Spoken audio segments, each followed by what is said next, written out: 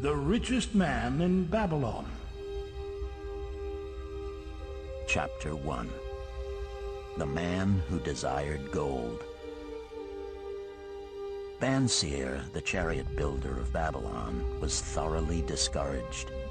From his seat upon the low wall surrounding his property, he gazed sadly at his simple home and the open workshop in which stood a partially completed chariot. His wife frequently appeared at the open door.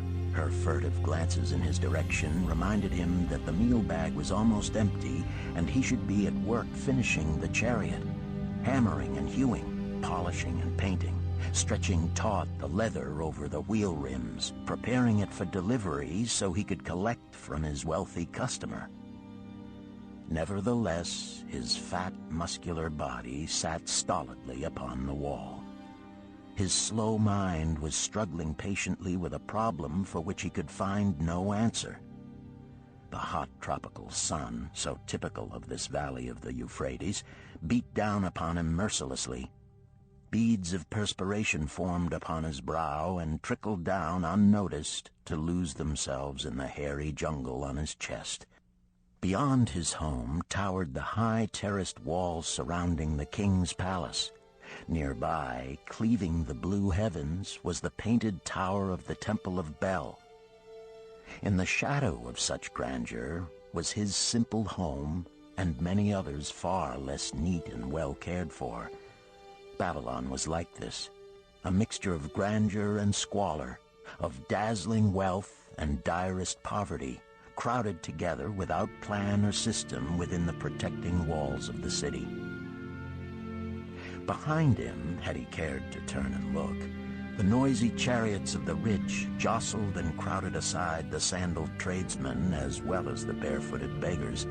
Even the rich were forced to turn into the gutters to clear the way for the long lines of slave water carriers on the king's business, each bearing a heavy goatskin of water to be poured upon the hanging gardens. Banseer was too engrossed in his own problem to hear or heed the confused hubbub of the busy city. It was the unexpected twanging of the strings from a familiar lyre that aroused him from his reverie. He turned and looked into the sensitive, smiling face of his best friend, Kabai, the musician. "May the gods bless thee with great liberality, my good friend," began Kabai with an elaborate salute. "Yet it does appear they have already been so generous thou needst not to labor. I rejoice with thee in thy good fortune. More, I would even share it with thee. Pray, from thy purse, which must be bulging, else thou wouldst be busy in yon shop, extract but 2 humble shekels and lend them to me until after the nobleman's feast this night. Thou wilt not miss them ere they are returned." "If I did have 2 shekels," Banseer responded gloomily, "to no one could I lend them, not even to you, my best of friends, for they would be my fortune, my entire fortune. No one lends his entire fortune, not even to his best friend." "What?" exclaimed Kabai with genuine surprise. "Thou hast not 1 shekel in thy purse, yet sit like a statue upon a wall? Why not complete that chariot? How else canst thou provide for thy noble appetite? 'Tis not like thee, my friend. Where is thy endless energy? Doth something distress thee? Have the gods brought to thee troubles?" "A torment from the gods it must be," Banseer agreed. "It began with a dream, a senseless dream in which I thought I was a man of means. From my belt hung a handsome purse, heavy with coins. There were shekels which I cast with careless freedom to the beggars. There were pieces of silver with which I did buy finery for my wife and whatever I did desire for myself. There were pieces of gold which made me feel assured of the future and unafraid to spend the silver. A glorious feeling of contentment was within me. You would not have known me for thy hard-working friend, nor wouldst have known my wife, so free from wrinkles was her face and shining with happiness. She was again the smiling maiden of our early married days. A pleasant dream indeed, commented Kabai. But why should such pleasant feelings as it aroused turn thee into a glum statue upon the wall? Why, indeed? Because when I awoke and remembered how empty was my purse, a feeling of rebellion swept over me. Let us talk it over together, for, as the sailors do say, we ride in the same boat, we two. As youngsters, we went together to the priests to learn wisdom. As young men, we shared each other's pleasures. As grown men, we have always been close friends. We have been contented subjects of our kind. We have been satisfied to work long hours and spend our earnings freely.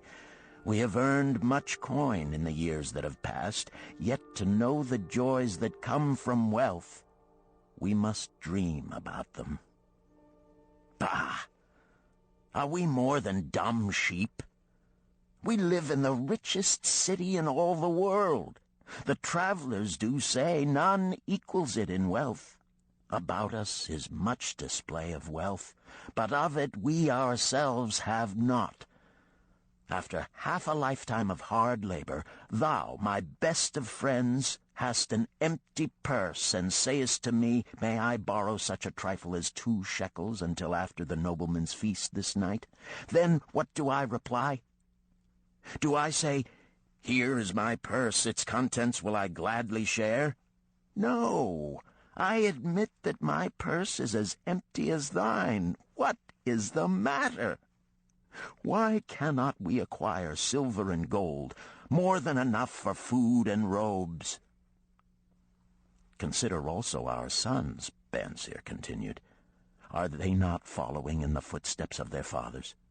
Need they and their families, and their sons' families, live all their lives in the midst of such treasures of gold, and yet, like us, be content to banquet upon sour goat's milk and porridge? Never in all the years of our friendship didst thou talk like this before, Bansir. Kabai was puzzled.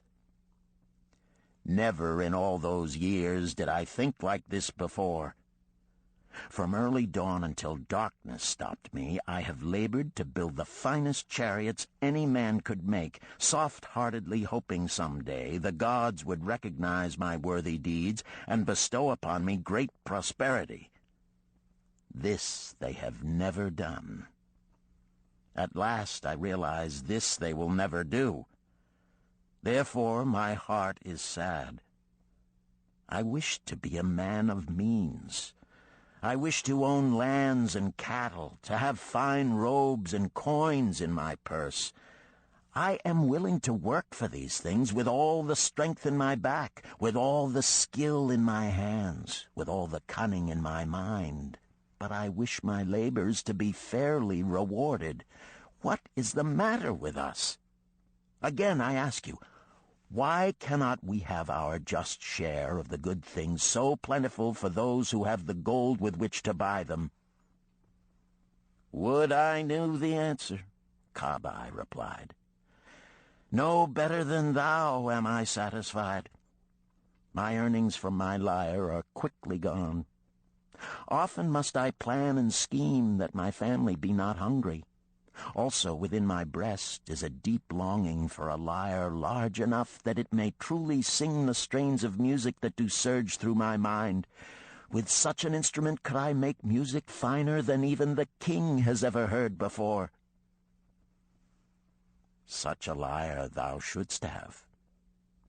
No man in all Babylon could make it sing more sweetly. Could make it sing so sweetly not only the king, but the gods themselves would be delighted. But how mayest thou secure it while we both of us are as poor as the king's slaves? Listen to the bell. Here they come. He pointed to the long column of half-naked, sweating water-bearers plodding laboriously up the narrow street from the river. 5 abreast they marched, each bent under a heavy goatskin of water.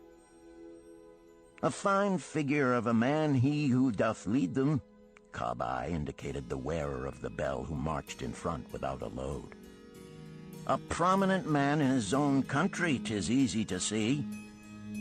"There are many good figures in the line," Bansir agreed, "as good men as we.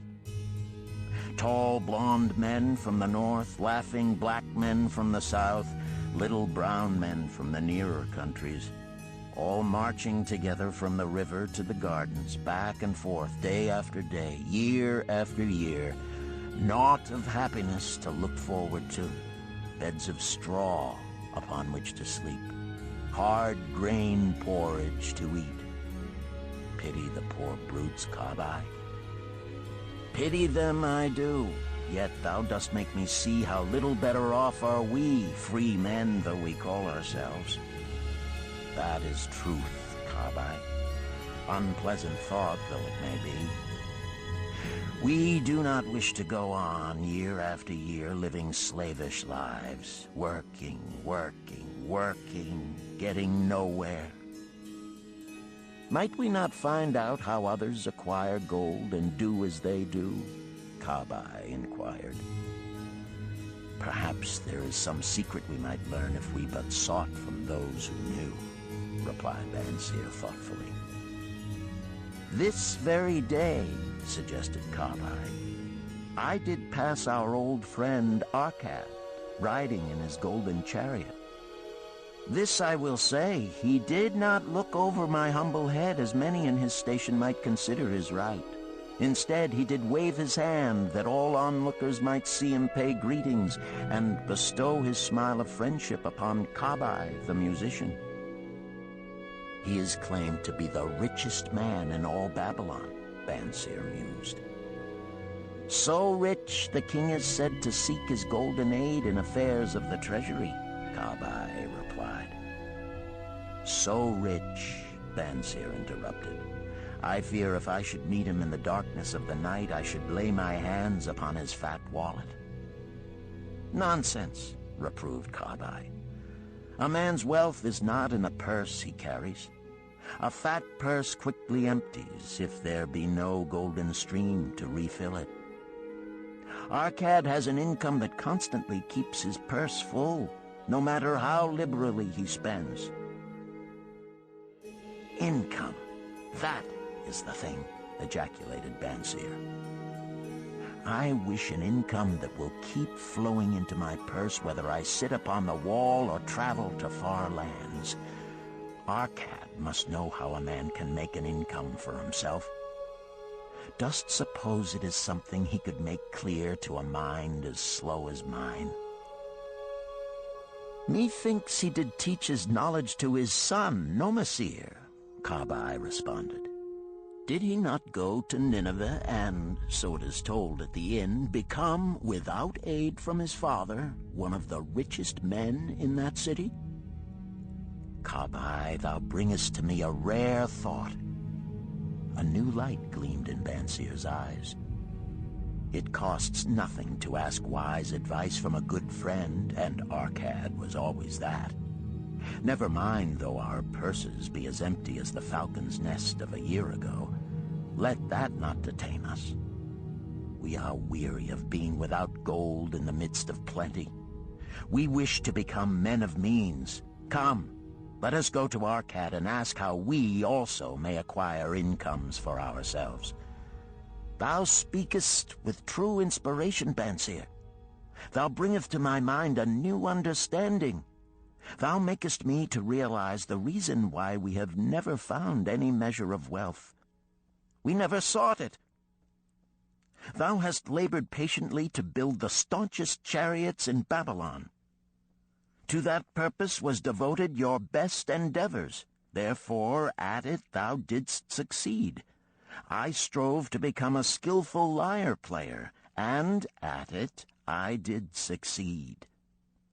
In those things toward which we exerted our best endeavors, we succeeded. The gods were content to let us continue thus. Now, at last, we see a light bright like that from the rising sun. It biddeth us to learn more, that we may prosper more. With a new understanding, we shall find honorable ways to accomplish our desires. Let us go to Arkad this very day, Bansir urged. Also, let us ask other friends of our boyhood days who have fared no better than ourselves to join us, that they too may share in his wisdom. Thou wert ever thus thoughtful to thy friends, Bansir. Therefore hast thou many friends. It shall be as thou sayest. We go this day and take them with us.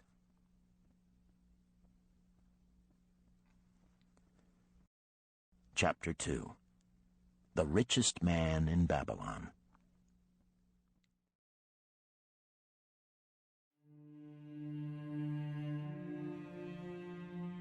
In old Babylon, there once lived a certain very rich man named Arkad. Far and wide he was famed for his great wealth. Also was he famed for his liberality. He was generous in his charities. He was generous with his family. He was liberal in his own expenses. But nevertheless, each year his wealth increased more rapidly than he spent it. And there were certain friends of younger days who came to him and said, "You, Arkad, are more fortunate than we. You have become the richest man in all Babylon while we struggle for existence. You can wear the finest garments, and you can enjoy the rarest foods, while we must be content if we can clothe our families in raiment that is presentable and feed them as best we can. Yet once we were equal. We studied under the same master. We played in the same games, and in neither the studies nor the games did you outshine us. And in the years since, you have been no more an honorable citizen than we. Nor have you worked harder or more faithfully insofar as we can judge. Why then should a fickle fate single you out to enjoy all the good things of life and ignore us who are equally deserving?" Thereupon Arkad remonstrated with them, saying, "If you have not acquired more than a bare existence in the years since we were youths, it is because you either have failed to learn the laws that govern the building of wealth, or else you do not observe them. Fickle fate is a vicious goddess who brings no permanent good to anyone. On the contrary, she brings ruin to almost every man upon whom she showers unearned gold. She makes wanton spenders who soon dissipate all they receive and are left beset by overwhelming appetites and desires they have not the ability to gratify.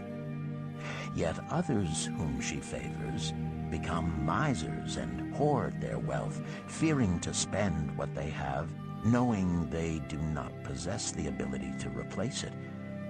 They further are beset by fear of robbers and doom themselves to lives of emptiness and secret misery. Others there probably are who can take unearned gold and add to it and continue to be happy and contented citizens. But so few are they, I know of them but by hearsay.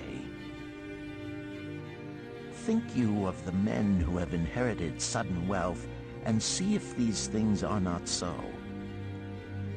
His friends admitted that of the men they knew who had inherited wealth, these words were true, and they besought him to explain to them how he had become possessed of so much prosperity. So he continued, "In my youth, I looked about me and saw all the good things there were to bring happiness and contentment, and I realized that wealth increased the potency of all these. Wealth is a power. With wealth, many things are possible.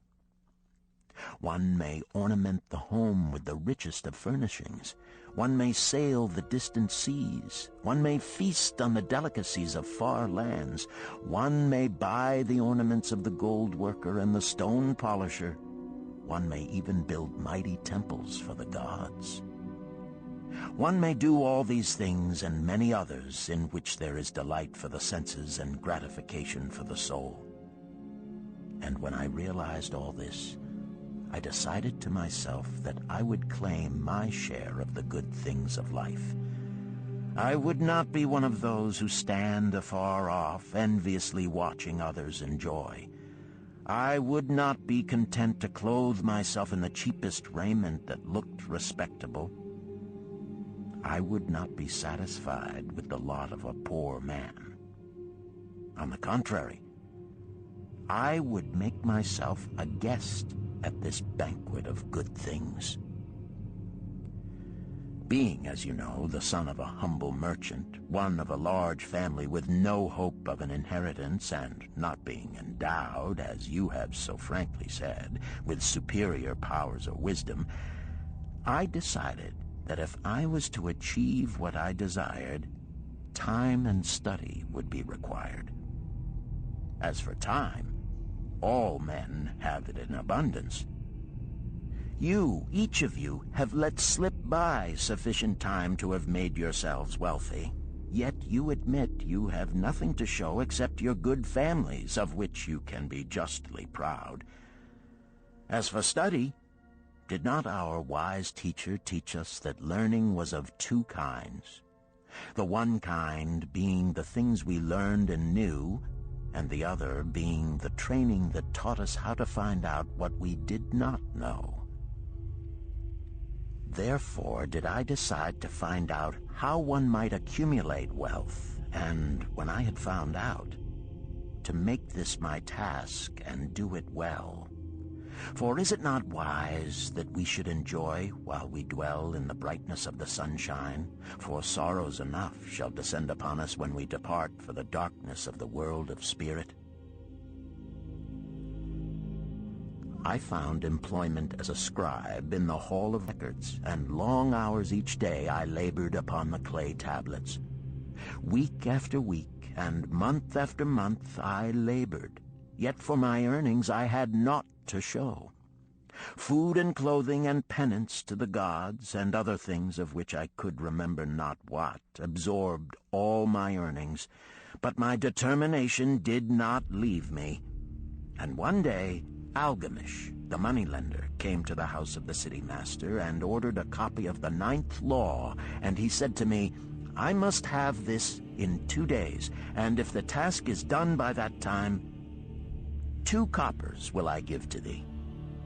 So I labored hard, but the law was long, and when Algamish returned, the task was unfinished. He was angry, and had I been his slave, he would have beaten me. But knowing the city master would not permit him to injure me, I was unafraid, so I said to him, Algamish, you are a very rich man. Tell me how I may also become rich, and all night I will carve upon the clay, and when the sun rises, it shall be completed.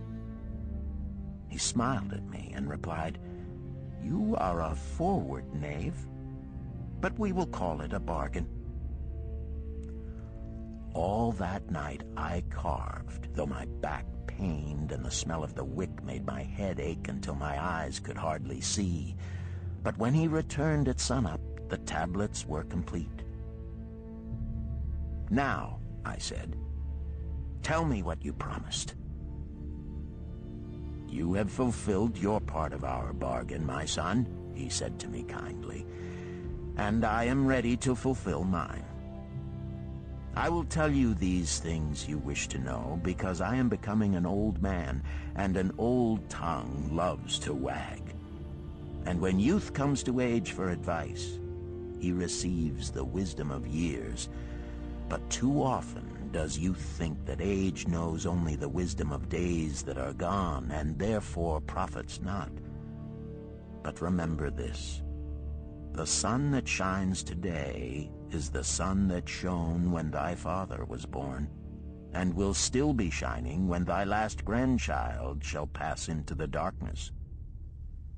The thoughts of youth, he continued, are bright lights that shine forth like the meteors that oft make brilliant the sky. But the wisdom of age is like the fixed stars that shine so unchanged that the sailor may depend upon them to steer his course. Mark you well my words, for if you do not, you will fail to grasp the truth that I will tell you, and you will think that your night's work has been in vain. Then he looked at me shrewdly from under his shaggy brows and said in a low, forceful tone, "I found the road to wealth when I decided that a part of all I earned was mine to keep. And so will you." Then he continued to look at me with a glance that I could feel pierce me, but said no more. "Is that all?" I asked. "That was sufficient to change the heart of a sheep-herder into the heart of a moneylender," he replied. "But all I earn is mine to keep, is it not?" I demanded. "Far from it," he replied. "Do you not pay the garment maker? Do you not pay the sandal maker? Do you not pay for the things you eat? Can you live in Babylon without spending? What have you to show for your earnings of the past month?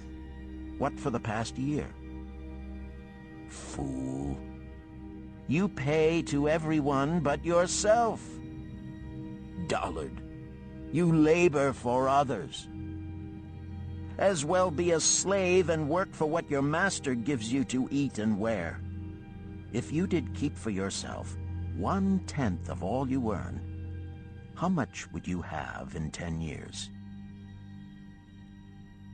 My knowledge of the numbers did not forsake me, and I answered, "As much as I earn in 1 year." "You speak but half the truth," he retorted. "Every gold piece you save is a slave to work for you. Every copper it earns is its child that also can earn for you.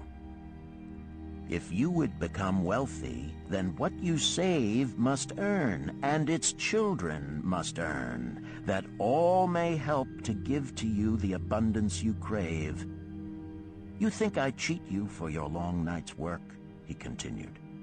"But I am paying you 1,000 times over if you have the intelligence to grasp the truth I offer you. A part of all you earn is yours to keep. It should not be less than 1/10, no matter how little you earn. It can be as much more as you can afford. Pay yourself first. Do not buy from the clothes maker and the sandal maker more than you can pay out of the rest and still have enough for food and charity and penance to the gods. Wealth, like a tree, grows from a tiny seed. The first copper you save is the seed from which your tree of wealth shall grow. The sooner you plant that seed, the sooner shall the tree grow. And the more faithfully you nourish and water that tree with consistent savings, the sooner may you bask in contentment beneath its shade." So saying, he took his tablets and went away. I thought much about what he had said to me, and it seemed reasonable, so I decided that I would try it. Each time I was paid, I took 1 from each 10 pieces of copper and hid it away. And strange as it may seem, I was no shorter of funds than before. I noticed little difference as I managed to get along without it. But often I was tempted, as my hoard began to grow, to spend it for some of the good things the merchants displayed, brought by camels and ships from the land of the Phoenicians. But I wisely refrained. A 12th month after Algamish had gone, he again returned and said to me, "Son, have you paid to yourself not less than 1/10 of all you have earned for the past year?" I answered proudly, "Yes, master, I have." "That is good," he answered, beaming upon me, And what have you done with it? I have given it to Asmer, the brickmaker, who told me he was traveling over the far seas, and in Tyre he would buy from me the rare jewels of the Phoenicians. When he returns, we shall sell these at high prices and divide the earnings. Every fool must learn, he growled. But why trust the knowledge of a brickmaker about jewels? Would you go to the breadmaker to inquire about the stars? No, by my tunic, you would go to the astrologer if you had power to think. Your savings are gone, youth. You have jerked your wealth tree up by the roots. But plant another. Try again. And next time, if you would have advice about jewels, go to the jewel merchant.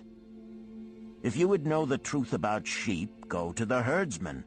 Advice is one thing that is freely given away, but watch that you take only what is worth having. He who takes advice about his savings from one who is inexperienced in such matters shall pay with his savings for proving the falsity of their opinions. Saying this, he went away. And it was as he said, for the Phoenicians are scoundrels and sold to Asmer worthless bits of glass that looked like gems. But as Algamish had bid me, I again saved each 10th copper, for I now had formed the habit, and it was no longer difficult. Again, 12 months later, Algamish came to the room of the scribes and addressed me. "What progress have you made since last I saw you?" "I have paid myself faithfully," I replied, "and my savings I have entrusted to Agar, the shield-maker, to buy bronze, and each 4th month he does pay me the rental." "That is good. And what do you do with the rental?" "I do have a great feast with honey and fine wine and spiced cake. Also I have bought me a scarlet tunic, and someday I shall buy me a young ass upon which to ride." To which Algamish laughed, "You do eat the children of your savings. Then how do you expect them to work for you? And how can they have children that will also work for you? First get thee an army of golden slaves, and then many a rich banquet may you enjoy without regret." So saying, he again went away.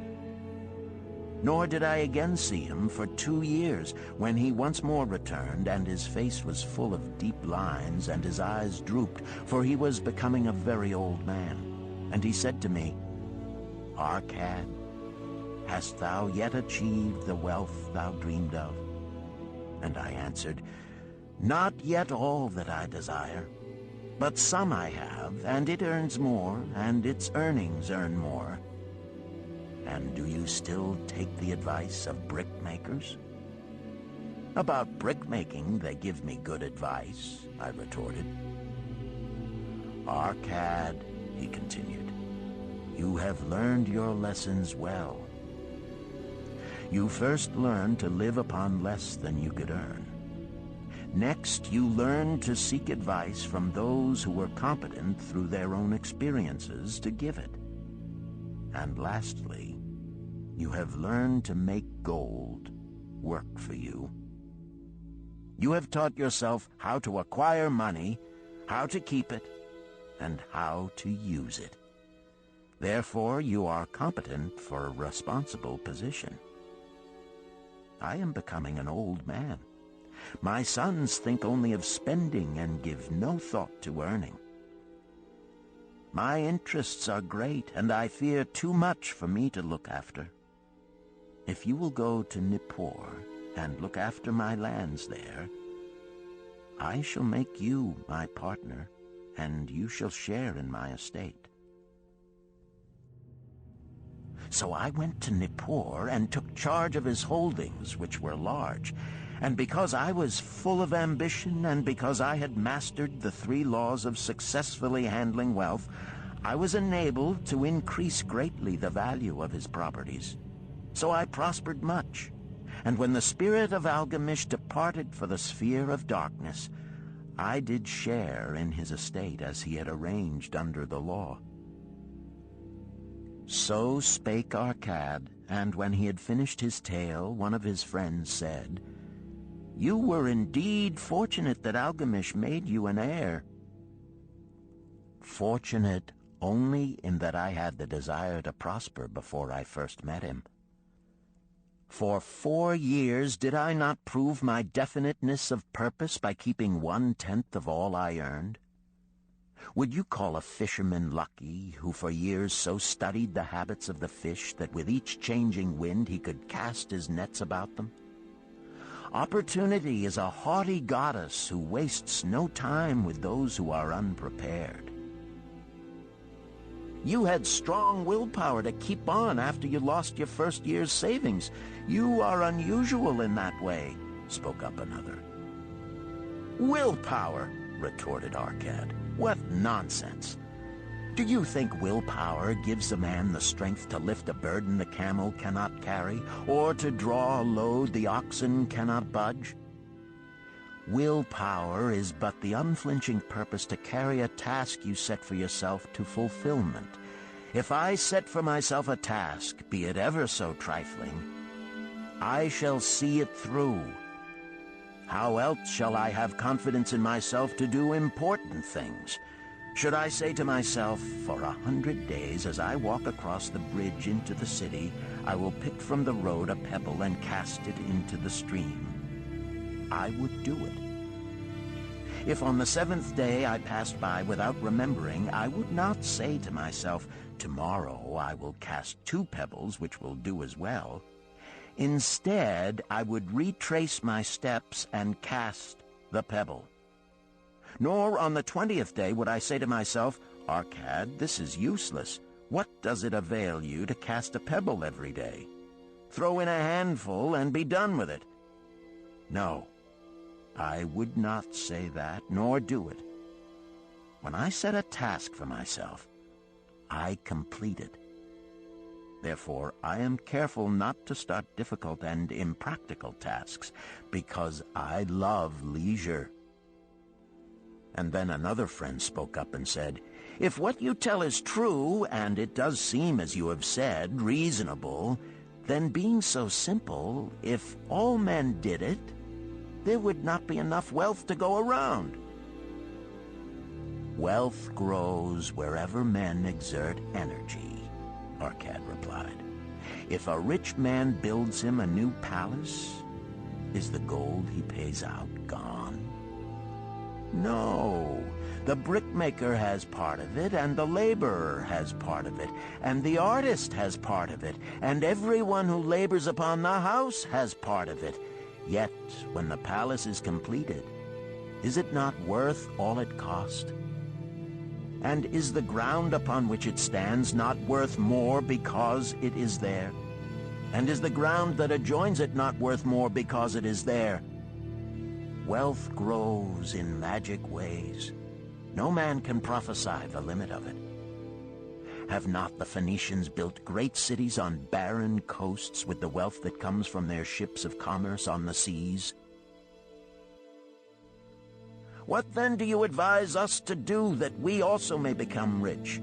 Asked still another of his friends. The years have passed, and we are no longer young men, and we have nothing put by. I advise that you take the wisdom of Algamish and say to yourselves, a part of all I earn is mine to keep.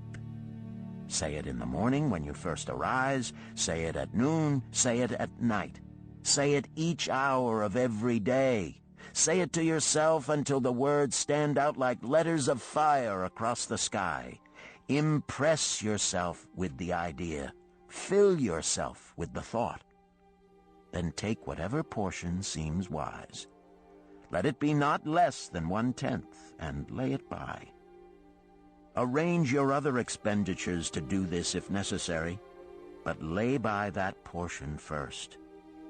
Soon you will realize what a rich feeling it is to own a treasure upon which you alone have claim. As it grows, it will stimulate you. A new joy of life will thrill you. Greater efforts will come to you to earn more. For of your increased earnings, will not the same percentage be also yours to keep? Then learn to make your treasure work for you. Make it your slave. Make its children and its children's children work for you. Ensure an income for thy future. Look thou at the aged, and forget not that in the days to come thou also will be numbered among them. Therefore invest thy treasure with greatest caution, that it be not lost. Usurious rates of return are deceitful sirens that sing but to lure the unwary upon the rocks of loss and remorse. Provide also that thy family may not want should the gods call thee to their realms. For such protection it is always possible to make provision with small payments at regular intervals. Therefore the provident man delays not in expectation of a large sum becoming available for such a wise purpose. Counsel with wise men. Seek the advice of men whose daily work is handling money.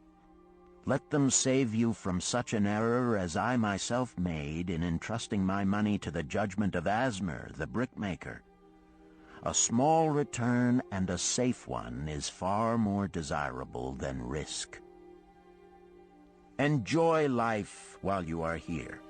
Do not overstrain or try to save too much. If 1/10 of all you earn is as much as you can comfortably keep, be content to keep this portion. Live otherwise according to your income, and let not yourself get niggardly and afraid to spend. Life is good, and life is rich with things worthwhile and things to enjoy. His friends thanked him and went away. Some were silent because they had no imagination and could not understand. Some were sarcastic because they thought that one so rich should divide with old friends not so fortunate. But some had in their eyes a new light. They realized that Algamish had come back each time to the room of the scribes because he was watching a man work his way out of darkness into light. When that man had found the light, a place awaited him. No one could fill that place until he had for himself worked out his own understanding, until he was ready for opportunity. These latter were the ones who, in the following years, frequently revisited Arkad, who received them gladly.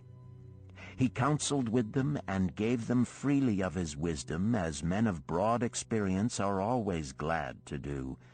And he assisted them in so investing their savings that it would bring in a good interest with safety and would neither be lost nor entangled in investments that paid no dividends. The turning point in these men's lives came upon that day when they realized the truth that had come from Algamish to Arkad, and from Arkad to them. A part of all you earn is yours to keep.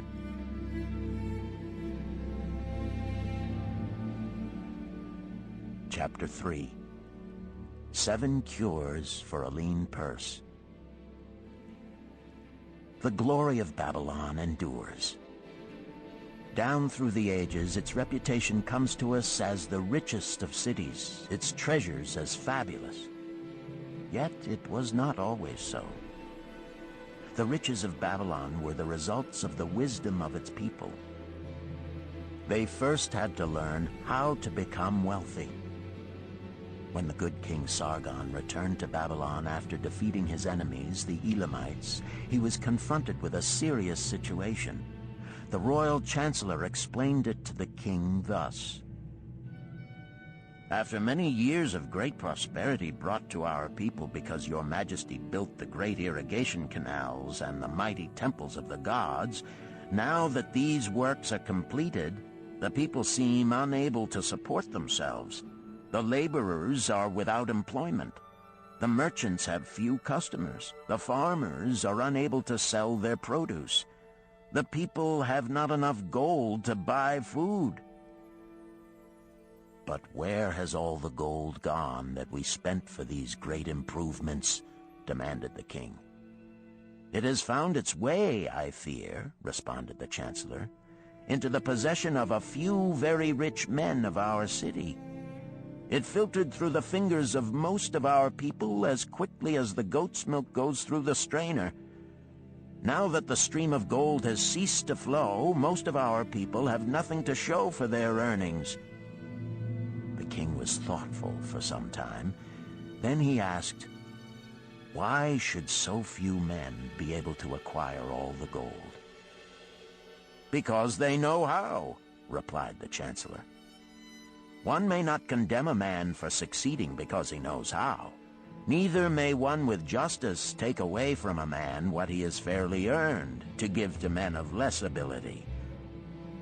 "But why," demanded the king, "should not all the people learn how to accumulate gold and therefore become themselves rich and prosperous?" "Quite possible, Your Excellency. But who can teach them? Certainly not the priests, because they know naught of money-making."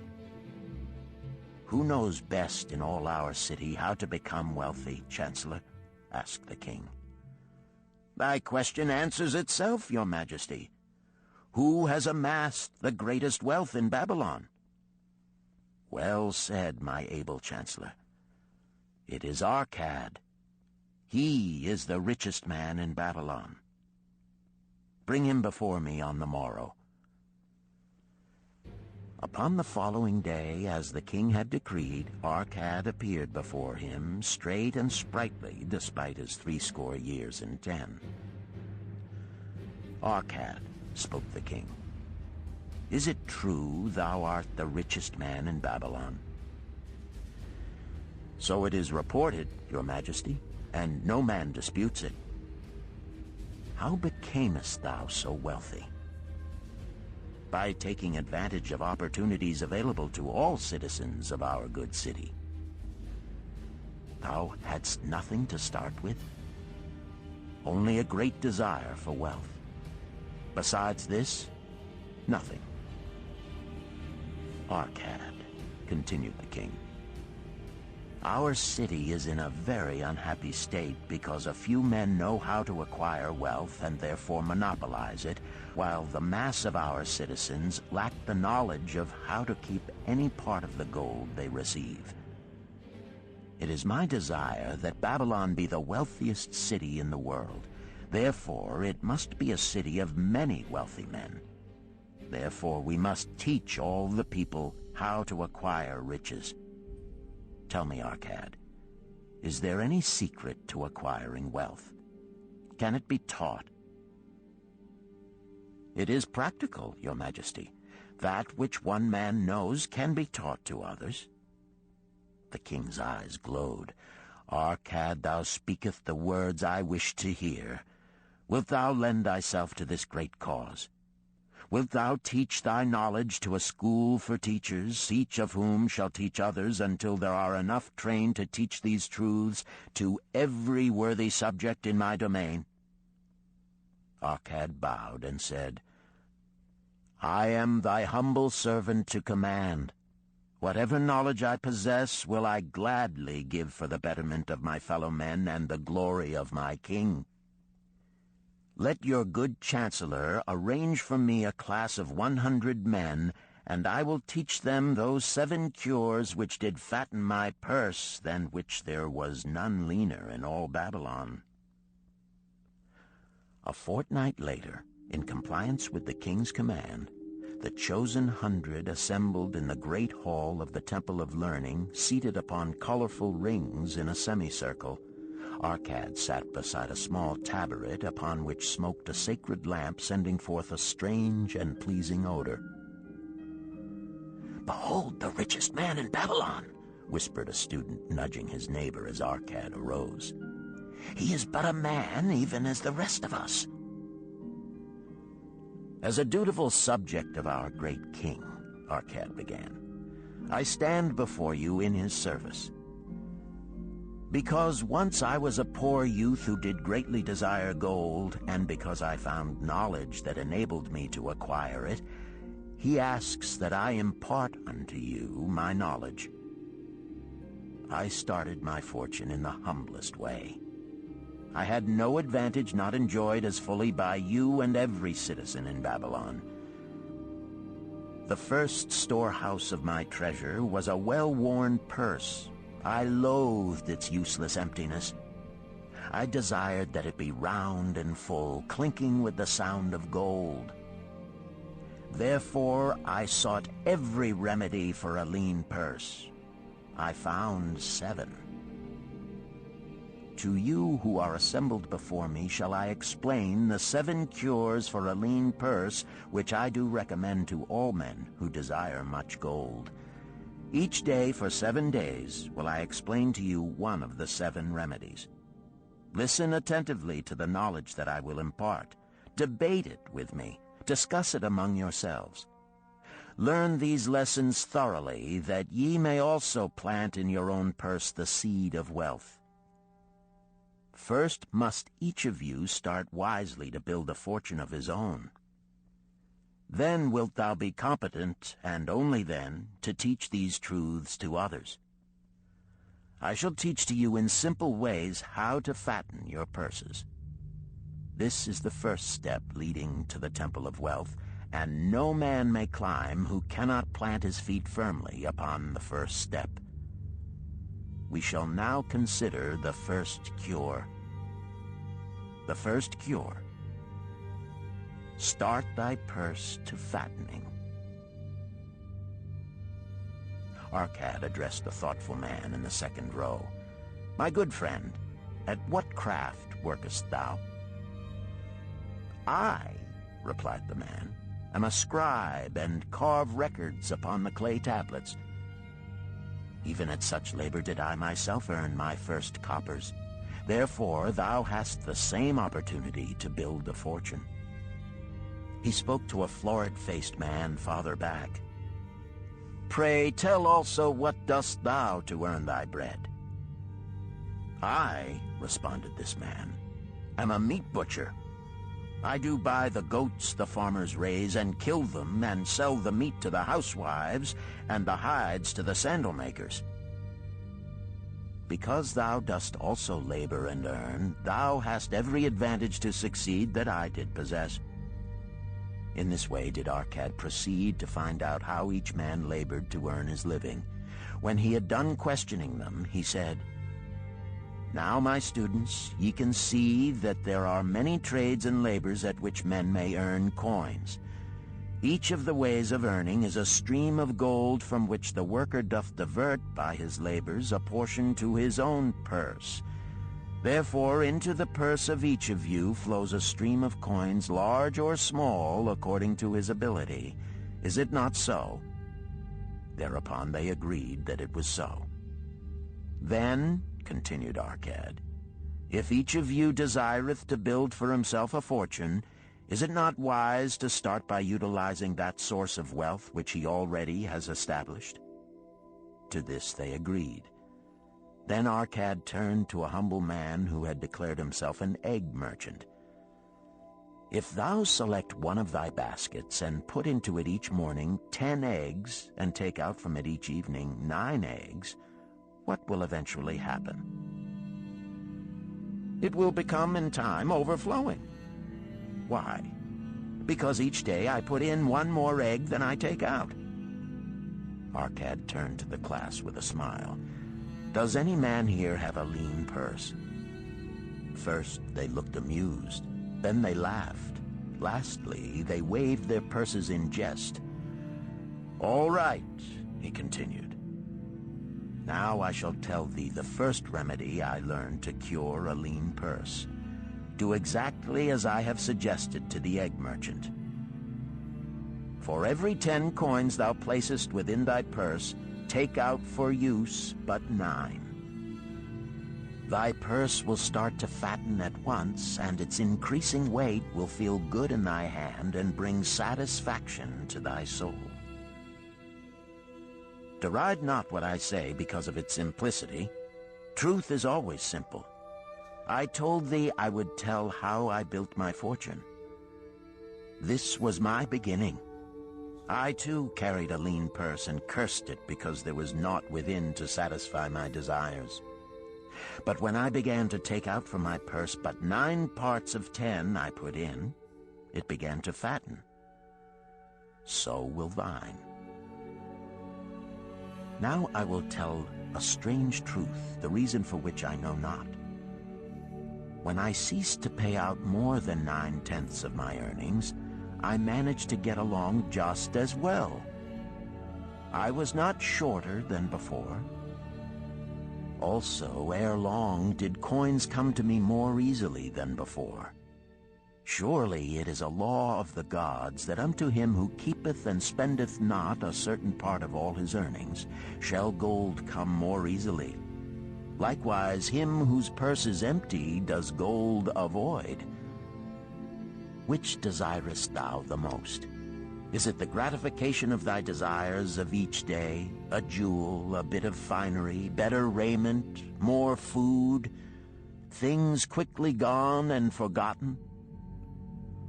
Or is it substantial belongings, gold, lands, herds, merchandise, income-bringing investments? The coins thou takest from thy purse bring the first. The coins thou leavest within it will bring the latter. This, my students, was the first cure I did discover for my lean purse. For each 10 coins I put in, to spend but 9. Debate this among yourselves. If any man proves it untrue, tell me upon the morrow when we shall meet again. The second cure.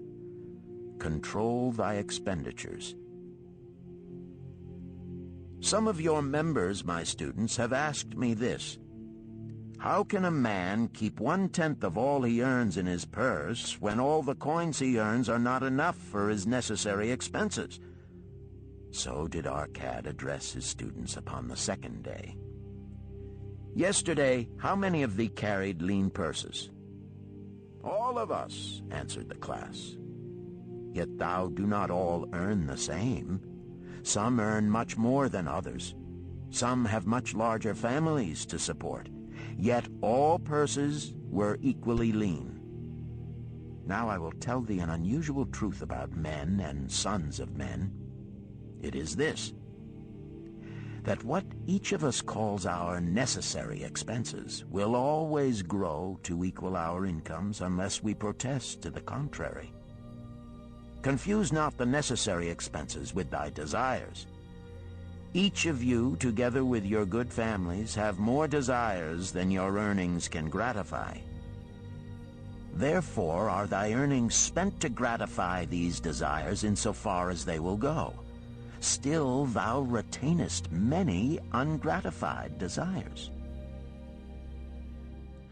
All men are burdened with more desires than they can gratify. Because of my wealth, thinkest thou I may gratify every desire? 'Tis a false idea. There are limits to my time. There are limits to my strength. There are limits to the distance I may travel. There are limits to what I may eat. There are limits to the zest with which I may enjoy. I say to you that just as weeds grow in a field wherever the farmer leaves space for their roots, even so freely do desires grow in men whenever there is a possibility of their being gratified. Thy desires are a multitude, and those that thou mayest gratify are but few. Study thoughtfully thy accustomed habits of living. Herein may be most often found certain accepted expenses that may wisely be reduced or eliminated. Let thy motto be 100% of appreciated value demanded for each coin spent. Therefore, engrave upon the clay each thing for which thou desireth to spend. Select those that are necessary and others that are possible through the expenditure of 9/10 of thy income. Cross out the rest and consider them but a part of that great multitude of desires that must go unsatisfied, and regret them not. Budget then thy necessary expenses. Touch not the 1/10 that is fattening thy purse. Let this be thy great desire that is being fulfilled. Keep working with thy budget. Keep adjusting it to help thee. Make it thy first assistant in defending thy fattening purse." Hereupon one of the students, wearing a robe of red and gold, arose and said, "I am a free man. I believe that it is my right to enjoy the good things of life. Therefore do I rebel against the slavery of a budget which determines just how much I may spend and for what. I feel it would take much pleasure from my life and make me little more than a pack-ass to carry a burden." To him Arkad replied, "Who, my friend, would determine thy budget?" "I would make it for myself," responded the protesting one. "In that case, were a pack-ass to budget his burden, would he include therein jewels and rugs and heavy bars of gold? Not so. He would include hay and grain and a bag of water for the desert trail. The purpose of a budget is to help thy purse to fatten. It is to assist thee to have thy necessities and, insofar as attainable, thy other desires. It is to enable thee to realize thy most cherished desires by defending them from thy casual wishes. Like a bright light in a dark cave, thy budget shows up the leaks from thy purse and enables thee to stop them and control thy expenditures for definite and gratifying purposes. This, then, is the second cure for a lean purse. Budget thy expenses, that thou mayest have coins to pay for thy necessities, to pay for thy enjoyments, and to gratify thy worthwhile desires without spending more than 9/10 of thy earnings." The third cure: make thy gold multiply. Behold, thy lean purse is fattening. Thou hast disciplined thyself to leave therein 1/10 of all thou earnest. Thou hast controlled thy expenditures to protect thy growing treasure. Next, we will consider means to put thy treasure to labor and to increase. Gold in a purse is gratifying to own and satisfieth a miserly soul, but earns nothing. The gold we may retain from our earnings is but the start. The earnings it will make shall build our fortunes." So spoke Arkad upon the third day to his class. How, therefore, may we put our gold to work? My first investment was unfortunate, for I lost all. Its tale I will relate later. My first profitable investment was a loan I made to a man named Agar, a shield maker. Once each year did he buy large shipments of bronze brought from across the sea to use in his trade. Lacking sufficient capital to pay the merchants, he would borrow from those who had extra coins. He was an honorable man. His borrowing he would repay, together with a liberal rental as he sold his shields. Each time I loaned to him, I loaned back also the rental he had paid to me. Therefore, not only did my capital increase, but its earnings likewise increased. Most gratifying was it to have these sums returned to my purse. I tell you, my students, a man's wealth is not in the coins he carries in his purse. It is the income he buildeth, the golden stream that continually floweth into his purse and keepeth it always bulging. That is what every man desireth. That is what thou, each one of thee, desireth. An income that continueth to come whether thou work or travel. Great income I have acquired, so great that I am called a very rich man. My loans to Agar were my first training in profitable investment. Gaining wisdom from this experience, I extended my loans and investments as my capital increased. From a few sources at first, from many sources later, flowed into my purse a golden stream of wealth available for such wise uses as I should decide. Behold, from my humble earnings, I had begotten a horde of golden slaves, each laboring and earning more gold. As they labored for me, so their children also labored, and their children's children, until great was the income from their combined efforts. Gold increaseth rapidly when making reasonable earnings, as thou wilt see from the following. A farmer, when his first son was born, took 10 pieces of silver to a moneylender and asked him to keep it on rental for his son until he became 20 years of age. This the moneylender did, and agreed the rental should be 1/4 of its value each 4 years. The farmer asked, because this sum he had set aside as belonging to his son, that the rental be added to the principal. When the boy had reached the age of 20 years, the farmer again went to the moneylender to inquire about the silver. The moneylender explained that because this sum had been increased by compound interest, the original 10 pieces of silver had now grown to 30½ pieces. The farmer was well pleased, and because the son did not need the coins, he left them with the moneylender. When the son became 50 years of age, the father meantime having passed to the other world, the moneylender paid the son in settlement 167 pieces of silver. Thus, in 50 years, had the investment multiplied itself at rental almost 17 times. This, then, is the third cure for a lean purse: to put each coin to laboring, that it may reproduce its kind, even as the flocks of the field, and help bring to thee income, a stream of wealth that shall flow constantly into thy purse. The fourth cure: guard thy treasures from loss. Misfortune loves a shining mark. Gold in a man's purse must be guarded with firmness, else it be lost. Thus it is wise that we must first secure small amounts and learn to protect them before the gods entrust us with larger.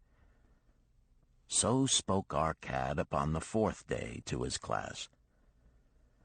Every owner of gold is tempted by opportunities whereby it would seem that he could make large sums by its investment in most plausible projects. Often friends and relatives are eagerly entering such investment and urge him to follow. The first sound principle of investment is security for thy principal. Is it wise to be intrigued by larger earnings when thy principal may be lost? I say not. The penalty of risk is probable loss. Study carefully, before parting with thy treasure, each assurance that it may be safely reclaimed. Be not misled by thine own romantic desires to make wealth rapidly.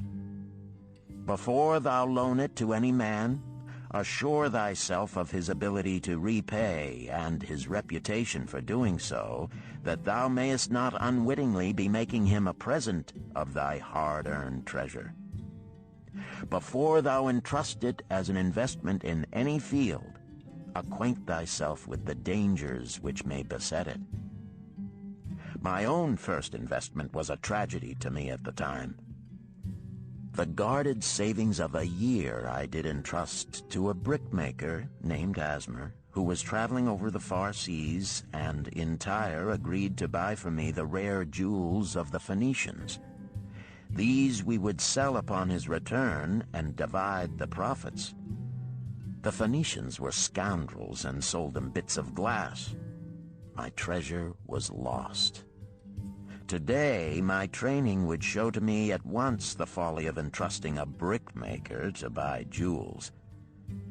Therefore do I advise thee from the wisdom of my experiences, be not too confident of thine own wisdom in entrusting thy treasures to the possible pitfalls of investments.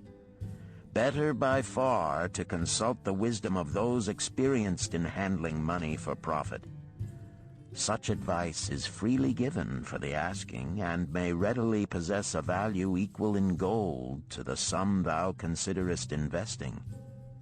In truth, such is its actual value if it save thee from loss. This, then, is the fourth cure for a lean purse, and of great importance if it prevent thy purse from being emptied once it has become well filled.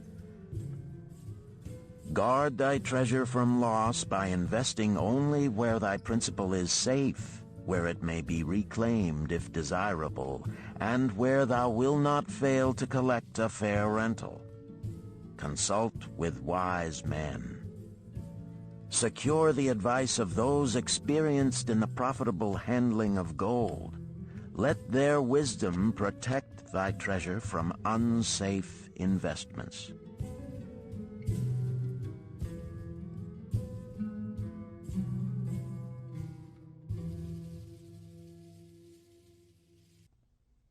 The fifth cure. Make of thy dwelling a profitable investment. If a man setteth aside 9 parts of his earnings upon which to live and enjoy life, and if any part of this 9 parts he can turn into a profitable investment without detriment to his well-being, then so much faster will his treasures grow.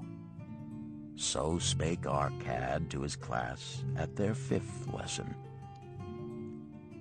All too many of our men of Babylon do raise their families in unseemly quarters.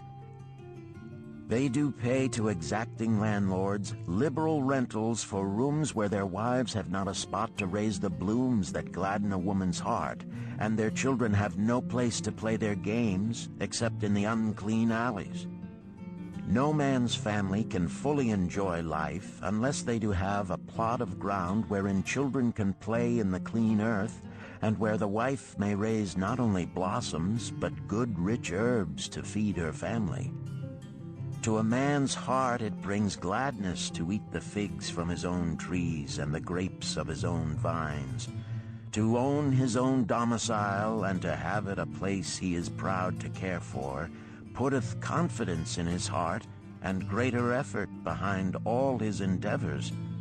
Therefore do I recommend that every man own the roof that sheltereth him and his. Nor is it beyond the ability of any well-intentioned man to own his home. Hath not our great king so widely extended the walls of Babylon that within them much land is now unused and may be purchased at sums most reasonable? Also I say to you, my students, that the money-lenders gladly consider the desires of men who seek homes and land for their families. Readily may thou borrow to pay the brickmaker and the builder for such commendable purposes, if thou can show a reasonable portion of the necessary sum which thou thyself hast provided for the purpose. Then when the house be built, thou canst pay the money-lender with the same regularity as thou didst pay the landlord, because each payment will reduce thy indebtedness to the money-lender. A few years will satisfy his loan. Then will thy heart be glad, because thou wilt own in thy own right a valuable property, and thy only cost will be the king's taxes. Also wilt thy good wife go more often to the river to wash thy robes, that each time returning she may bring a goatskin of water to pour upon the growing things. Thus come many blessings to the man who owneth his own house, and greatly will it reduce his cost of living, making available more of his earnings for pleasures and the gratification of his desires. This, then, is the 5th cure for a lean purse. Own thy own home. The 6th cure. Ensure a future income. The life of every man proceedeth from his childhood to his old age. This is the path of life, and no man may deviate from it, unless the gods call him prematurely to the world beyond. Therefore do I say that it behooves a man to make preparation for a suitable income in the days to come, when he is no longer young, and to make preparations for his family, should he be no longer with them to comfort and support them. This lesson shall instruct thee in providing a full purse when time has made thee less able to earn. So Arkad addressed his class upon the 6th day. The man who, because of his understanding of the laws of wealth, acquireth a growing surplus, should give thought to those future days. He should plan certain investments or provisions that may endure safely for many years, yet will be available when the time arrives which he has so wisely anticipated. There are diverse ways by which a man may provide with safety for his future. He may provide a hiding place and there bury a secret treasure. Yet no matter with what skill it be hidden, it may nevertheless become the loot of thieves. For this reason I recommend not this plan. A man may buy houses or lands for this purpose. If wisely chosen as to their usefulness and value in the future, they are permanent in their value and their earnings, or their sale will provide well for his purpose. A man may loan a small sum to the moneylender and increase it at regular periods. The rental which the moneylender adds to this will largely add to its increase. I do know a sandal maker named Ansan, who explained to me not long ago that each week for 8 years he had deposited with his moneylender 2 pieces of silver. The moneylender had but recently given him an accounting over which he greatly rejoiced. The total of his small deposits with their rental at the customary rate of 1/4 their value for each 4 years had now become 1,040 pieces of silver. I did gladly encourage him further by demonstrating to him with my knowledge of the numbers that in 12 years more, if he would keep his regular deposits of but 2 pieces of silver each week, the moneylender would then owe him 4,000 pieces of silver, a worthy competence for the rest of his life. Surely when such a small payment made with regularity doth produce such profitable results, no man can afford not to ensure a treasure for his old age and the protection of his family, no matter how prosperous his business and his investments may be. I would that I might say more about this. In my mind rests a belief that someday wise-thinking men will devise a plan to insure against death, whereby many men pay in but a trifling sum regularly, the aggregate making a handsome sum for the family of each member who passeth to the beyond. This do I see as something desirable and which I could highly recommend. But today it is not possible, because it must reach beyond the life of any man or any partnership to operate. It must be as stable as the king's throne. Some day do I feel that such a plan shall come to pass, and be a great blessing to many men, because even the first small payment will make available a snug fortune for the family of a member, should he pass on. But because we live in our own day, and not in the days which are to come, must we take advantage of those means and ways of accomplishing our purposes.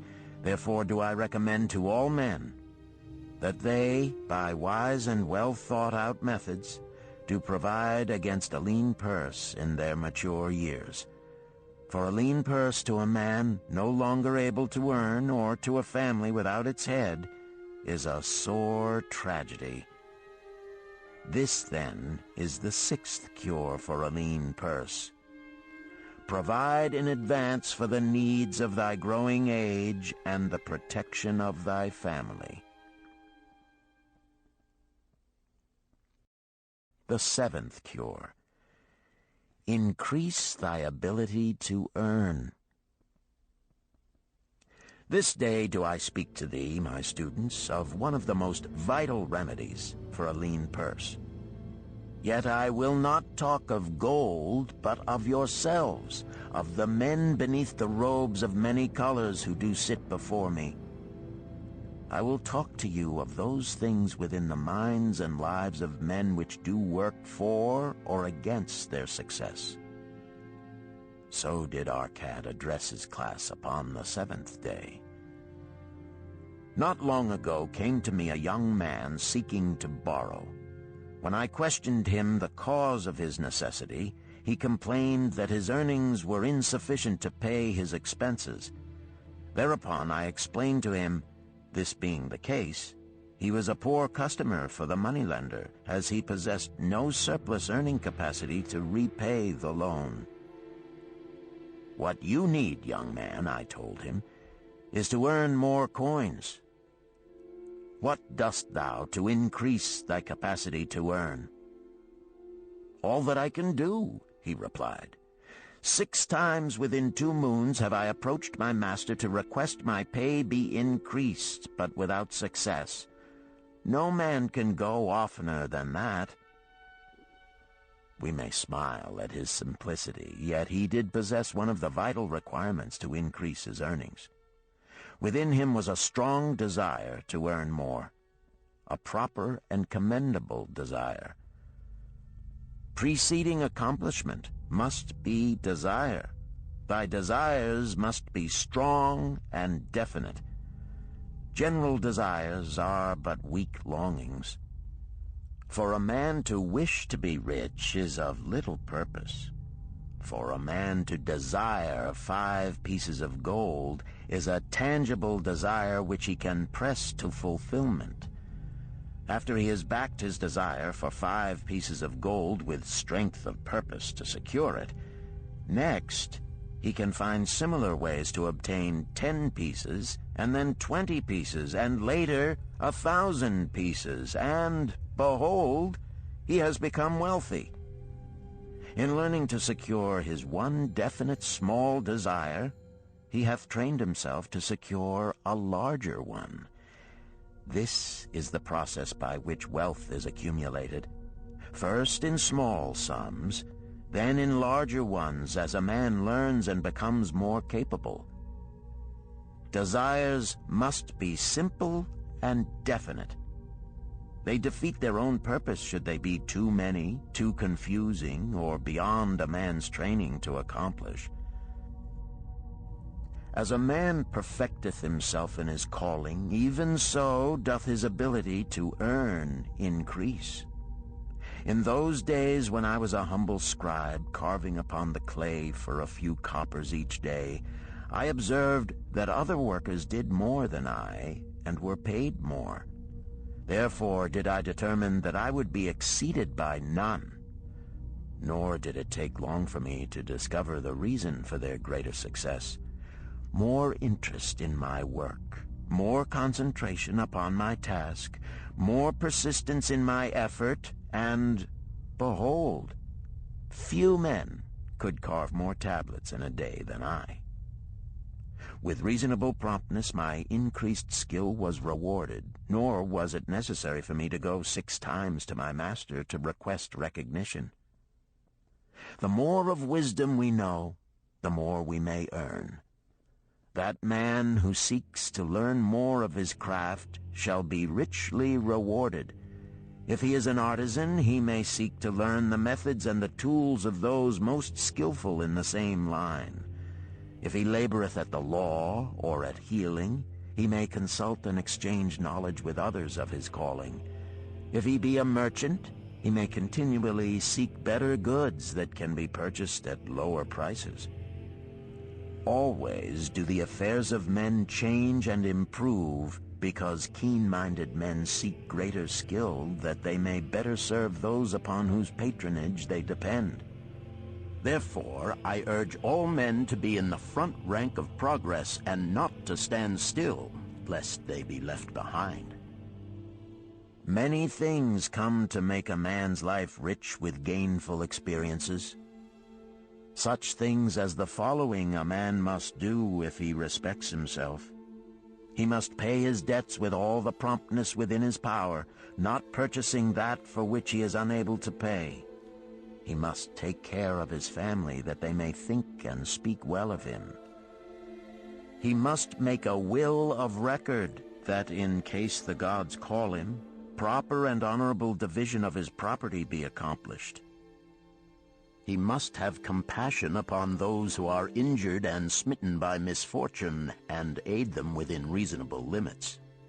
He must do deeds of thoughtfulness to those dear to him. Thus, the seventh and last remedy for a lean purse is to cultivate thy own powers, to study and become wiser, to become more skillful, to so act as to respect thyself. Thereby shalt thou acquire confidence in thyself to achieve thy carefully considered desires. These, then, are the 7 cures for a lean purse, which, out of the experience of a long and successful life, I do urge for all men who desire wealth.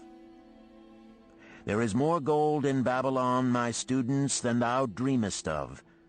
There is abundance for all. Go thou forth and practice these truths, that thou mayest prosper and grow wealthy, as is thy right. Go thou forth and teach these truths, that every honorable subject of his majesty may also share liberally in the ample wealth of our beloved city. Chapter 4. Meet the Goddess of Good Luck. Babylonian proverb. If a man be lucky, there is no foretelling the possible extent of his good fortune. Pitch him into the Euphrates, and like as not he will swim out with a pearl in his hand. The desire to be lucky is universal. It was just as strong in the breasts of men 4,000 years ago in ancient Babylon as it is in the hearts of men today. We all hope to be favored by the whimsical goddess of good luck. Is there some way we can meet her and attract not only her favorable attention, but her generous favors? Is there a way to attract good luck? That is just what the men of ancient Babylon wished to know. It is exactly what they decided to find out. They were shrewd men and keen thinkers. That explains why their city became the richest and most powerful city of their time. In that distant past, they had no schools or colleges. Nevertheless, they had a center of learning, and a very practical one it was. Among the towered buildings in Babylon was one that ranked in importance with the palace of the king, the hanging gardens, and the temples of the gods. You will find scant mention of it in the history books, more likely no mention at all, yet it exerted a powerful influence upon the thought of that time. This building was the temple of learning, where the wisdom of the past was expounded by voluntary teachers, and where subjects of popular interest were discussed in open forums. Within its walls, all men met as equals. The humblest of slaves could dispute with impunity the opinions of a prince of the royal house. Among the many who frequented the Temple of Learning was a wise rich man named Arkad, called the Richest Man in Babylon. He had his own special hall where almost any evening a large group of men, some old, some very young, but mostly middle-aged, gathered to discuss and argue interesting subjects. Suppose we listen in to see whether they knew how to attract good luck. The sun had just set like a great red ball of fire shining through the haze of desert dust when Arkad strolled to his accustomed platform. Already full 80 men were awaiting his arrival, reclining on their small rugs spread upon the floor. More were still arriving. "What shall we discuss this night?" Arkad inquired. After a brief hesitation, a tall cloth weaver addressed him, arising as was the custom. "I have a subject I would like to hear discussed, yet hesitate to offer, lest it seem ridiculous to you, Arkad, and my good friends here." Upon being urged to offer it, both by Arkad and by calls from the others, he continued, "This day I have been lucky, for I have found a purse in which there are pieces of gold. To continue to be lucky is my great desire. Feeling that all men share with me this desire, I do suggest we debate how to attract good luck, that we may discover ways it can be enticed to one." "A most interesting subject has been offered," Arkad commented. "One most worthy of our discussion. To some men, good luck bespeaks but a chance happening that, like an accident, may befall one without purpose or reason. Others do believe that the instigator of all good fortune is our most bounteous goddess Ashtar, ever anxious to reward with generous gifts those who please her. Speak up, my friends, what say you? Shall we seek to find if there be means by which good luck may be enticed to visit each and all of us?" "Yea, yea, and much of it," responded the growing group of eager listeners. Thereupon Arkad continued, "To start our discussion, let us first hear from those among us who have enjoyed experiences similar to that of the cloth weaver in finding or receiving, without effort upon their part, valuable treasures or jewels." There was a pause in which all looked about, expecting someone to reply, but no one did. "What? No one?" Arkad asked. "Then rare indeed must be this kind of good luck. Who now will offer a suggestion as to where we shall continue our search?" "That I will do," spoke a well-robed young man, arising. "When a man speaketh of luck, is it not natural that his thoughts turn to the gaming tables? Is it not there we find many men courting the favor of the goddess in hope she will bless them with rich winnings?" As he resumed his seat, a voice called, "Do not stop! Continue thy story. Tell us, didst thou find favor with the goddess at the gaming tables? Did she turn the cubes with red side up so thou filled thy purse at the dealer's expense? Or did she permit the blue sides to come up so the dealer raked in thy hard-earned pieces of silver?" The young man joined the good-natured laughter, then replied, "I am not averse to admitting she seemed not to know I was even there. But how about the rest of you? Have you found her waiting about such places to roll the cubes in your favor?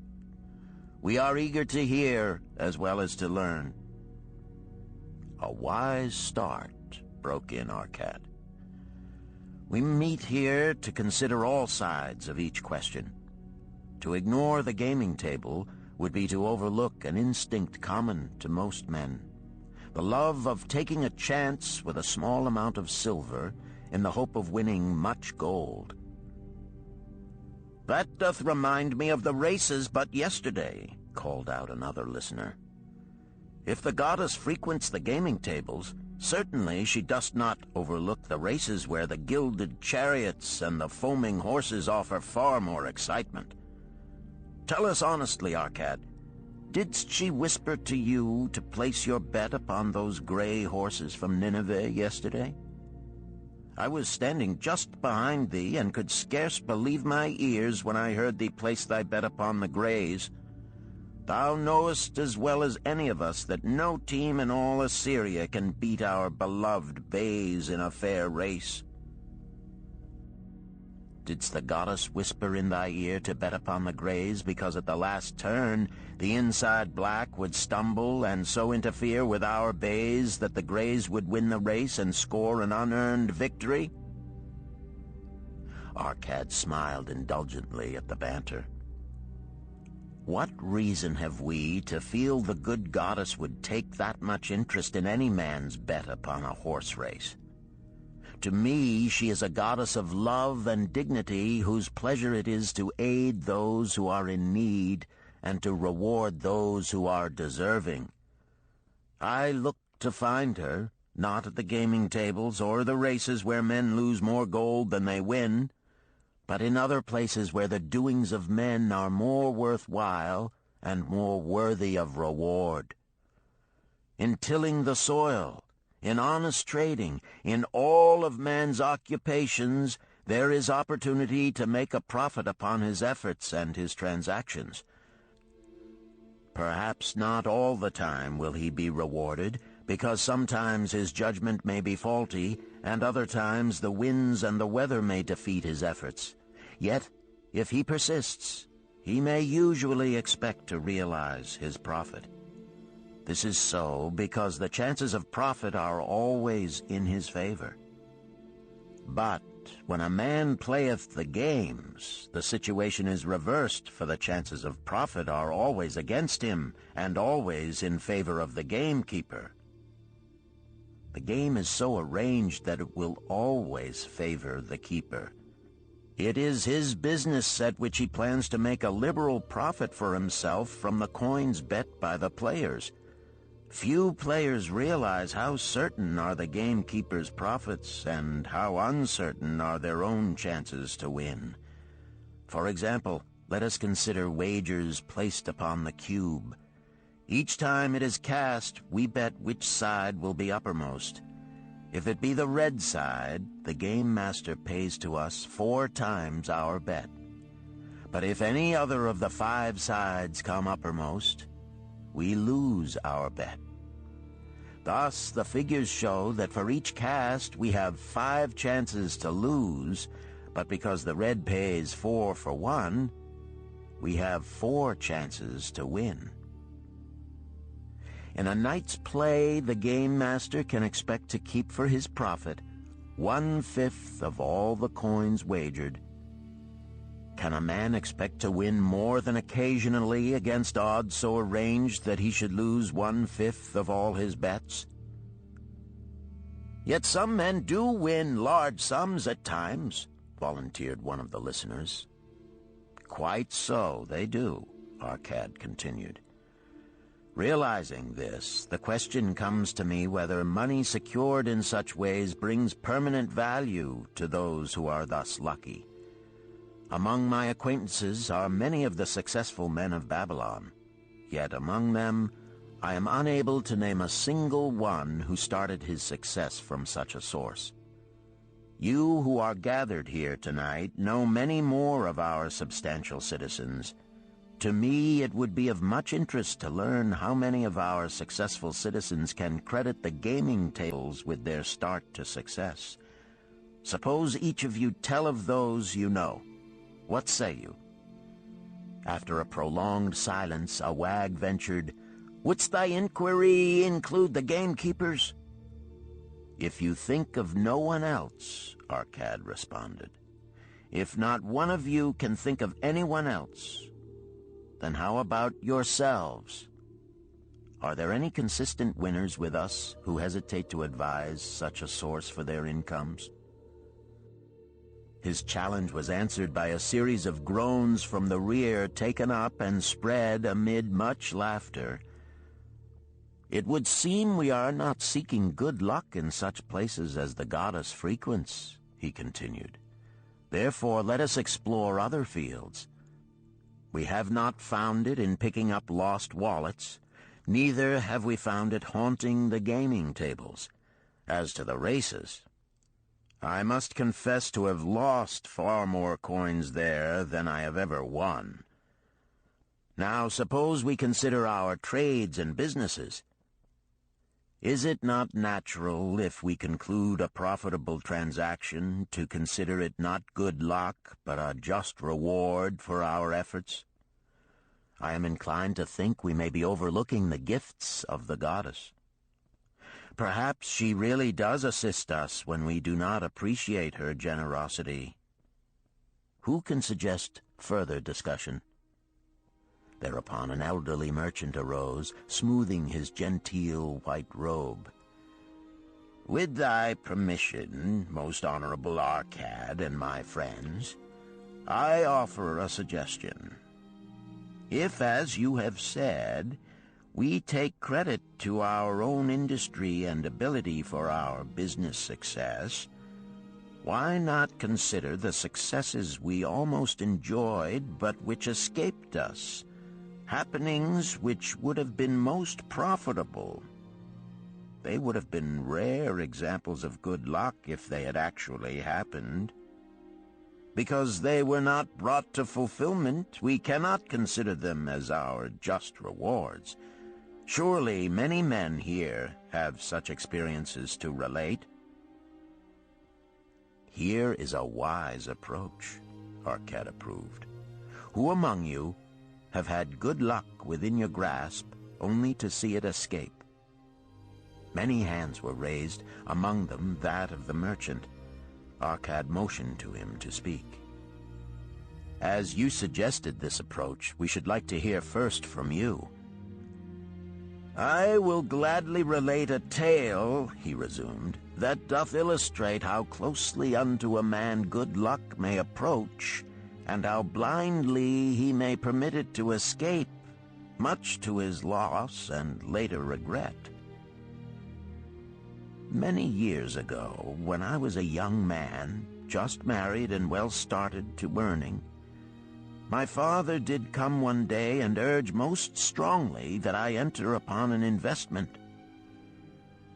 The son of one of his good friends had taken notice of a barren tract of land not far beyond the outer walls of our city.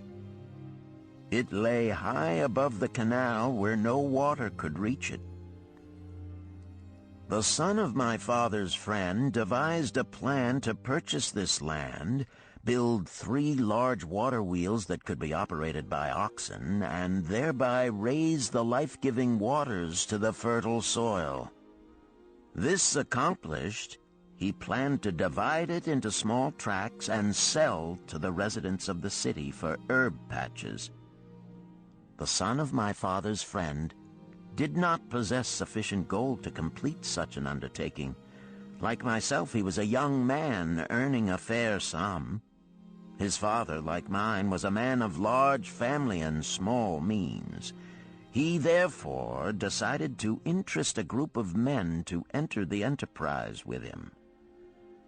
The group was to comprise 12, each of whom must be a money earner and agree to pay 1/10 of his earnings into the enterprise until the land was made ready for sale.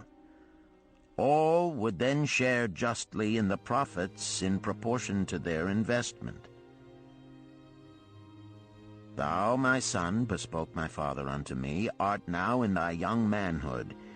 It is my deep desire that thou begin the building of a valuable estate for thyself, that thou mayest become respected among men. I desire to see thou profit from a knowledge of the thoughtless mistakes of thy father. This do I most ardently desire, my father, I replied. Then this do I advise. Do what I should have done at thy age. From thy earnings, keep out 1/10 to put into favorable investments. With this 1/10 of thy earnings, and what it will also earn, thou canst, before thou art my age, accumulate for thyself a valuable estate. Thy words are words of wisdom, my father. Greatly do I desire riches. Yet there are many uses to which my earnings are called. Therefore do I hesitate to do as thou dost advise. I am young. There is plenty of time. So I thought at thy age, yet behold, many years have passed, and I have not yet made the beginning. We live in a different age, my father. I shall avoid thy mistakes. Opportunity stands before thee, my son. It is offering a chance that may lead to wealth. I beg of thee, do not delay. Go upon the morrow to the son of my friend, and bargain with him to pay 10% of thy earnings into this investment. Go promptly upon the morrow. Opportunity waits for no man. Today it is here, soon it is gone, therefore delay not. In spite of the advice of my father, I did hesitate. There were beautiful new robes just brought by the tradesmen from the east, robes of such richness and beauty my good wife and I felt we must each possess one. Should I agree to pay 1/10 of my earnings into the enterprise, we must deprive ourselves of these and other pleasures we dearly desired. I delayed making a decision until it was too late, much to my subsequent regret. The enterprise did prove to be more profitable than any man had prophesied. This is my tale, showing how I did permit good luck to escape. In this tale, we see how good luck waits to come to that man who accepts opportunity, commented a swarthy man of the desert. To the building of an estate, there must always be the beginning. That start may be a few pieces of gold or silver which a man diverts from his earnings to his first investment. I myself am the owner of many herds. The start of my herds I did begin when I was a mere boy, and did purchase with 1 piece of silver a young calf. This, being the beginning of my wealth, was of great importance to me. To take his first start to building an estate is as good luck as can come to any man. With all men, that first step, which changes them from men who earn from their own labor to men who draw dividends from the earnings of their gold, is important. Some fortunately take it when young and thereby outstrip in financial success those who do take it later, or those unfortunate men, like the father of this merchant, who never take it. Had our friend, the merchant, taken this step in his early manhood when this opportunity came to him, this day he would be blessed with much more of this world's goods. Should the good luck of our friend, the cloth weaver, cause him to take such a step at this time, it will indeed be but the beginning of much greater good fortune. "Thank you. I like to speak also," a stranger from another country arose. "I am a Syrian. Not so well do I speak your tongue.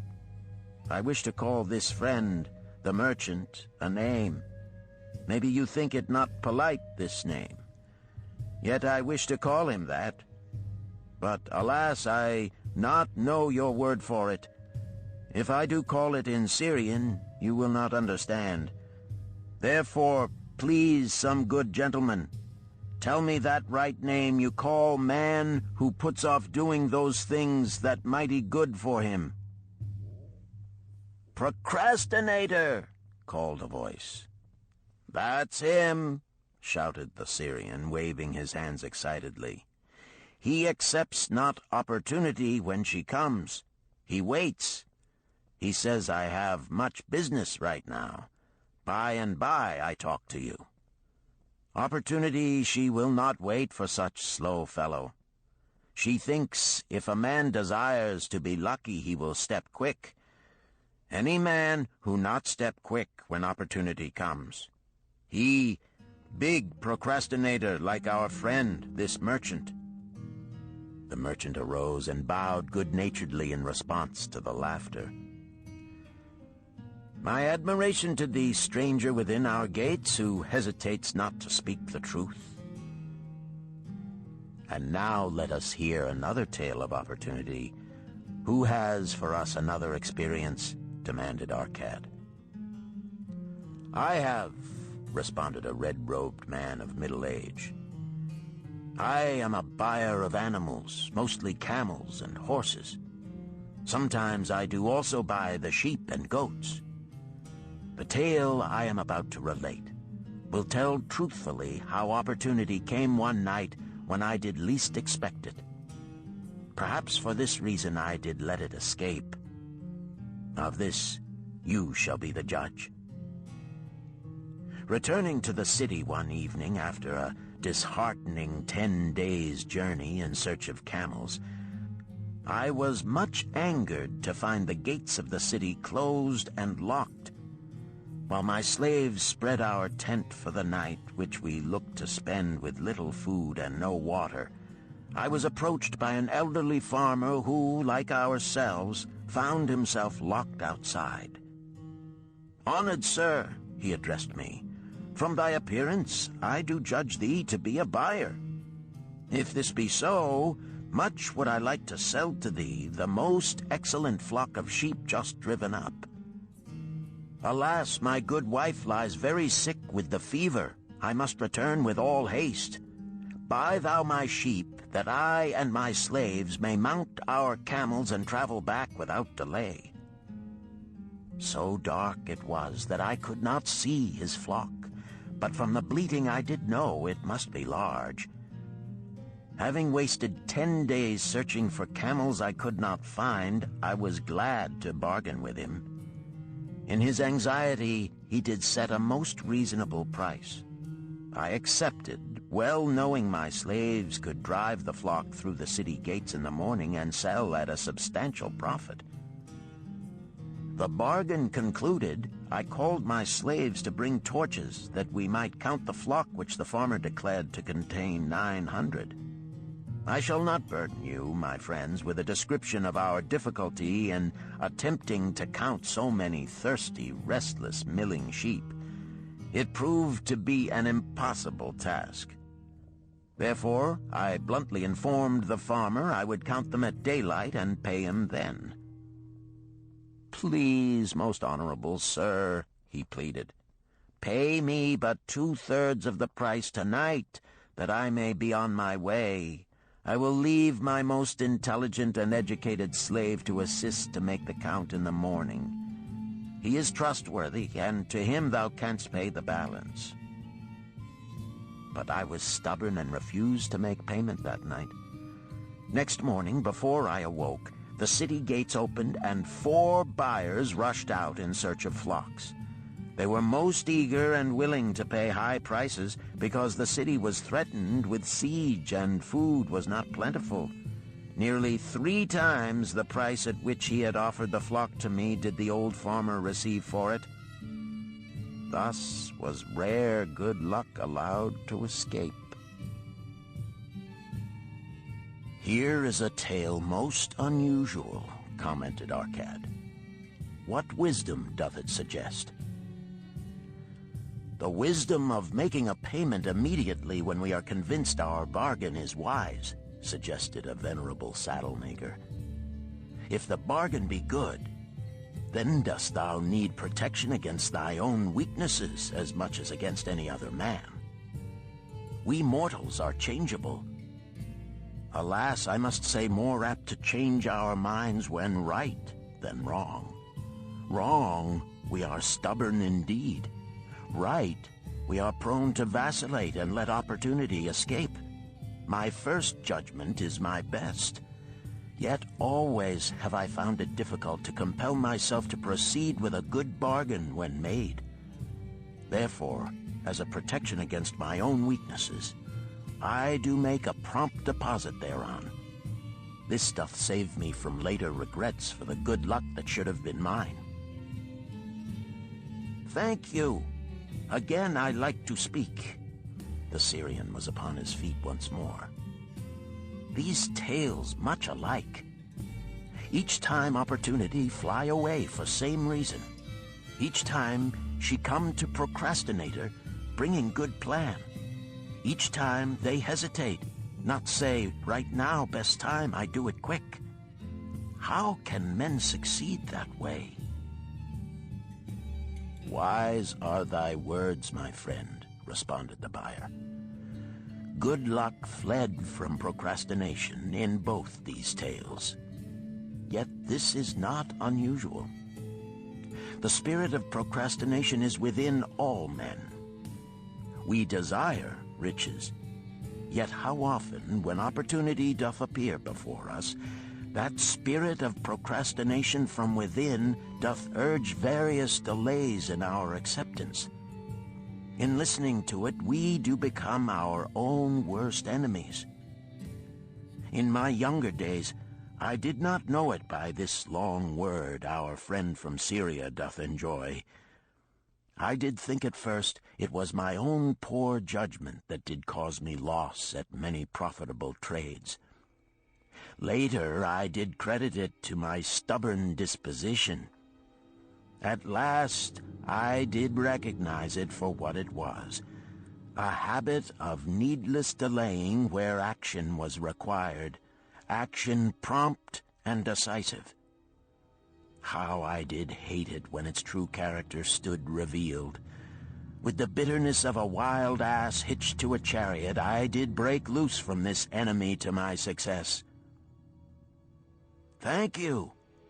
I like ask question from Mr. Merchant," the Syrian was speaking. "You wear fine robes, not like those of poor man. You speak like successful man. Tell us, do you listen now when procrastination whispers in your ear?" "Like our friend the buyer, I also had to recognize and conquer procrastination," responded the merchant. "To me, it proved to be an enemy ever watching and waiting to thwart my accomplishments. The tale I did relate is but one of many similar instances I could tell to show how it drove away my opportunities. 'Tis not difficult to conquer once understood. No man willingly permits the thief to rob his bins of grain, nor does any man willingly permit an enemy to drive away his customers and rob him of his profits. When once I did recognize that such acts as these my enemy was committing, with determination I conquered him. So must every man master his own spirit of procrastination before he can expect to share in the rich treasures of Babylon. What sayest, Arkad? Because thou art the richest man in Babylon, many do proclaim thee to be the luckiest. Dost agree with me that no man can arrive at a full measure of success until he hath completely crushed the spirit of procrastination within him? "It is even as thou sayest," Arkad admitted. "During my long life, I have watched generation following generation, marching forward along those avenues of trade, science, and learning that lead to success in life. Opportunities came to all these men. Some grasped theirs and moved steadily to the gratification of their deepest desires. But the majority hesitated, faltered, and fell behind." Arkad turned to the cloth weaver. "Thou didst suggest that we debate good luck. Let us hear what thou now thinkest upon the subject." "I do see good luck in a different light. I had thought of it as something most desirable that might happen to a man without effort upon his part. Now I do realize such happenings are not the sort of thing one may attract to himself.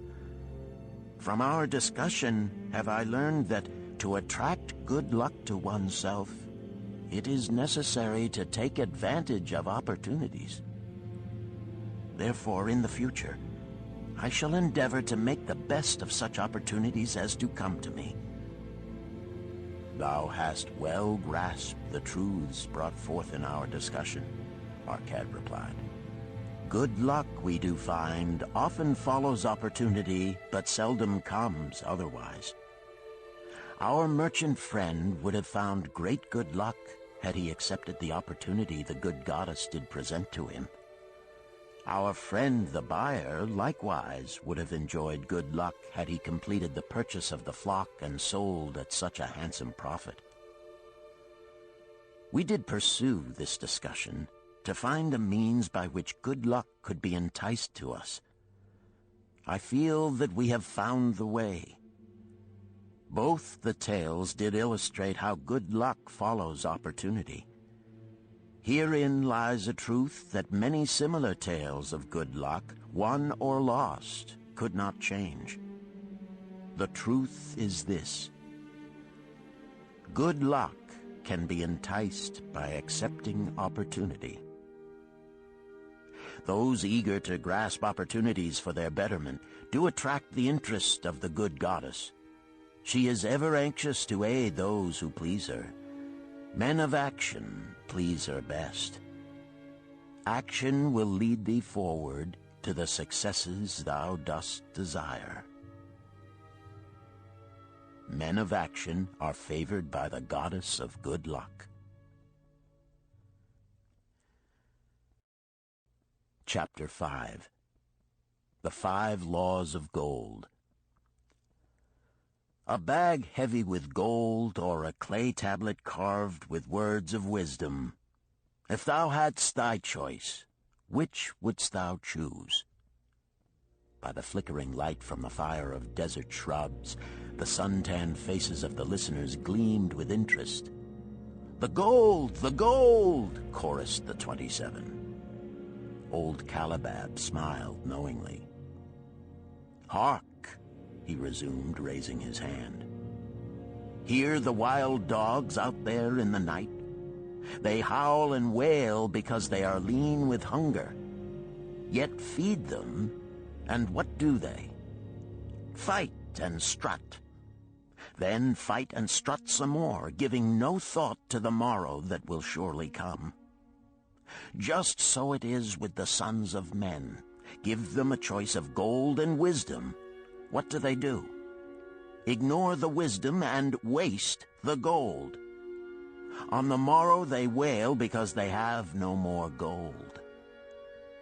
Gold is reserved for those who know its laws and abide by them." Calibab drew his white robe close about his lean legs, for a cool night wind was blowing. "Because thou hast served me faithfully upon our long journey, because thou cared well for my camels, because thou toiled uncomplainingly across the hot sands of the desert, because thou fought bravely the robbers that sought to despoil my merchandise, I will tell thee this night the tale of the 5 laws of gold, such a tale as thou never hast heard before. Hark ye with deep attention to the words I speak, for if you grasp their meaning and heed them, in the days that come thou shalt have much gold." He paused impressively. Above, in a canopy of blue, the stars shone brightly in the crystal-clear skies of Babylonia. Behind the group loomed their faded tents tightly staked against possible desert storms. Beside the tents were neatly stacked bales of merchandise covered with skins. Nearby, the camel herd sprawled in the sand, some chewing their cuds contentedly, others snoring in hoarse discord. "Thou hast told us many good tales, Calab," spoke up the chief packer. "We look to thy wisdom to guide us upon the morrow when our service with thee shall be at an end. I have but told thee of my adventures in strange and distant lands, but this night I shall tell thee of the wisdom of Arkad, the wise rich man." "Much have we heard of him," acknowledged the chief packer, "for he was the richest man that ever lived in Babylon." "The richest man he was, and that because he was wise in the ways of gold, even as no man had ever been before him. This night shall I tell you of his great wisdom as it was told to me by Nomasir, his son, many years ago in Nineveh, when I was but a lad. My master and myself had tarried long into the night in the palace of Nomasir. I had helped my master bring great bundles of fine rugs, each one to be tried by Nomasir until his choice of colors was satisfied. At last he was well pleased and commanded us to sit with him and to drink a rare vintage, odorous to the nostrils and most warming to my stomach, which was unaccustomed to such a drink. Then did he tell us this tale of the great wisdom of Arkad, his father, even as I shall tell it to you. In Babylon it is the custom, as you know, that the sons of wealthy fathers live with their parents in expectation of inheriting the estate. Arkad did not approve of this custom. Therefore, when Nomasir reached the man's estate, he sent for the young man and addressed him. "My son, it is my desire that thou succeed to my estate. Thou must, however, first prove that thou art capable of wisely handling it. Therefore, I wish that thou go out into the world and show thy ability both to acquire gold and to make thyself respected among men. To start thee well, I will give thee two things of which I myself was denied when I started as a poor youth to build up a fortune. First, I give thee this bag of gold. If thou use it wisely, it will be the basis of thy future success. Second, I give thee this clay tablet upon which is carved the 5 laws of gold. If thou dost but interpret them in thy own acts, they shall bring thee competence and security. 10 years from this day come thou back to the house of thy father and give account of thyself. If thou prove worthy, I will then make thee the heir to my estate. Otherwise I will give it to the priests that they may barter for my soul the kind consideration of the gods." So Nomasir went forth to make his own way, taking his bag of gold, the clay tablet carefully wrapped in silken cloth, his slave, and the horses upon which they rode. The 10 years passed, and Nomasir, as he had agreed, returned to the house of his father, who provided a great feast in his honor, to which he invited many friends and relatives. After the feast was over, the father and mother mounted their throne-like seats at one side of the great hall, and Nomasir stood before them to give an account of himself as he had promised his father. It was evening. The room was hazy with smoke from the wicks of the oil lamps that but dimly lighted it. Slaves in white woven jackets and tunics fanned the humid air rhythmically with long-stemmed palm leaves. A stately dignity colored the scene. The wife of Nomasir and his 2 young sons, with friends and other members of the family, sat upon rugs behind him, eager listeners. "My father," he began deferentially, "I bow before thy wisdom. 10 years ago, when I stood at the gates of manhood, thou bade me go forth and become a man among men instead of remaining a vassal to thy fortune. Thou gave me liberally of thy gold.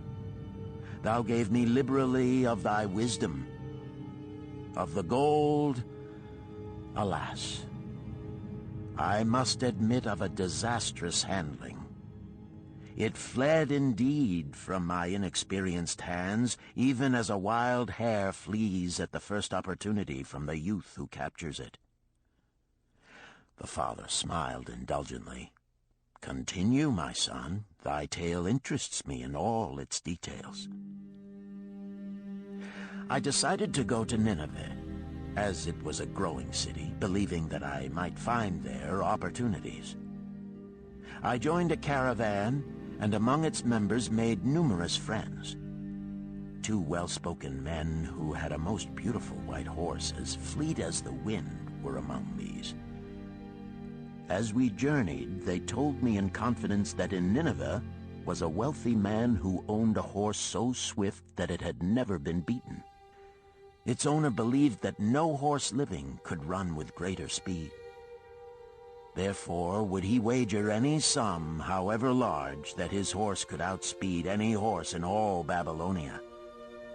Compared to their horse, so my friend said, it was but a lumbering ass that could be beaten with ease. They offered, as a great favor, to permit me to join them in a wager. I was quite carried away with the plan. Our horse was badly beaten, and I lost much of my gold. The father laughed. Later, I discovered that this was a deceitful plan of these men, and they constantly journeyed with caravans seeking victims. You see, the man in Nineveh was their partner and shared with them the bets he won. This shrewd deceit taught me my first lesson in looking out for myself. I was soon to learn another, equally bitter. In the caravan was another young man with whom I became quite friendly. He was the son of wealthy parents and, like myself, journeying to Nineveh to find a suitable location. Not long after our arrival, he told me that a merchant had died, and his shop with its rich merchandise and patronage could be secured at a paltry price. Saying that we would be equal partners, but first he must return to Babylon to secure his gold, he prevailed upon me to purchase the stock with my gold, agreeing that his would be used later to carry on our venture. He long delayed the trip to Babylon, proving in the meantime to be an unwise buyer and a foolish spender.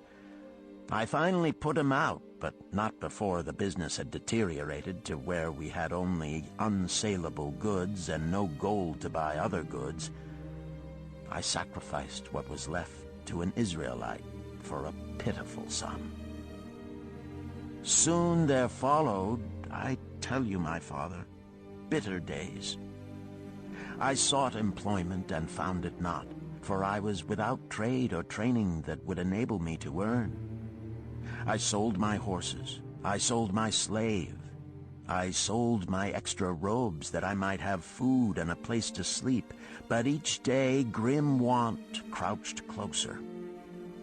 But in those bitter days, I remembered thy confidence in me, my father. Thou hadst sent me forth to become a man, and this I was determined to accomplish. The mother buried her face and wept softly. At this time I bethought me of the table thou had given to me, upon which thou had carved the 5 laws of gold. Thereupon I read most carefully thy words of wisdom, and realized that had I but sought wisdom first, my gold would not have been lost to me. I learned by heart each law, and determined that when once more the goddess of good fortune smiled upon me, I would be guided by the wisdom of age, and not by the inexperience of youth. For the benefit of you who are seated here this night, I will read the wisdom of my father as engraved upon the clay tablet which he gave to me 10 years ago. The 5 laws of gold. 1. Gold cometh gladly and in increasing quantity to any man who will put by not less than 1/10 of his earnings to create an estate for his future and that of his family. 2. Gold laboreth diligently and contentedly for the wise owner who finds for it profitable employment, multiplying even as the flocks of the field. 3. Gold clingeth to the protection of the cautious owner who invests it under the advice of men wise in its handling. 4. Gold slippeth away from the man who invests it in businesses or purposes with which he is not familiar, or which are not approved by those skilled in its keep. 5. Gold flees the man who would force it to impossible earnings, or who followeth the alluring advice of tricksters and schemers, or who trusts it to his own inexperience and romantic desires in investment. These are the 5 laws of gold as written by my father. I do proclaim them as of greater value than gold itself, as I will show by the continuance of my tale. He again faced his father. I have told thee of the depth of poverty and despair to which my inexperience brought me. However, there is no chain of disasters that will not come to an end. Mine came when I secured employment managing a crew of slaves working upon the new outer wall of the city. Profiting from my knowledge of the first law of gold, I saved a copper from my first earnings, adding to it at every opportunity until I had a piece of silver. It was a slow procedure, for one must live. I did spend grudgingly, I admit, because I was determined to earn back before the 10 years were over as much gold as you, my father, had given to me. One day, the slave master with whom I had become quite friendly said to me, "Thou art a thrifty youth who spends not wantonly what he earns. Hast thou gold put by that is not earning?" "Yes," I replied. "It is my greatest desire to accumulate gold, to replace that which my father gave to me and which I have lost. 'Tis a worthy ambition, I will grant. And do you know that the gold which you have saved can work for you and earn much more gold?" "Alas, my experience has been bitter, for my father's gold has fled from me, and I am in much fear lest my own do the same."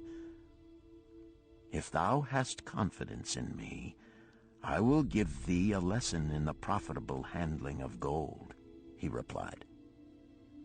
"Within a year, the outer wall will be complete and ready for the great gates of bronze that will be built at each entrance to protect the city from the king's enemies. In all Nineveh, there is not enough metal to make these gates, and the king has not thought to provide it. Here is my plan. A group of us will pool our gold and send a caravan to the mines of copper and tin, which are distant, and bring to Nineveh the metal for the gates.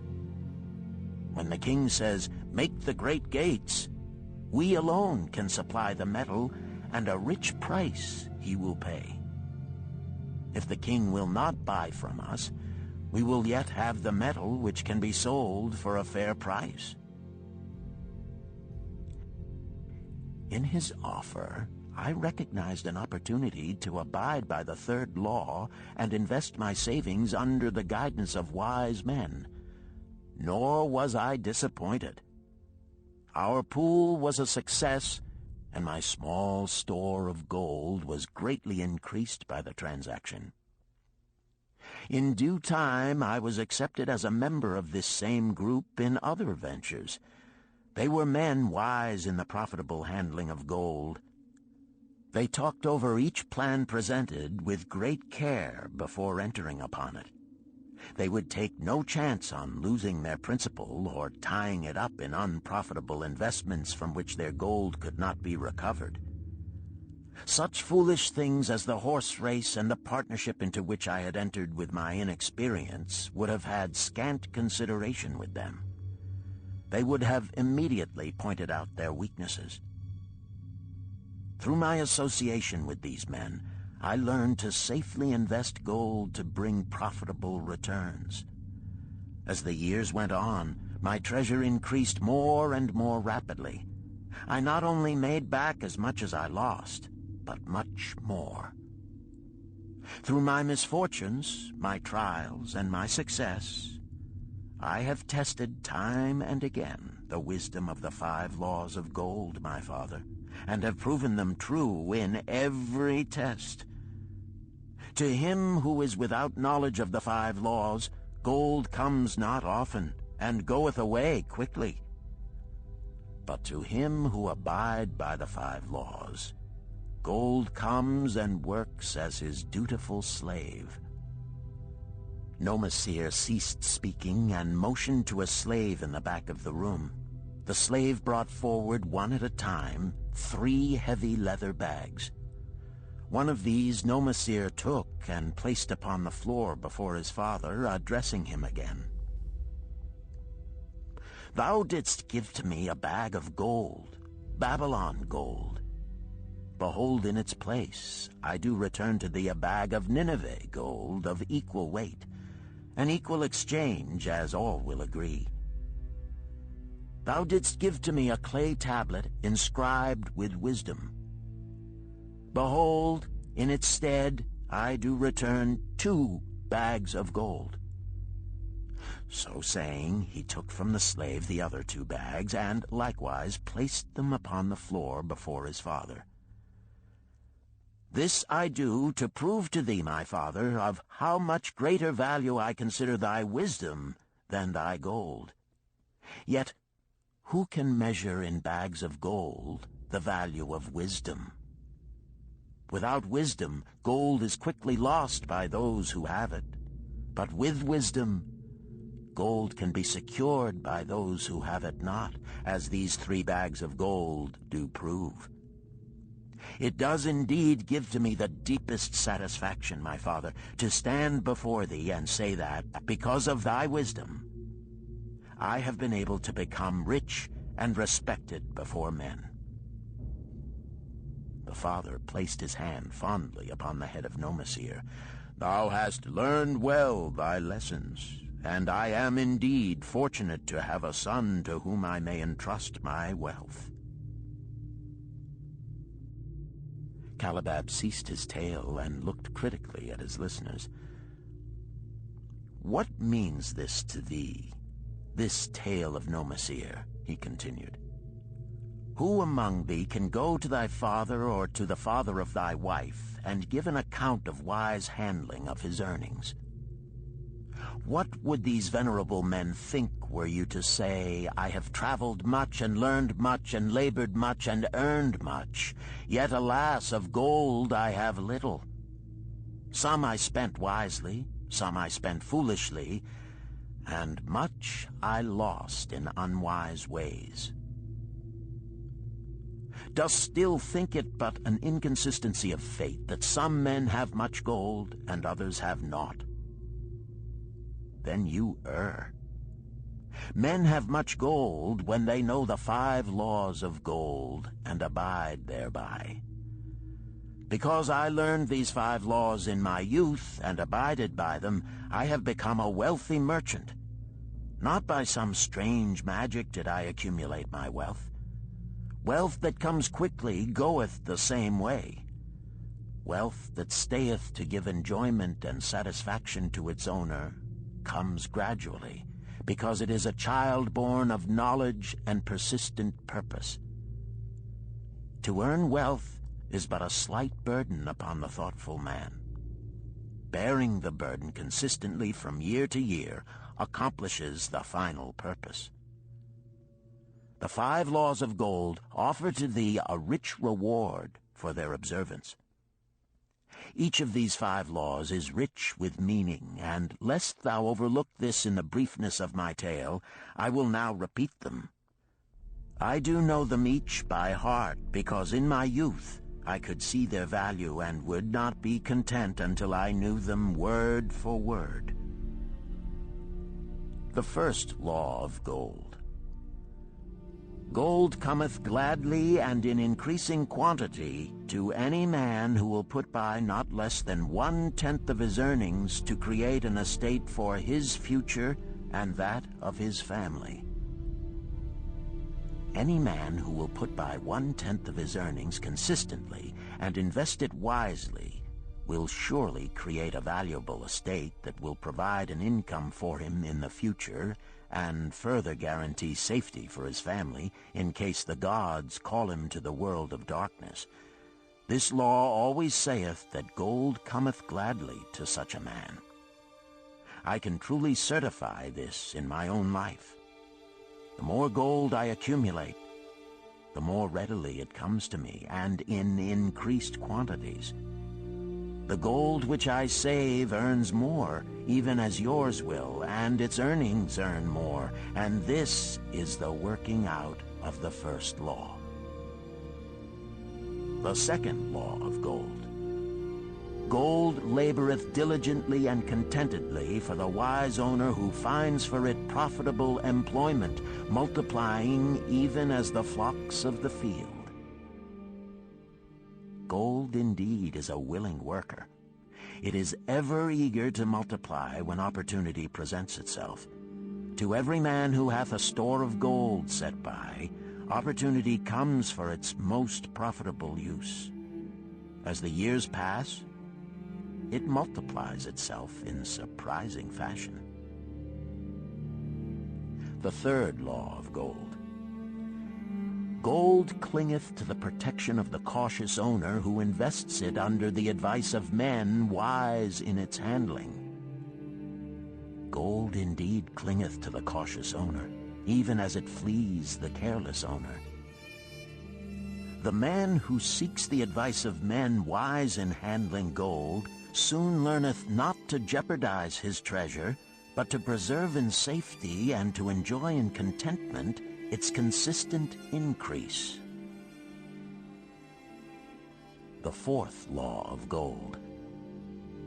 Gold slippeth away from the man who invests it in businesses or purposes with which he is not familiar or which are not approved by those skilled in its keep.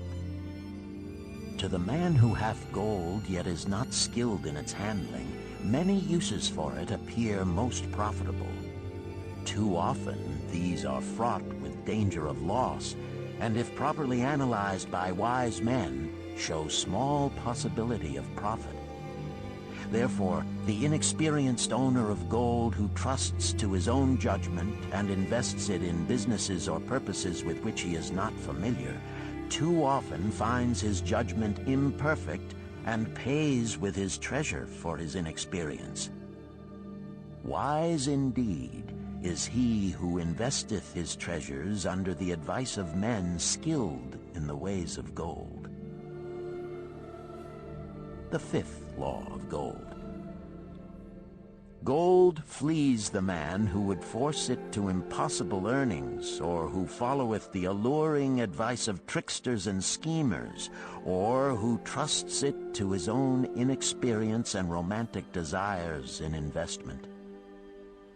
Fanciful propositions that thrill like adventure tales always come to the new owner of gold.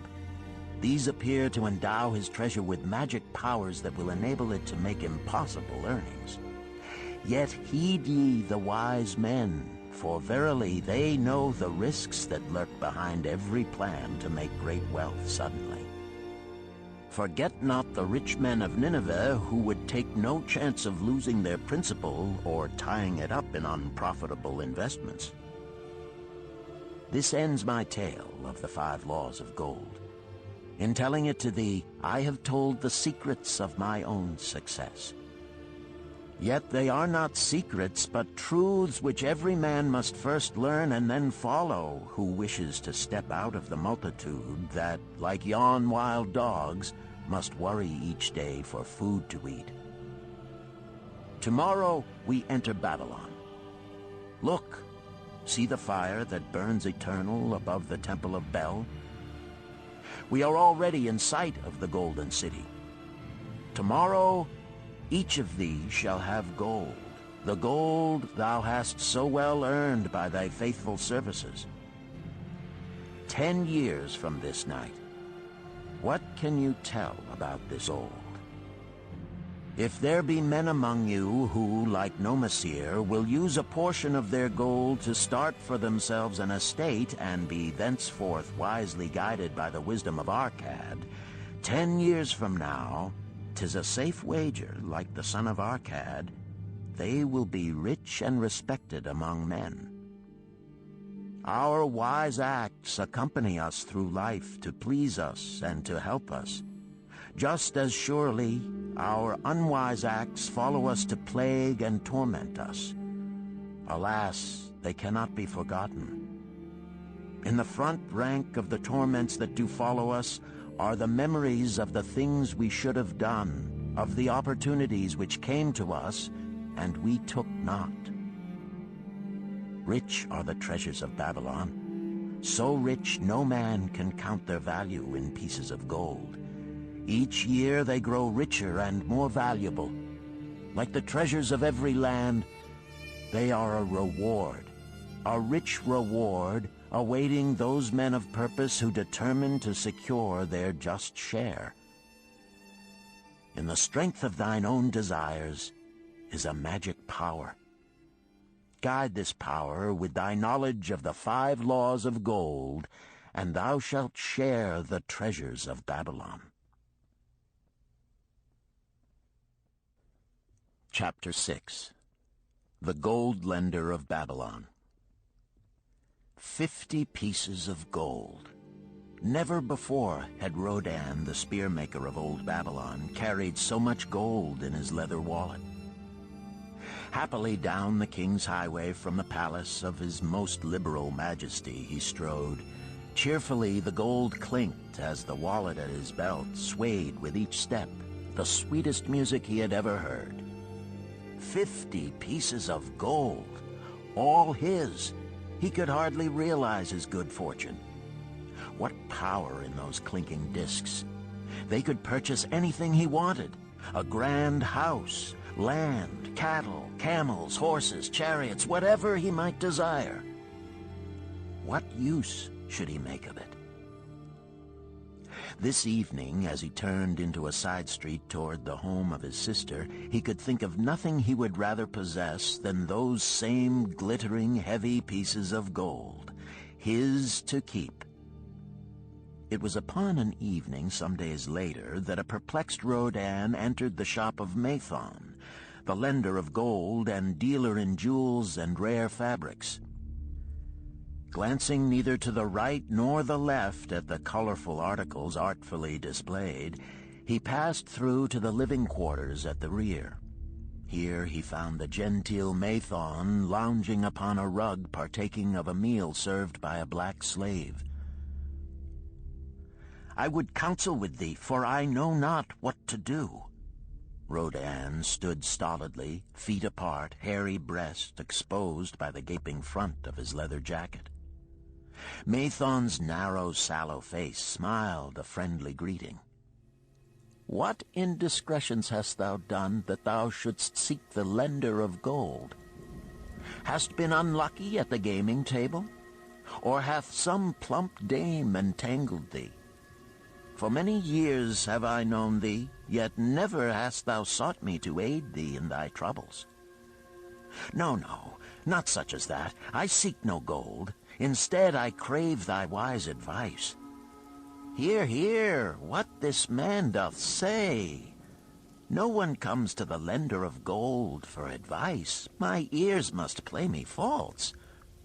They listen true. Can this be so? Rodan, the spearmaker, doth display more cunning than all the rest, for he comes to Mathon not for gold, but for advice. Many men come to me for gold to pay for their follies, but as for advice, they want it not. Yet who is more able to advise than the lender of gold to whom many men come in trouble? "Thou shalt eat with me, Rodan," he continued. "Thou shalt be my guest for the evening. Ando," he commanded of the black slave, "draw up a rug for my friend Rodan, the spearmaker, who comes for advice. He shall be mine honored guest. Bring to him much food, and get for him my largest cup. Choose well of the best wine, that he may have satisfaction in the drinking. Now tell me, what troubles thee?" "It is the king's gift." "The king's gift? The king did make thee a gift, and it gives thee trouble? What manner of gift?" "Because he was much pleased with the design I did submit to him for a new point on the spears of the royal guard, he did present me with 50 pieces of gold, and now I am much perplexed. I am beseeched each hour the sun doth travel across the sky by those who would share it with me." "That is natural. More men want gold than have it, and would wish one who comes by it easily to divide. But can you not say no? Is thy will not as strong as thy fist?" "To many I can say no, yet sometimes it would be easier to say yes. Can one refuse to share with one's sister to whom he is deeply devoted?" "Surely thy own sister would not wish to deprive thee of enjoying thy reward?" "But it is for the sake of Araman, her husband, whom she wishes to see a rich merchant. She does feel that he has never had a chance, and she beseeches me to loan to him this gold, that he may become a prosperous merchant and repay me from his profits. My friend, resumed Mathon, 'tis a worthy subject thou bringest to discuss. Gold bringeth unto its possessor responsibility and a changed position with his fellow men. It bringeth fear lest he lose it, or it be tricked away from him. It bringeth a feeling of power and ability to do good. Likewise, it bringeth opportunities whereby his very good intentions may bring him into difficulties. Didst ever hear of the farmer of Nineveh who could understand the language of animals? I wot not, for 'tis not the kind of tale men like to tell over the bronze-caster's forge. I will tell it to thee, for thou shouldst know that to borrowing and lending there is more than the passing of gold from the hands of one to the hands of another. This farmer, who could understand what the animals said to each other, did linger in the farmyard each evening just to listen to their words. One evening he did hear the ox bemoaning to the ass the hardness of his lot. I do labor pulling the plow from morning until night, no matter how hot the day, or how tired my legs, or how the bow doth chafe my neck, still must I work. But you are a creature of leisure. You are trapped with a colorful blanket and do nothing more than carry our master about where he wishes to go. When he goes nowhere, you do rest and eat the green grass all the day. Now the ass, in spite of his vicious heels, was a goodly fellow and sympathized with the ox. My good friend, he replied, you do work very hard, and I would help ease your lot. Therefore will I tell you how you may have a day of rest. In the morning, when the slave comes to fetch you to the plow, lie upon the ground and bellow much, that he may say you are sick and cannot work. So the ox took the advice of the ass, and the next morning the slave returned to the farmer and told him the ox was sick and could not pull the plow. Then, said the farmer, hitch the ass to the plow, for the plowing must go on. All that day, the ass, who had only intended to help his friend, found himself compelled to do the ox's task. When night came and he was released from the plow, his heart was bitter, and his legs were weary, and his neck was sore where the bow had chafed it.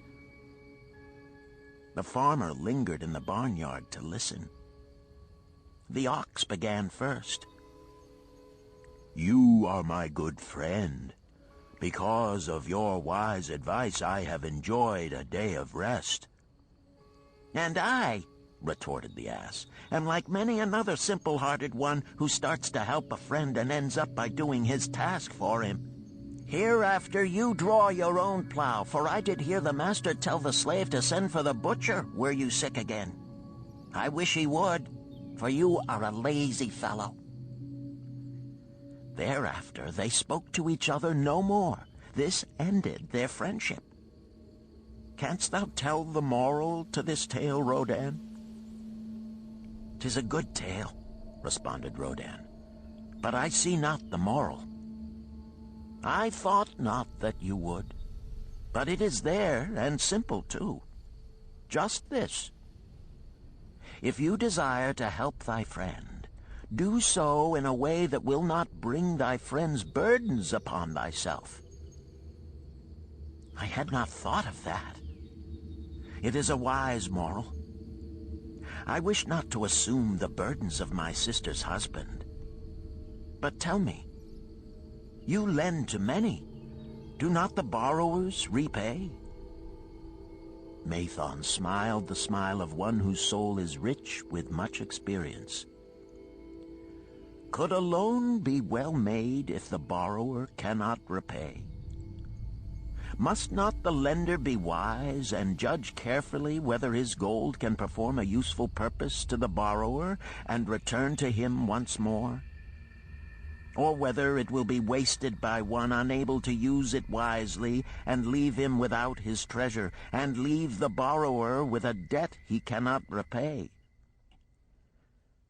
I will show to thee the tokens in my token chest, and let them tell thee some of their stories.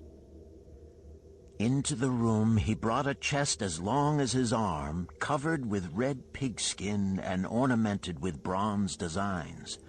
He placed it upon the floor and squatted before it, both hands upon the lid. From each person to whom I lend, I do exact a token for my token chest, to remain there until the loan is repaid. When they repay, I give it back. But if they never repay, it will always remind me of one who was not faithful to my confidence. The safest loans, my token box tells me, are to those whose possessions are of more value than the one they desire.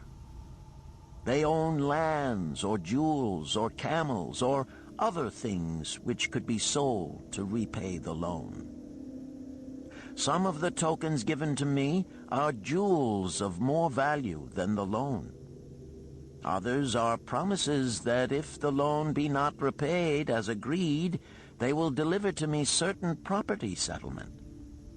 On loans like those, I am assured that my gold will be returned with the rental thereon, for the loan is based on property. In another class are those who have the capacity to earn. They are such as you, who labor or serve and are paid. They have income. And if they are honest and suffer no misfortune, I know that they also can repay the gold I loan them and the rental to which I am entitled. Such loans are based on human effort. Others are those who have neither property nor assured earning capacity. Life is hard, and there will always be some who cannot adjust themselves to it. Alas for the loans I make them. Even though they be no larger than a pence, my token box may censure me in the years to come unless they be guaranteed by good friends of the borrower who know him honorable. Mathon released the clasp and opened the lid. Rodan leaned forward eagerly. At the top of the chest, a bronze neckpiece lay upon a scarlet cloth. Mathon picked up the piece and patted it affectionately. This shall always remain in my token chest, because the owner has passed on into the great darkness.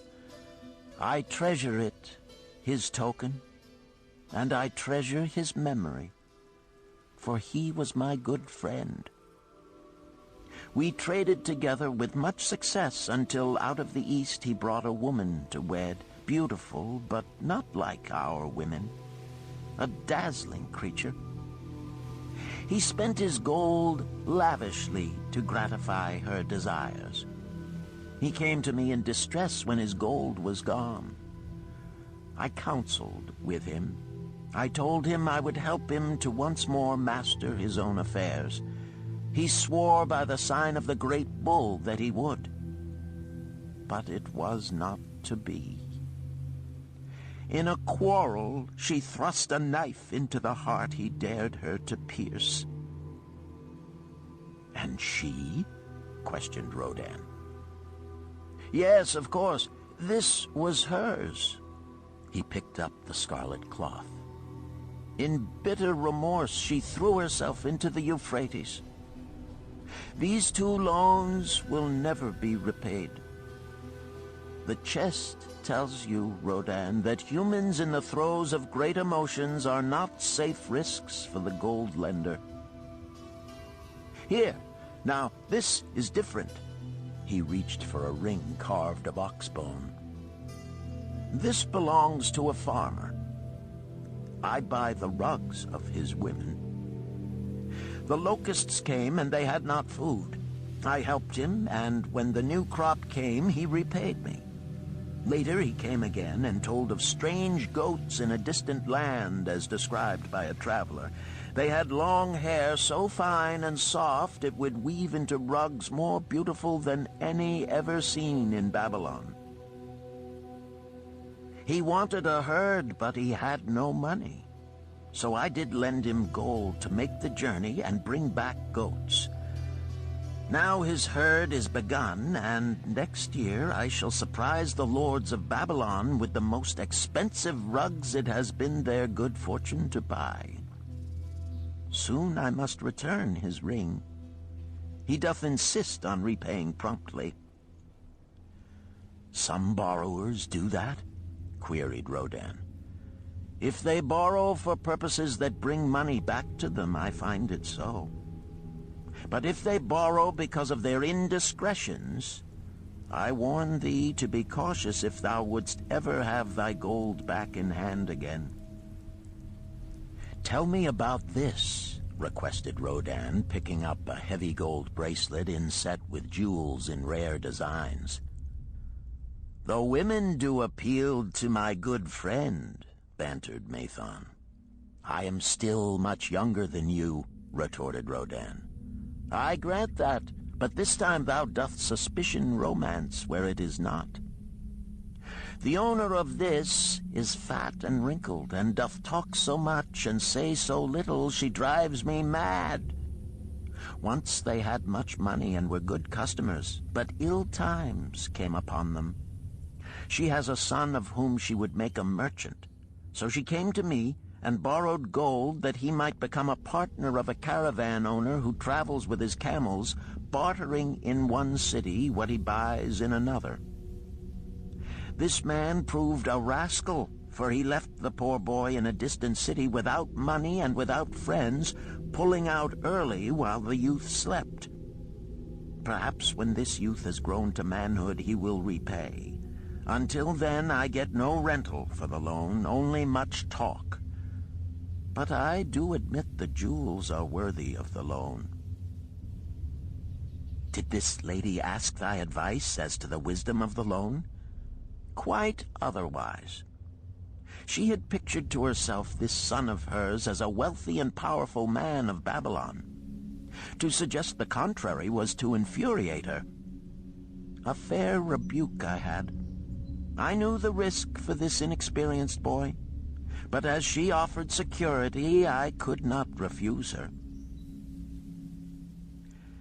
This, continued Mathon, waving a bit of pack rope tied into a knot, belongs to Nebator, the camel trader. When he would buy a herd larger than his funds, he brings to me this knot, and I lend to him according to his needs. He is a wise trader. I have confidence in his good judgment and can lend him freely. Many other merchants of Babylon have my confidence because of their honorable behavior. Their tokens come and go frequently in my token box. Good merchants are an asset to our city, and it profits me to aid them to keep trade moving that Babylon be prosperous. Mathon picked out a beetle carved in turquoise and tossed it contemptuously on the floor. A bug from Egypt. The lad who owns this does not care whether I ever receive back my gold. When I reproach him, he replies, "How can I repay when ill fate pursues me? You have plenty more. What can I do?" The token is his father's. A worthy man of small means who did pledge his land and herd to back his son's enterprises. The youth found success at first, and then was overzealous to gain great wealth. His knowledge was immature. His enterprises collapsed. Youth is ambitious. Youth would take shortcuts to wealth and the desirable things for which it stands.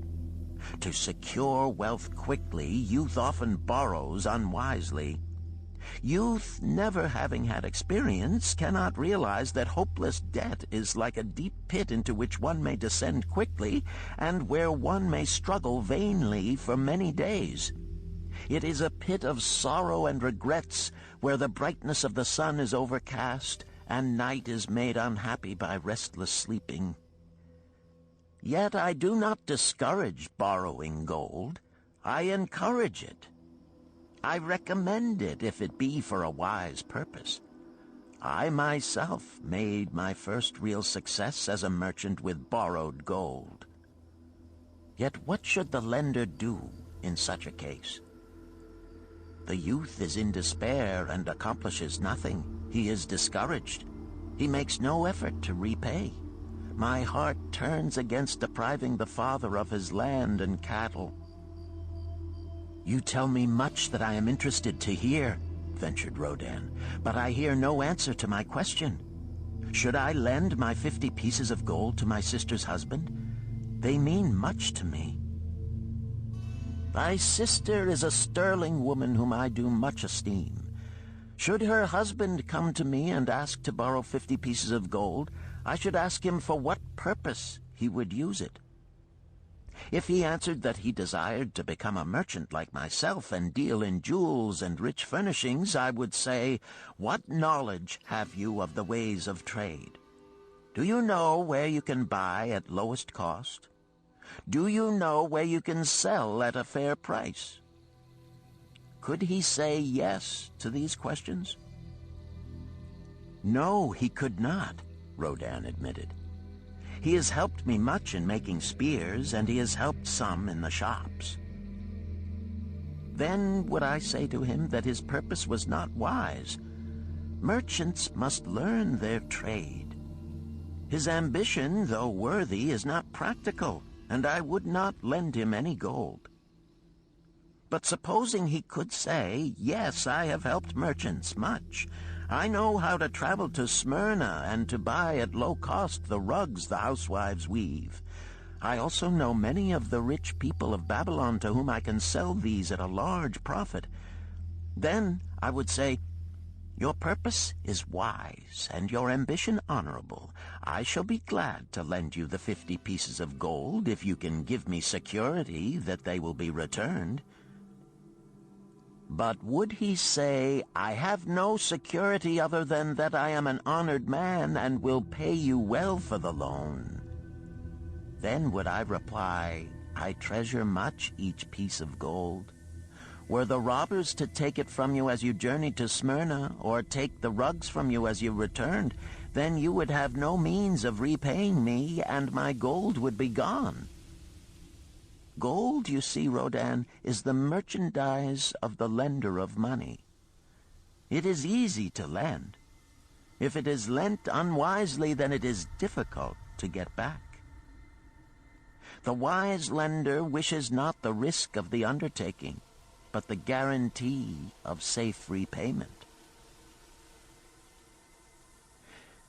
"'Tis well," he continued, "to assist those that are in trouble. 'Tis well to help those upon whom fate has laid a heavy hand. 'Tis well to help those who are starting, that they may progress and become valuable citizens.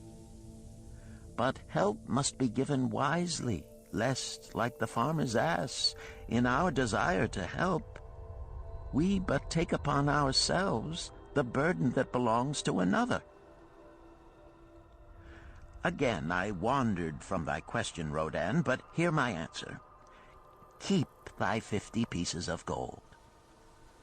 What thy labor earns for thee and what is given thee for reward is thine own, and no man can put an obligation upon thee to part with it unless it do be thy wish. If thee wouldst lend it so that it may earn thee more gold, then lend with caution and in many places. I like not idle gold, even less I like too much of risk. How many years hast thou labored as a spear-maker? Fully 3. How much besides the king's gift hast saved? 3 gold pieces. Each year that thou hast labored, thou hast denied thyself good things to save from thine earnings 1 piece of gold? 'Tis as you say. then mightest save in 50 years of labor 50 pieces of gold by thy self-denial? A lifetime of labor it would be. Thinkest thou thy sister would wish to jeopardize the savings of 50 years of labor over the bronze melting pot, that her husband might experiment on being a merchant? Not if I spoke in your words. Then go to her and say, 3 years I have labored each day except fast days, from morning until night, and I have denied myself many things that my heart craved. For each year of labor and self-denial, I have to show 1 piece of gold. Thou art my favored sister, and I wish that thy husband may engage in business in which he will prosper greatly.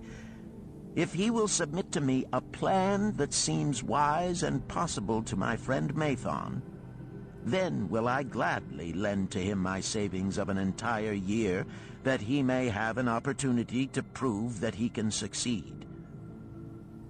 Do that, I say, and if he has within him the soul to succeed, he can prove it. If he fails, he will not owe thee more than he can hope some day to repay. I am a gold lender because I own more gold than I can use in my own trade. I desire my surplus gold to labor for others and thereby earn more gold. I do not wish to take risk of losing my gold, for I have labored much and denied myself much to secure it. Therefore I will no longer lend any of it where I am not confident that it is safe and will be returned to me. Neither will I lend it where I am not convinced that its earnings will be promptly paid to me.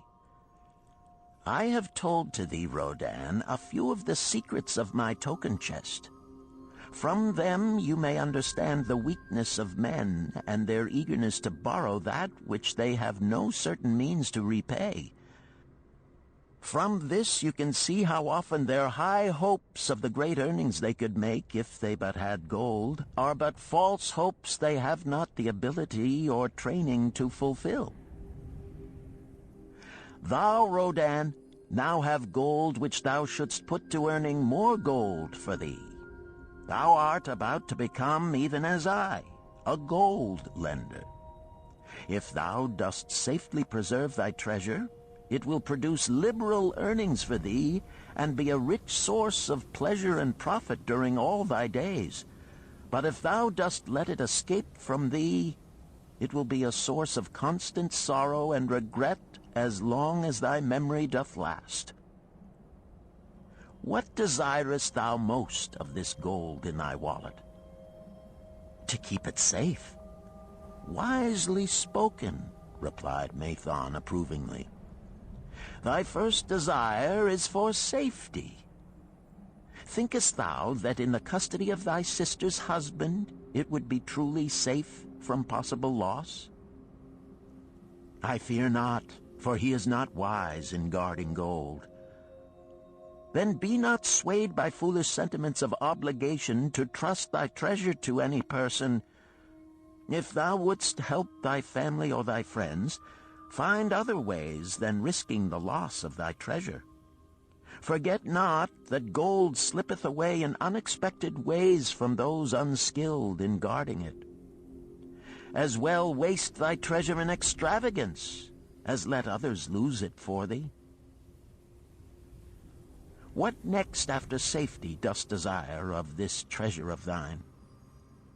That it earn more gold. Again thou speakest with wisdom. It should be made to earn and grow larger. Gold wisely lent may even double itself with its earnings before a man like you groweth old. If you risk losing it, you risk losing all that it would earn as well. Therefore, be not swayed by the fantastic plans of impractical men who think they see ways to force thy gold to make earnings unusually large. Such plans are the creations of dreamers unskilled in the safe and dependable laws of trade.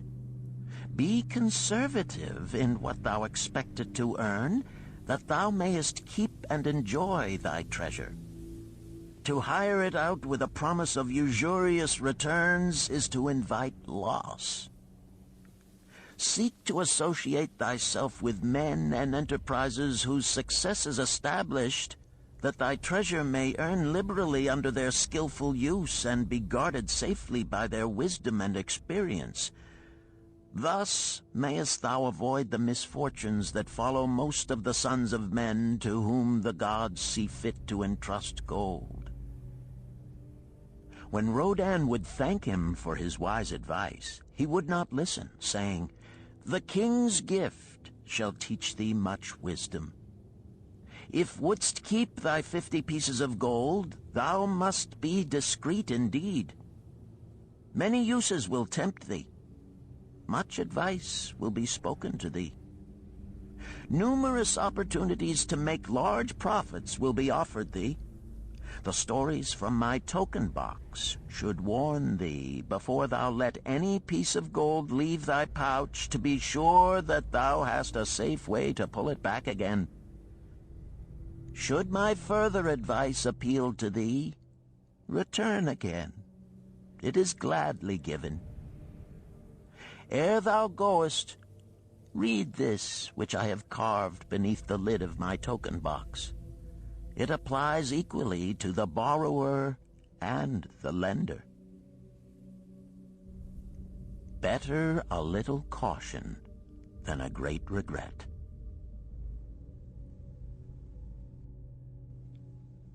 Chapter 7. The Walls of Babylon. Old Banzar, grim warrior of another day, stood guard at the passageway leading to the top of the ancient walls of Babylon. Up above, valiant defenders were battling to hold the walls. Upon them depended the future existence of this great city with its hundreds of thousands of citizens. Over the walls came the roar of the attacking armies, the yelling of many men, the trampling of thousands of horses, the deafening boom of the battering rams pounding the bronzed gates. In the street behind the gate lounged the spearmen, waiting to defend the entrance should the gates give way. They were but few for the task. The main armies of Babylon were with their king, far away in the east on a great expedition against the Elamites. No attack upon the city having been anticipated during their absence, the defending forces were small. Unexpectedly from the north bore down the mighty armies of the Assyrians, and now the walls must hold or Babylon was doomed. About Banzar were great crowds of citizens, white-faced and terrified, eagerly seeking news of the battle. With hushed awe they viewed the stream of wounded and dead being carried or led out of the passageway. Here was the crucial point of attack. After 3 days of circling about the city, the enemy had suddenly thrown his great strength against this section and this gate. The defenders from the top of the wall fought off the climbing platforms and the scaling ladders of the attackers with arrows, burning oil, and, if any reached the top, spears. Against the defenders, thousands of the enemy's archers poured a deadly barrage of arrows. Old Banzar had the vantage point for news. He was closest to the conflict and first to hear of each fresh repulse of the frenzied attackers. An elderly merchant crowded close to him, his palsied hands quivering. tell me," he pleaded. "They cannot get in. My sons are with the good king. There is no one to protect my old wife. My goods, they will steal all. My food, they will leave nothing.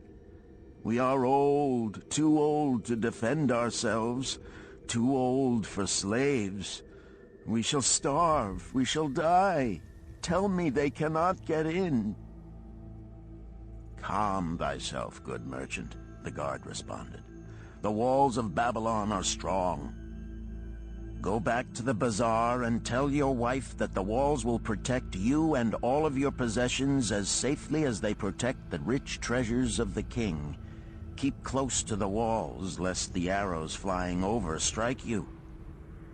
A woman with a babe in arms took the old man's place as he withdrew. "Sergeant, what news from the top? Tell me truly that I may reassure my poor husband. He lies with fever from his terrible wounds, yet insists upon his armor and his spear to protect me, who am with child. Terrible, he says, will be the vengeful lust of our enemies should they break in. Be thou good of heart, thou mother that is and is again to be. The walls of Babylon will protect you and your babes. They are high and strong. Hear ye not the yells of our valiant defenders as they empty the cauldrons of burning oil upon the ladder scalers? Yes, that do I hear, and also the roar of the battering rams that do hammer at our gates. Back to thy husband. Tell him the gates are strong and withstand the rams. Also that the scalers climb the walls, but to receive the waiting spear thrust. Watch thy way, and hasten behind yon buildings. Banzar stepped aside to clear the passage for heavily armed reinforcements. As, with clanking bronze shields and heavy tread, they tramped by, a small girl plucked at his girdle. "Tell me, soldier, are we safe?" she pleaded. "I hear the awful noises. I see the men all bleeding. I am so frightened. What will become of our family, of my mother, little brother, and the baby?" The grim old campaigner blinked his eyes and thrust forward his chin as he beheld the child. "Be not afraid, little one," he reassured her. "The walls of Babylon will protect you and mother and little brother and the baby. It was for the safety of such as you that the good Queen Semiramis built them over 100 years ago. Never have they been broken through. Go back and tell your mother and little brother and the baby that the walls of Babylon will protect them and they need have no fear."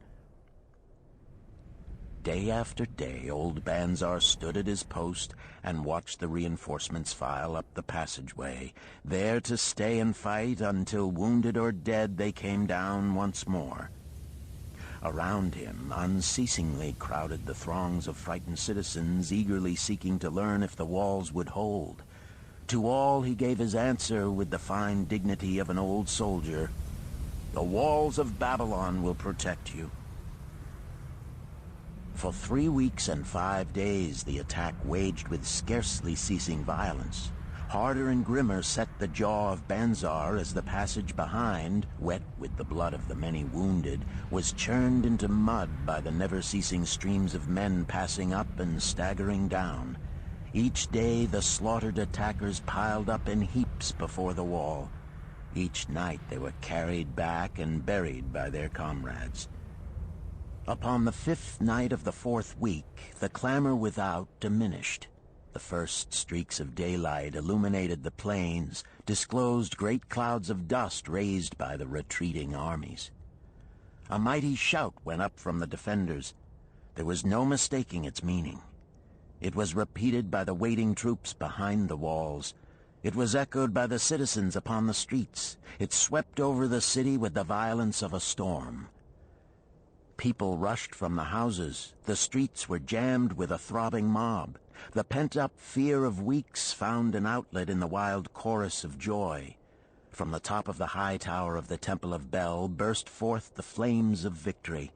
Skyward floated the column of blue smoke to carry the message far and wide.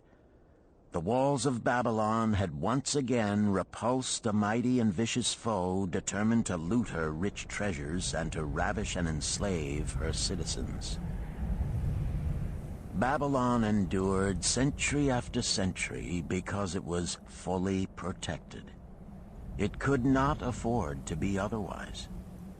The walls of Babylon were an outstanding example of man's need and desire for protection. This desire is inherent in the human race. It is just as strong today as it ever was, but we have developed broader and better plans to accomplish the same purpose. In this day, behind the impregnable walls of insurance, savings accounts, and dependable investments, we can guard ourselves against the unexpected tragedies that may enter any door and seat themselves before any fireside. We cannot afford to be without adequate protection.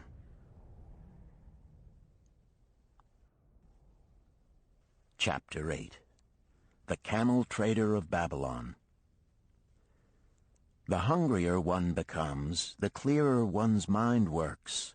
Also, the more sensitive one becomes to the odors of food. Arkad, the son of Azure, certainly thought so. For 2 whole days he had tasted no food except 2 small figs purloined from over the wall of a garden. Not another could he grab before the angry woman rushed forth and chased him down the street. Her shrill cries were still ringing in his ears as he walked through the marketplace. They helped him to restrain his restless fingers from snatching the tempting fruits from the baskets of the market women. Never before had he realized how much food was brought to the markets of Babylon and how good it smelled. Leaving the market, he walked across to the inn and paced back and forth in front of the eating house. Perhaps here he might meet someone he knew, someone from whom he could borrow a copper that would gain him a smile from the unfriendly keeper of the inn and, with it, a liberal helping. Without the copper, he knew all too well how unwelcome he would be. In his abstraction, he unexpectedly found himself face to face with the one man he wished most to avoid, the tall, bony figure of Dabasir, the camel trader. Of all the friends and others from whom he had borrowed small sums, Dabasir made him feel the most uncomfortable because of his failure to keep his promises to repay promptly. Dabasir's face lighted up at the sight of him. "Ha! 'Tis Arkad! Just the one I have been seeking, that he might repay the 2 pieces of copper which I lent him a moon ago. Also the piece of silver which I lent to him before that. We are well met. I can make good use of the coins this very day. What say, boy, what say?" Arkad stuttered and his face flushed. He had naught in his empty stomach to nerve him to argue with the outspoken Dabasir. "I am sorry, very sorry," he mumbled weakly. "But this day I have neither the copper nor the silver with which I could repay." "Then get it," Dabasir insisted. "Surely thou canst get hold of a few coppers and a piece of silver to repay the generosity of an old friend of thy father, who aided thee whence thou wast in need." "'Tis because ill fortune does pursue me that I cannot pay." "Ill fortune? Wouldst blame the gods for thine own weakness? Ill fortune pursues every man who thinks more of borrowing than of repaying. Come with me, boy, while I eat. I am hungry, and I would tell thee a tale." Arkad flinched from the brutal frankness of Dabasir, but here at least was an invitation to enter the coveted doorway of the eating house. Dabasir pushed him to a far corner of the room where they seated themselves upon small rugs. When Koskor, the proprietor, appeared smiling, Dabasir addressed him with his usual freedom. "Fat lizard of the desert, bring to me a leg of the goat, very brown with much juice, and bread and all of the vegetables, for I am hungry and want much food. Do not forget my friend here. Bring to him a jug of water. Have it cooled, for the day is hot." Arkad's heart sank.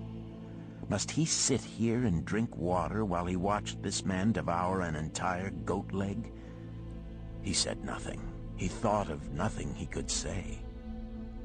Dabasir, however, knew no such thing as silence. Smiling and waving his hand good-naturedly to the other customers, all of whom knew him, he continued. "I did hear from a traveler just returned from Urfa of a certain rich man who has a piece of stone cut so thin that one can look through it. He put it in the window of his house to keep out the rains. It is yellow, so this traveler does relate, and he was permitted to look through it, and all the outside world looks strange and not like it really is. What say you to that, Arkad? Thinkest all the world could look to a man a different color from what it is?" "I dare say," responded the youth, much more interested in the fat leg of goat placed before Dabasir. Well, I know it to be true, for I, myself, have seen the world all of a different color from what it really is, and the tale I am about to tell relates how I came to see it in its right color once more. "Dabasir will tell a tale," whispered a neighboring diner to his neighbor and dragged his rug close. Other diners brought their food and crowded in a semicircle. They crunched noisily in the ears of Arkad and brushed him with their meaty bones. He alone was without food. Dabasir did not offer to share with him, nor even motion him to a small corner of the hard bread that was broken off and had fallen from the platter to the floor. "The tale that I am about to tell," began Dabasir, pausing to bite a goodly chunk from the goat leg, "relates to my early life and how I came to be a camel trader. Didst anyone know that I once was a slave in Syria?" A murmur of surprise ran through the audience, to which Dabasir listened with satisfaction. "When I was a young man," continued Dabasir after another vicious onslaught on the goat leg, "I learned the trade of my father, the making of saddles. I worked with him in his shop and took to myself a wife. Being young and not greatly skilled, I could earn but little, just enough to support my excellent wife in a modest way. I craved good things which I could not afford. Soon I found that the shopkeepers would trust me to pay later, even though I could not pay at the time. Being young and without experience, I did not know that he who spends more than he earns is sowing the winds of needless self-indulgence from which he is sure to reap the whirlwinds of trouble and humiliation. So I indulged my whims for fine raiment and bought luxuries for my good wife and our home beyond our means. I paid as I could, and for a while all went well. But in time I discovered I could not use my earnings both to live upon and to pay my debts. Creditors began to pursue me to pay for my extravagant purchases, and my life became miserable. I borrowed from my friends, but could not repay them either. Things went from bad to worse. My wife returned to her father, and I decided to leave Babylon and seek another city where a young man might have better chances. For 2 years I had a restless and unsuccessful life working for caravan traders. From this I fell in with a set of likable robbers who scoured the desert for unarmed caravans. Such deeds were unworthy of the son of my father, but I was seeing the world through a colored stone and did not realize to what degradation I had fallen. We met with success on our first trip, capturing a rich haul of gold and silks and valuable merchandise. This loot we took to Ganir and squandered. The second time we were not so fortunate.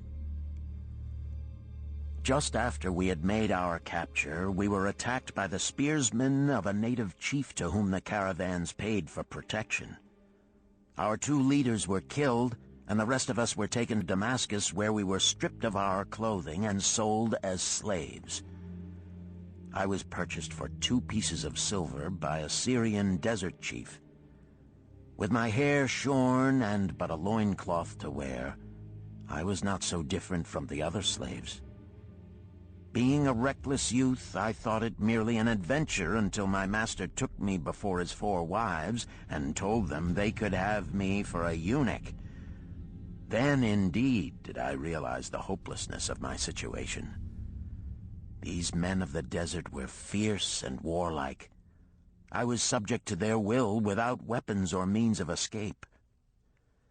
Fearful I stood as those 4 women looked me over. I wondered if I could expect pity from them. Sira, the first wife, was older than the others. Her face was impassive as she looked upon me. I turned from her with little consolation. The next was a contemptuous beauty who gazed at me as indifferently as if I had been a worm of the earth. The 2 younger ones tittered as though it were all an exciting joke. It seemed an age that I stood waiting sentence. Each woman appeared willing for the others to decide. Finally, Sira spoke up in a cold voice. "Of eunuchs we have plenty, but of camel tenders we have few, and they are a worthless lot. Even this day I would visit my mother who is sick with the fever, and there is no slave I would trust to lead my camel. Ask this slave if he can lead a camel." My master thereupon questioned me, "What know you of camels?" Striving to conceal my eagerness, I replied, "I can make them kneel, I can load them, I can lead them on long trips without tiring. If need be, I can repair their trappings." "The slave speaks forward enough," observed my master. "If thou so desire, Sira, take this man for thy camel tender." So I was turned over to Sira, and that day I led her camel upon a long journey to her sick mother.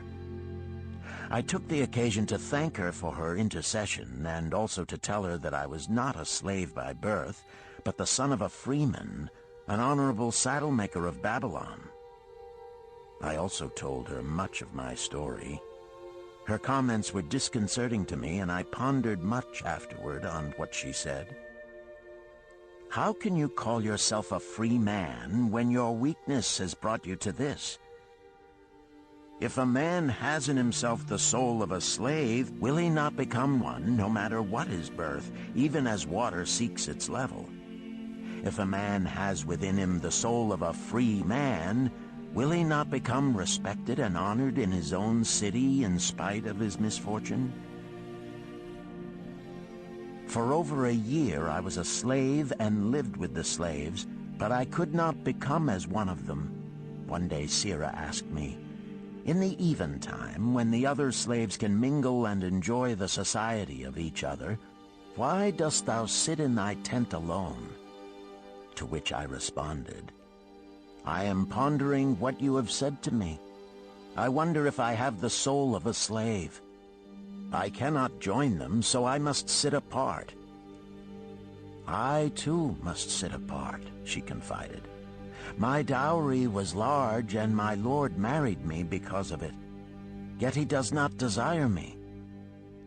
What every woman longs for is to be desired.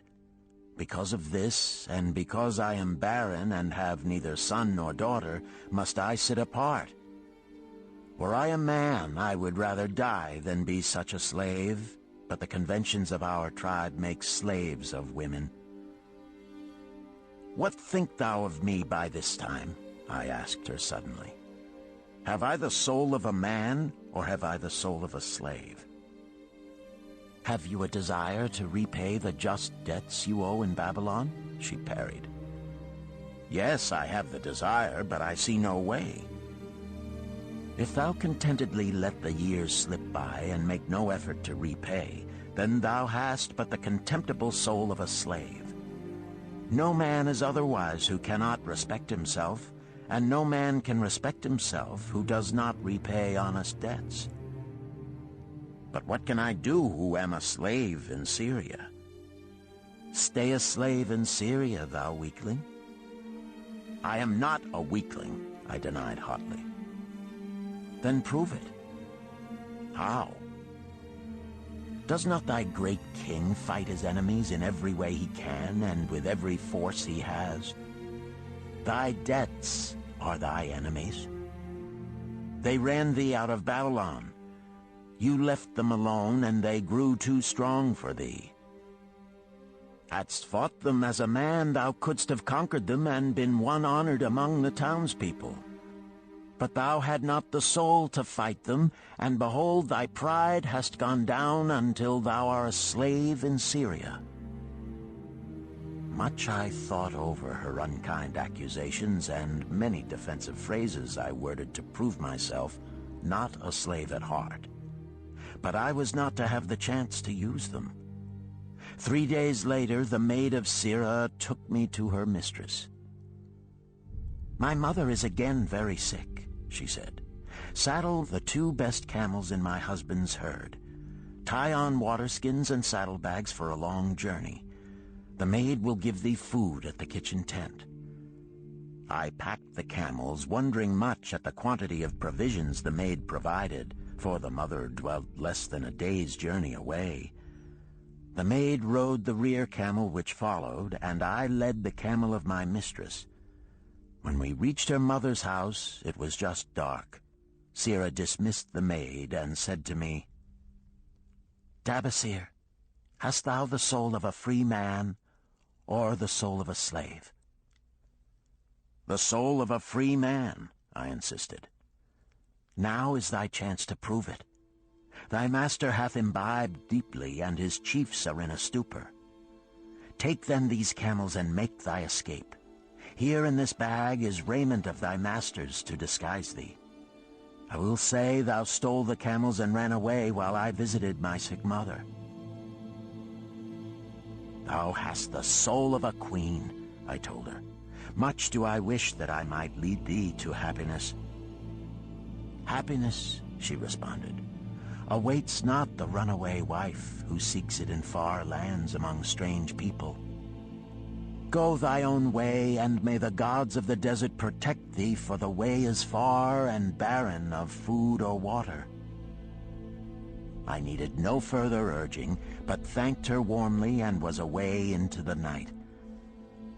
I knew not this strange country, and had only a dim idea of the direction in which lay Babylon, but struck out bravely across the desert toward the hills. One camel I rode, and the other I led. All that night I traveled, and all the next day, urged on by the knowledge of the terrible fate that was meted out to slaves who stole their master's property and tried to escape. Late that afternoon, I reached a rough country as uninhabitable as the desert.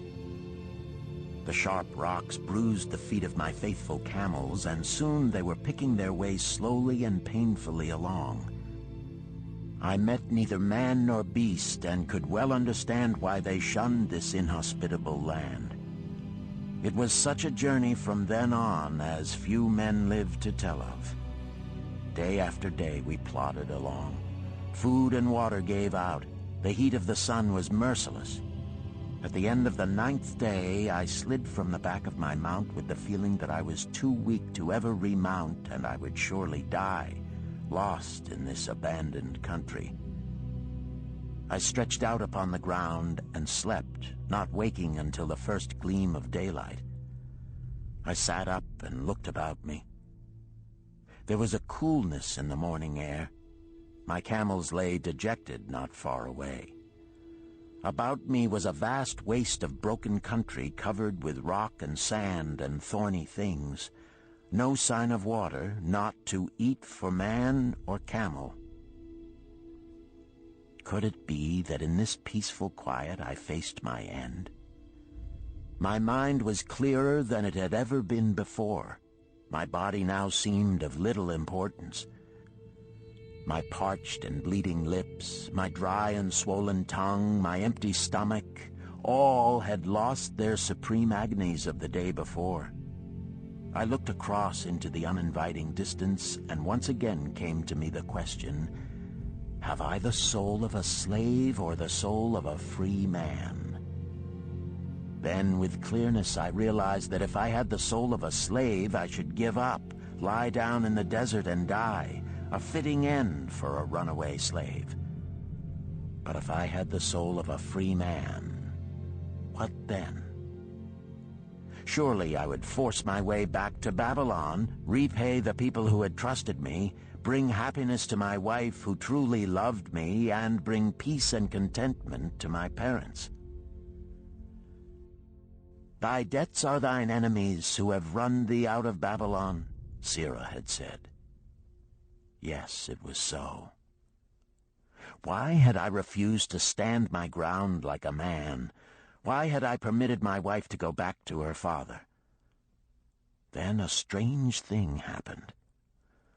All the world seemed to be of a different color, as though I had been looking at it through a colored stone which had suddenly been removed. At last I saw the true values in life.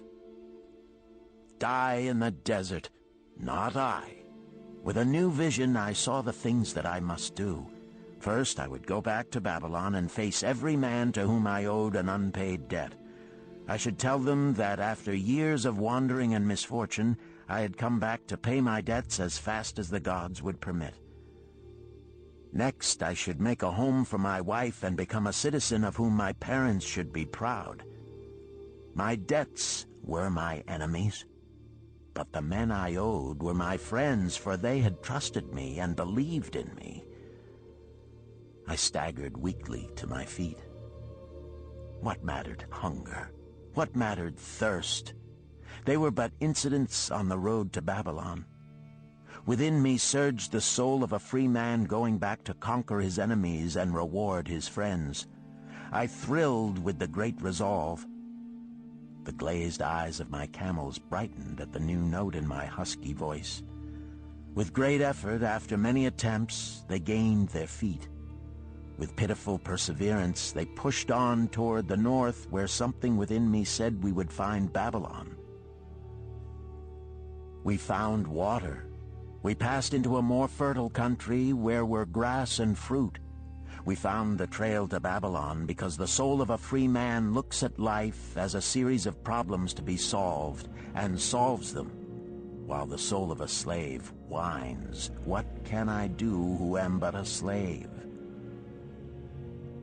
How about thee, Arkad?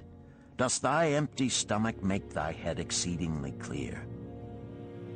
Art ready to take the road that leads back to self-respect? Canst thou see the world in its true color? Hast thou the desire to pay thy honest debts, however many they may be, and once again be a man respected in Babylon? Moisture came to the eyes of the youth. He rose eagerly to his knees. Thou hast shown me a vision. Already I feel the soul of a free man surge within me. But how fared you upon your return? Questioned an interested listener. Where the determination is, the way can be found, Dabasir replied. I now had the determination, so I set out to find a way. First I visited every man to whom I was indebted and begged his indulgence until I could earn that with which to repay. Most of them met me gladly. Several reviled me, but others offered to help me. One indeed did give me the very help I needed. It was Mathon, the gold lender. Learning that I had been a camel tender in Syria, he sent me to old Nebator, the camel trader, just commissioned by our good king to purchase many herds of sound camels for the great expedition. With him, my knowledge of camels I put to good use. Gradually, I was able to repay every copper and every piece of silver. Then at last I could hold up my head and feel that I was an honorable man among men. Again Dabasir turned to his food. "Kaskor, thou snail," he called loudly to be heard in the kitchen. "The food is cold. Bring me more meat fresh from the roasting. Bring thou also a very large portion for Arkad, the son of my old friend, who is hungry and shall eat with me." So ended the tale of Dabasir, the camel trader of old Babylon. He found his own soul when he realized a great truth, a truth that had been known and used by wise men long before his time. It has led men of all ages out of difficulties and into success, and it will continue to do so for those who have the wisdom to understand its magic power. It is for any man to use who reads these lines. Where the determination is, the way can be found.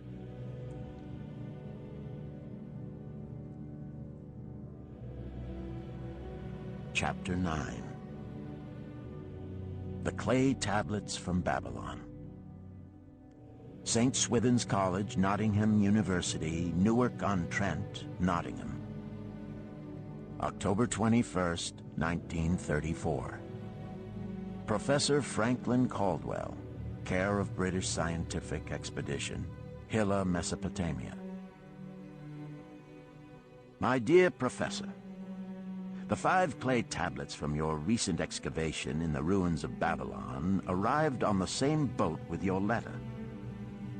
I have been fascinated no end and have spent many pleasant hours translating their inscriptions.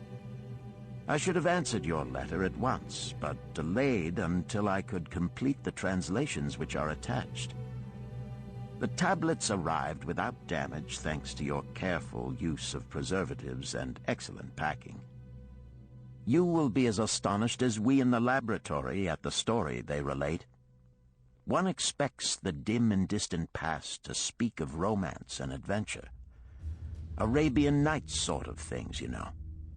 When instead it discloses the problem of a person named Dabasir to pay off his debts, one realizes that conditions upon this old world have not changed as much in 5,000 years as one might expect. It's odd, you know, but these old inscriptions rather rag me, as the students say. Being a college professor, I am supposed to be a thinking human being possessing a working knowledge of most subjects. Yet here comes this old chap out of the dust-covered ruins of Babylon to offer a way I had never heard of to pay off my debts and at the same time acquire gold to jingle in my wallet. Pleasant thought, I say, and interesting to prove whether it will work as well nowadays as it did in old Babylon. Mrs. Shrewsbury and myself are planning to try out his plan upon our own affairs, which could be much improved. Wishing you the best of luck in your worthy undertaking and waiting eagerly another opportunity to assist, I am, yours sincerely, Alfred H. Shrewsbury, Department of Archaeology. Tablet 1. Now, when the moon becometh full, I, Dabasir, who am but recently returned from slavery in Syria, with the determination to pay my many just debts and become a man of means worthy of respect in my native city of Babylon, do here engrave upon the clay a permanent record of my affairs to guide and assist me in carrying through my high desires. Under the wise advice of my good friend Mathon, the gold lender, I am determined to follow an exact plan that he doth say will lead any honorable man out of debt into means and self-respect. This plan includeth 3 purposes which are my hope and desire. First, the plan doth provide for my future prosperity. Therefore, 1/10 of all I earn shall be set aside as my own to keep. For Mathon speaketh wisely when he saith, "That man who keepeth in his purse both gold and silver that he need not spend is good to his family and loyal to his king. The man who hath but a few coppers in his purse is indifferent to his family and indifferent to his king. But the man who hath naught in his purse is unkind to his family and disloyal to his king, for his own heart is bitter. Therefore, the man who wisheth to achieve must have coin that he may keep to jingle in his purse, that he have in his heart love for his family and loyalty to his king. Second, the plan doth provide that I shall support and clothe my good wife who hath returned to me with loyalty from the house of her father.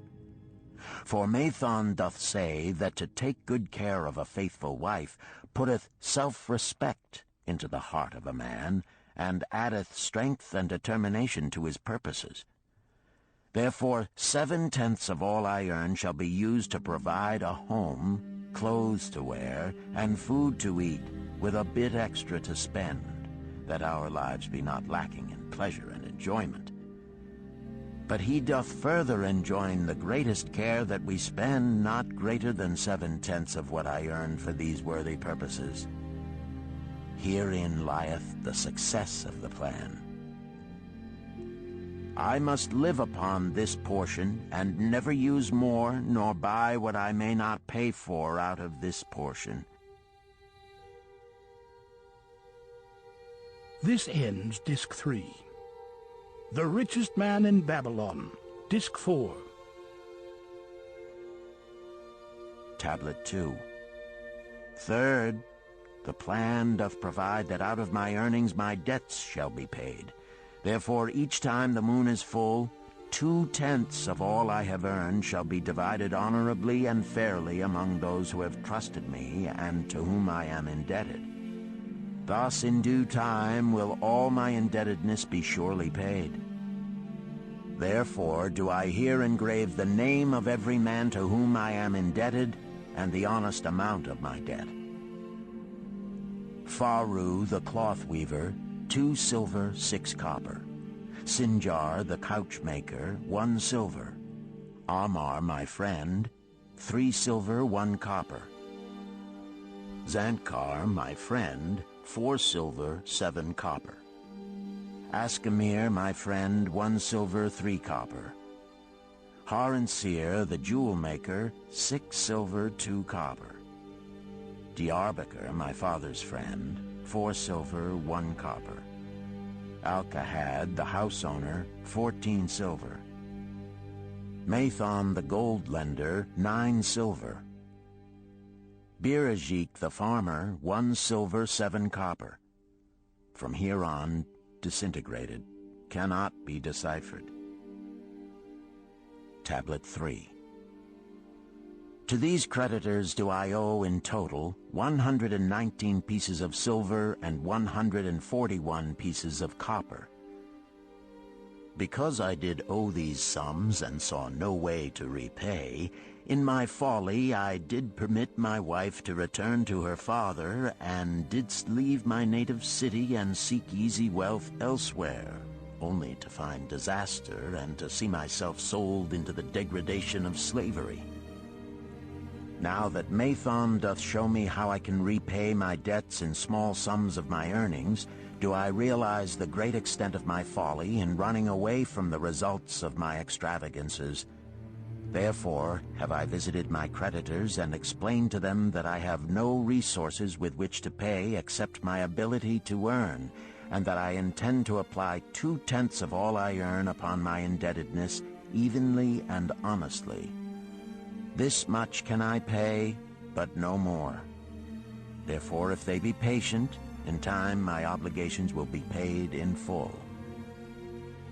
Amar, whom I thought my best friend, reviled me bitterly, and I left him in humiliation. Birajik, the farmer, pleaded that I pay him first, as he didst badly need help. Alkahad, the house owner, was indeed disagreeable, and insisted that he would make me trouble unless I did soon settle in full with him. All the rest willingly accepted my proposal. Therefore am I more determined than ever to carry through, being convinced that it is easier to pay one's just debts than to avoid them. Even though I cannot meet the needs and demands of a few of my creditors, I will deal impartially with all. Tablet 4. Again the moon shines full. I have worked hard with a free mind. My good wife hath supported my intentions to pay my creditors. Because of our wise determination, I have earned during the past moon, buying camels of sound wind and good legs for Nibertor, the sum of 19 pieces of silver. This I have divided according to the plan. 1/10 have I set aside to keep as my own, 7/10 have I divided with my good wife to pay for our living, 2/10 have I divided among my creditors as evenly as could be done in coppers. I did not see Amar, but left it with his wife.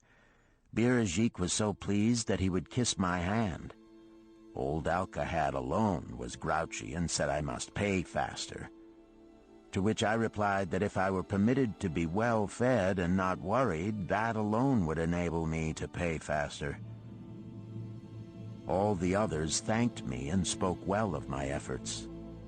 Therefore, at the end of one moon, my indebtedness is reduced by almost 4 pieces of silver, and I possess almost 2 pieces of silver besides, upon which no man hath claim. My heart is lighter than it hath been for a long time. Again the moon shines full. I have worked hard, but with poor success. Few camels have I been able to buy. Only 11 pieces of silver have I earned. Nevertheless, my good wife and I have stood by the plan, even though we have bought no new raiment and eaten little but herbs.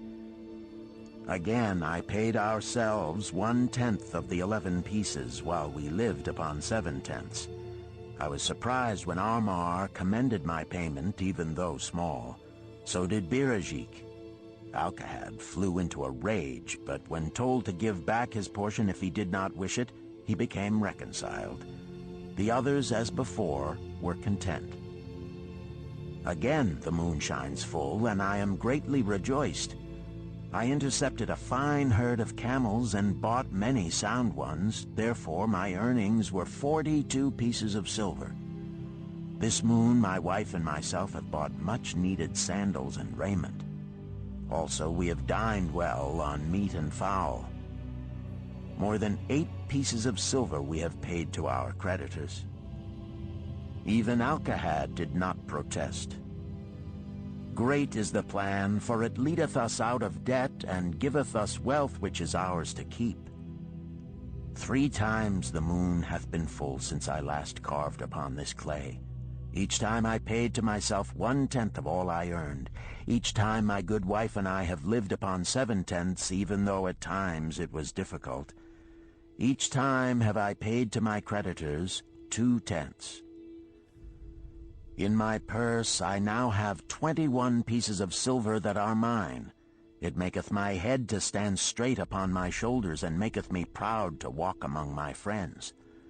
My wife keepeth well our home, and is becomingly gowned. We are happy to live together. The plan is of untold value. Hath it not made an honorable man of an ex-slave? Tablet 5. Again the moon shines full, and I remember that it is long since I carved upon the clay. 12 moons in truth have come and gone. But this day I will not neglect my record, because upon this day I have paid the last of my debts. This is the day upon which my good wife and my thankful self celebrate with great feasting that our determination hath been achieved. Many things occurred upon my final visit to my creditors that I shall long remember. Armar begged my forgiveness for his unkind words, and said that I was one of all others he most desired for a friend. Old Arkad is not so bad after all, for he said, "Thou wert once a piece of soft clay to be pressed and molded by any hand that touched thee. But now thou art a piece of bronze capable of holding an edge. If thou needst silver or gold at any time, come to me." Nor is he the only one who holdeth me in high regard. Many others speak deferentially to me. My good wife looketh upon me with a light in her eyes that doth make a man have confidence in himself. Yet it is the plan that hath made my success. It hath enabled me to pay all my debts and to jingle both gold and silver in my purse. I do commend it to all who wish to get ahead.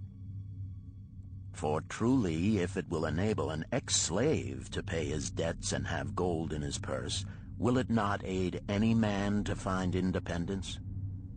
Nor am I, myself, finished with it, for I am convinced that if I follow it further, it will make me rich among men. St. Swithin's College, Nottingham University, Newark-on-Trent, Nottingham, November 7th, 1936. Professor Franklin Caldwell, care of British Scientific Expedition, Hilla, Mesopotamia. My dear Professor, if in your further digging into those ruins of Babylon you encounter the ghost of a former resident, an old camel trader named Dabasir, do me a favor. Tell him that his scribbling upon those clay tablets so long ago has earned for him the lifelong gratitude of a couple of college folks back here in England. You will possibly remember my writing a year ago that Mrs. Shrewsbury and myself intended to try his plan for getting out of debt and at the same time having gold to jingle. You may have guessed, even though we tried to keep it from our friends, our desperate straits. We were frightfully humiliated for years by a lot of old debts, and worried sick for fear some of the tradespeople might start a scandal that would force me out of the college. We paid and paid, every shilling we could squeeze out of income, but it was hardly enough to hold things even. Besides, we were forced to do all our buying where we could get further credit regardless of higher costs. It developed into one of those vicious circles that grow worse instead of better. Our struggles were getting hopeless. We could not move to less costly rooms because we owed the landlord. There did not appear to be anything we could do to improve our situation. Then here comes your acquaintance, the old camel trader from Babylon, with a plan to do just what we wished to accomplish. He jolly well stirred us up to follow his system. We made a list of all our debts, and I took it around and showed it to everyone we owed. I explained how it was simply impossible for me to ever repay them the way things were going along. They could readily see this themselves from the figures. Then I explained that the only way I saw to pay in full was to set aside 20% of my income each month to be divided pro rata, which would pay them in full in a little over 2 years. That in the meantime we would go on a cash basis and give them the further benefit of our cash purchases. They were really quite decent. Our greengrocer, a wise old chap, put it in a way that helped to bring around the rest. If you pay for all you buy and then pay some on what you owe, that is better than you have done, for you ain't paid down the account none in 3 years.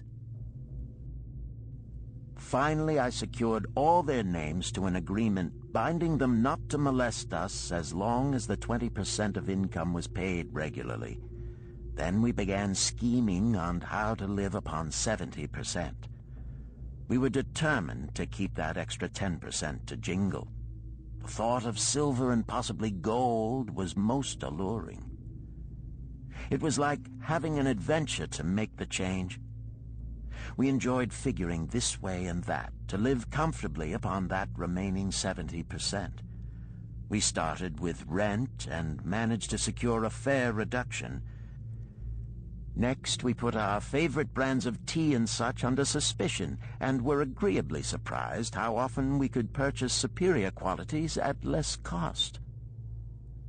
It is too long a story for a letter, but anyhow, it did not prove difficult.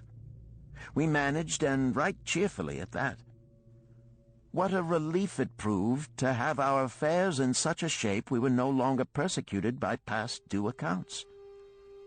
I must not neglect, however, to tell you about that extra 10% we were supposed to jingle. Well, we did jingle it for some time. Now, don't laugh too soon. You see, that is the sporty part. It is the real fun to start accumulating money that you do not want to spend. There is more pleasure in running up such a surplus than there could be in spending it. After we had jingled to our heart's content, we found a more profitable use for it. We took up an investment upon which we could pay that 10% each month. This is proving to be the most satisfying part of our regeneration. It is the first thing we pay out of my check. There is a most gratifying sense of security to know our investment is growing steadily. By the time my teaching days are over, it should be a snug sum, large enough so the income will take care of us from then on. All this out of my same old check. Difficult to believe, yet absolutely true. All our debts being gradually paid, and at the same time our investment increasing. Besides, we get along financially even better than before. Who would believe there could be such a difference in results between following a financial plan and just drifting along? At the end of the next year, when all our old bills shall have been paid, we will have more to pay upon our investment besides some extra for travel. We are determined never again to permit our living expenses to exceed 70% of our income. Now you can understand why we would like to extend our personal thanks to that old chap whose plan saved us from our hell on earth. He knew. He had been through it all. He wanted others to benefit from his own bitter experiences. That is why he spent tedious hours carving his message upon the clay. He had a real message for fellow sufferers, a message so important that after 5,000 years it has risen out of the ruins of Babylon just as true and just as vital as the day it was buried. Yours sincerely, Alfred H. Shrewsbury, Department of Archaeology. Chapter 10. The Luckiest Man in Babylon. At the head of his caravan proudly rode Shahrunada, the merchant prince of Babylon. He liked fine cloth and wore rich and becoming robes. He liked fine animals and sat easily upon his spirited Arabian stallion. To look at him, one would hardly have guessed his advanced years. Certainly, they would not have suspected that he was inwardly troubled. The journey from Damascus is long, and the hardships of the desert many. These he minded not. The Arab tribes are fierce and eager to loot rich caravans. These he feared not, for his many fleet-mounted guards were a safe protection. About the youth at his side, whom he was bringing from Damascus, was he disturbed. This was Hayden Gula, the grandson of his partner of other years, Arid Gula, to whom he felt he owed a debt of gratitude which could never be repaid. He would like to do something for this grandson, but the more he considered this, the more difficult it seemed because of the youth himself. Eyeing the young man's rings and earrings, he thought to himself, "He thinks jewels are for men. Still, he has his grandfather's strong face. But his grandfather wore no such gaudy robes. Yet I sought him to come, hoping I might help him get a start for himself and get away from the wreck his father has made of their inheritance." Hayden Gula broke in upon his thoughts. "Why dost thou work so hard, riding always with thy caravan upon its long journeys?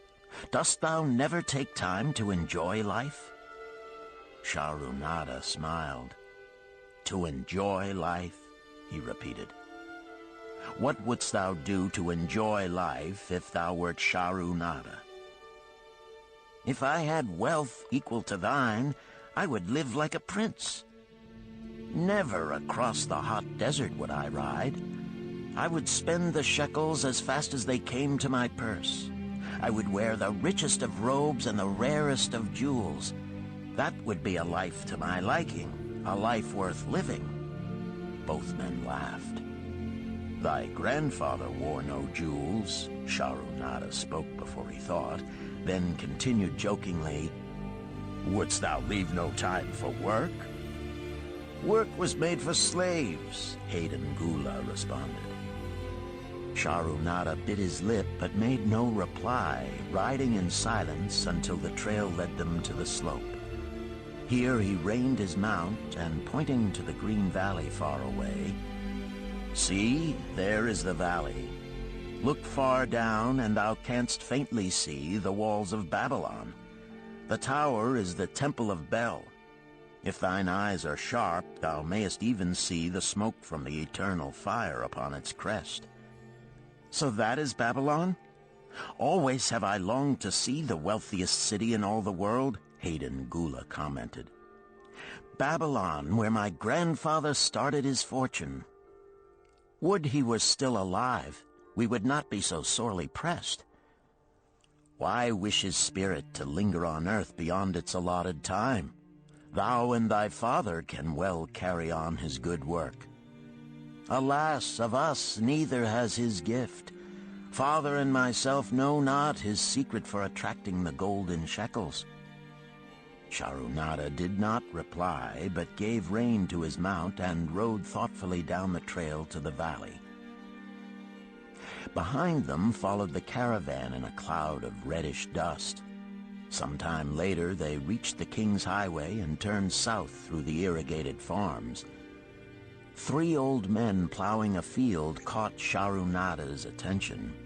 They seemed strangely familiar. How ridiculous. One does not pass a field after 40 years and find the same men plowing there. Yet something within him said they were the same. One, with an uncertain grip, held the plow. The others laboriously plodded beside the oxen, ineffectually beating them with their barrel staves to keep them pulling. 40 years ago, he had envied these men. How gladly he would have exchanged places. But what a difference now. With pride, he looked back at his trailing caravan, well-chosen camels and donkeys loaded high with valuable goods from Damascus. All this was but one of his possessions. He pointed to the plowers, saying, "Still plowing the same field where they were 40 years ago. They look it, but why thinkest thou they are the same?" "I saw them there," Sharunada replied. Recollections were racing rapidly through his mind. Why could he not bury the past and live in the present? Then he saw, as in a picture, the smiling face of Arkad. The barrier between himself and the cynical youth beside him dissolved. But how could he help such a superior youth with his spendthrift ideas and bejeweled hands? Work he could offer in plenty to willing workers, but not for men who considered themselves too good for work. Yet he owed it to Arkad to do something, not a half-hearted attempt. He and Arkad had never done things that way. They were not that sort of men. A plan came almost in a flash. There were objections. He must consider his own family and his own standing. It would be cruel. It would hurt. Being a man of quick decisions, he waived objections and decided to act. "Wouldst thou be interested in hearing how thy worthy grandfather and myself joined in the partnership which proved so profitable?" he questioned. "Why not just tell me how thou madest the golden shekels? That is all I need to know," the young man parried. Sharunada ignored the reply and continued, "We start with those men plowing. I was no older than thou. As the column of men in which I marched approached, good old Megiddo, the farmer, scoffed at the slipshod way in which they plowed. Megiddo was chained next to me. 'Look at the lazy fellows,' he protested. 'The plow holder makes no effort to plow deep, nor do the beaters keep the oxen in the furrow. How can they expect to raise a good crop with poor plowing?' "Didst thou say Megiddo was chained to thee?" Arkad asked in surprise. "Yes, with bronze collars about our necks and a length of heavy chain between us.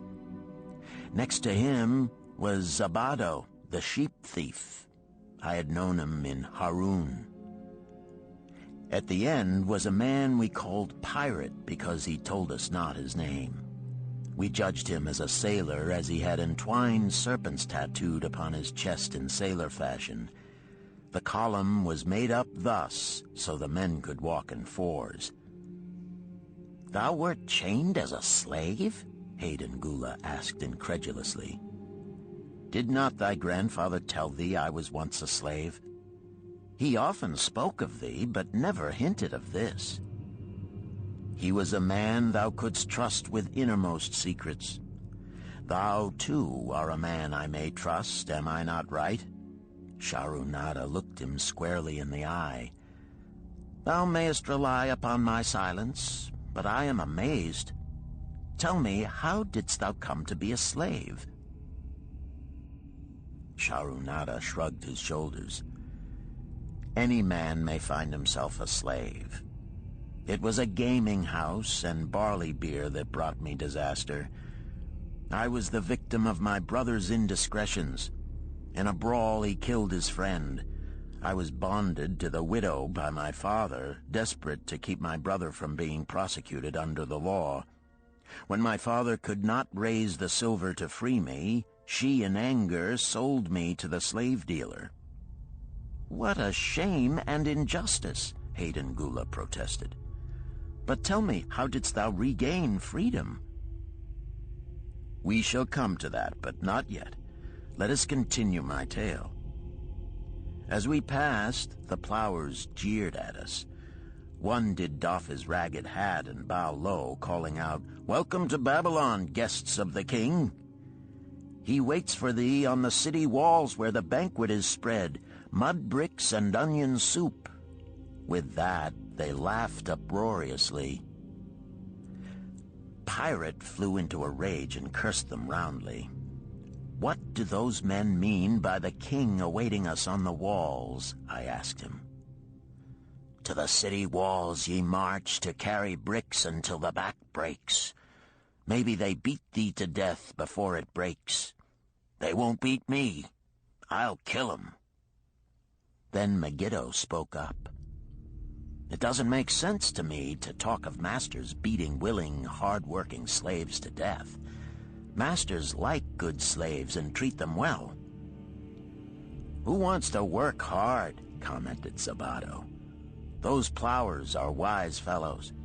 They're not breaking their backs, just letting on as if they be." "Thou can't get ahead by shirking," Megiddo protested. "If thou plow a hectare, that's a good day's work, and any master knows it. But when thou plow only a half, that's shirking. I don't shirk. I like to work, and I like to do good work, for work is the best friend I've ever known. It has brought me all the good things I've had, my farm and cows and crops, everything." "Yea, and where be these things now?" scoffed Sabato. "I figure it pays better to be smart and get by without working. You watch Sabato. If we're sold to the walls, he'll be carrying the water bag or some easy job, when thou, who like to work, will be breaking thy back carrying bricks." He laughed his silly laugh. Terror gripped me that night. I could not sleep. I crowded close to the guard rope, and when the others slept, I attracted the attention of Godoso, who was doing the first guard watch. He was one of those brigand Arabs, the sort of rogue who, if he robbed thee of thy purse, would think he must also cut thy throat. "Tell me, Godoso," I whispered, "when we get to Babylon, will we be sold to the walls?" "Why want to know?" he questioned cautiously. "Canst thou not understand?" I pleaded. "I am young. I want to live. I don't want to be worked or beaten to death on the walls. Is there any chance for me to get a good master?" He whispered back, "I tell something. Thou good fellow, give Godoso no trouble. Most times we go first to slave market. Listen now. When buyers come, tell 'em you good worker, like to work hard for good master, make 'em want to buy. You not make 'em buy, next day you carry brick, mighty hard work." After he walked away, I lay in the warm sand looking up at the stars and thinking about work. What Megiddo had said about it being his best friend made me wonder if it would be my best friend. Certainly it would be if it helped me out of this. When Megiddo awoke, I whispered my good news to him. It was our one ray of hope as we marched toward Babylon. Late in the afternoon, we approached the walls and could see the lines of men, like black ants, climbing up and down the steep diagonal paths. As we drew closer, we were amazed at the thousands of men working. Some were digging in the moat, others mixed the dirt into mud bricks. The greatest number were carrying the bricks in large baskets up those steep trails to the masons. Overseers cursed the laggards and cracked bullock whips over the backs of those who failed to keep in line. Poor, worn-out fellows were seen to stagger and fall beneath their heavy baskets, unable to rise again. If the lash failed to bring them to their feet, they were pushed to the side of the paths and left writhing in agony. Soon they would be dragged down to join other craven bodies beside the roadway to await unsanctified graves. As I beheld the ghastly sight, I shuddered.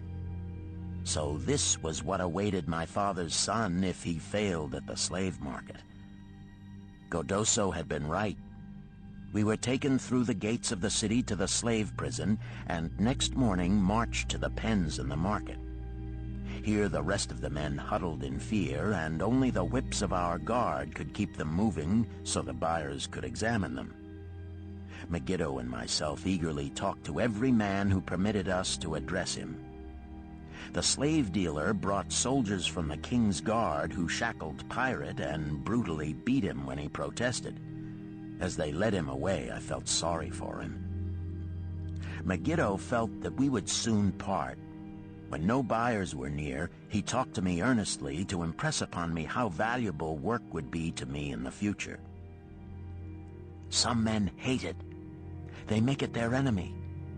Better to treat it like a friend. Make thyself like it. Don't mind because it is hard. If thou thinkest about what a good house thou build, then who cares if the beams are heavy and it is far from the well to carry the water for the plaster? Promise me, boy, if thou get a master, work for him as hard as thou canst. If he does not appreciate all thou do, never mind. Remember, work well done does good to the man who does it. It makes him a better man. He stopped as a burly farmer came to the enclosure and looked at us critically. Megiddo asked about his farm and crops, soon convincing him that he would be a valuable man. After violent bargaining with the slave dealer, the farmer drew a fat purse from beneath his robe, and soon Megiddo had followed his new master out of sight. A few other men were sold during the morning. At noon, Godoso confided to me that the dealer was disgusted and would not stay over another night, but would take all who remained at sundown to the king's buyer. I was becoming desperate when a fat, good-natured man walked up to the wall and inquired if there was a baker among us. I approached him, saying, "Why should a good baker like thyself seek another baker of inferior ways?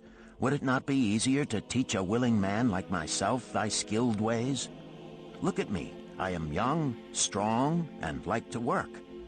Give me a chance, and I will do my best to earn gold and silver for thy purse."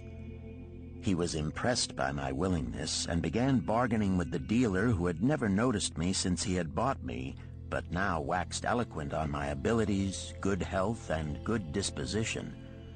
I felt like a fat ox being sold to a butcher. At last, much to my joy, the deal was closed. I followed my new master away, thinking I was the luckiest man in Babylon. My new home was much to my liking. Nananeid, my master, taught me how to grind the barley in the stone bowl that stood in the courtyard, how to build the fire in the oven, and then how to grind very fine the sesame flour for the honey cakes. I had a couch in the shed where his grain was stored. The old slave housekeeper, Swasti, fed me well and was pleased at the way I helped her with the heavy tasks. Here was the chance I had longed for to make myself valuable to my master and, I hoped, to find a way to earn my freedom. I asked Nananeid to show me how to knead the bread and to bake. This he did, much pleased at my willingness. Later, when I could do this well, I asked him to show me how to make the honey cakes, and soon I was doing all the baking. My master was glad to be idle, but Swasti shook her head in disapproval. "No work to do is bad for any man," she declared. I felt it was time for me to think of a way by which I might start to earn coins to buy my freedom. As the baking was finished at noon, I thought Nananeid would approve if I found profitable employment for the afternoons and might share my earnings with me. Then the thought came to me, why not bake more of the honey cakes and peddle them to hungry men upon the streets of the city? I presented my plan to Nananeid this way. If I can use my afternoons after the baking is finished to earn for thee coins, would it be only fair for thee to share my earnings with me, that I might have money of my own to spend for those things which every man desires and needs?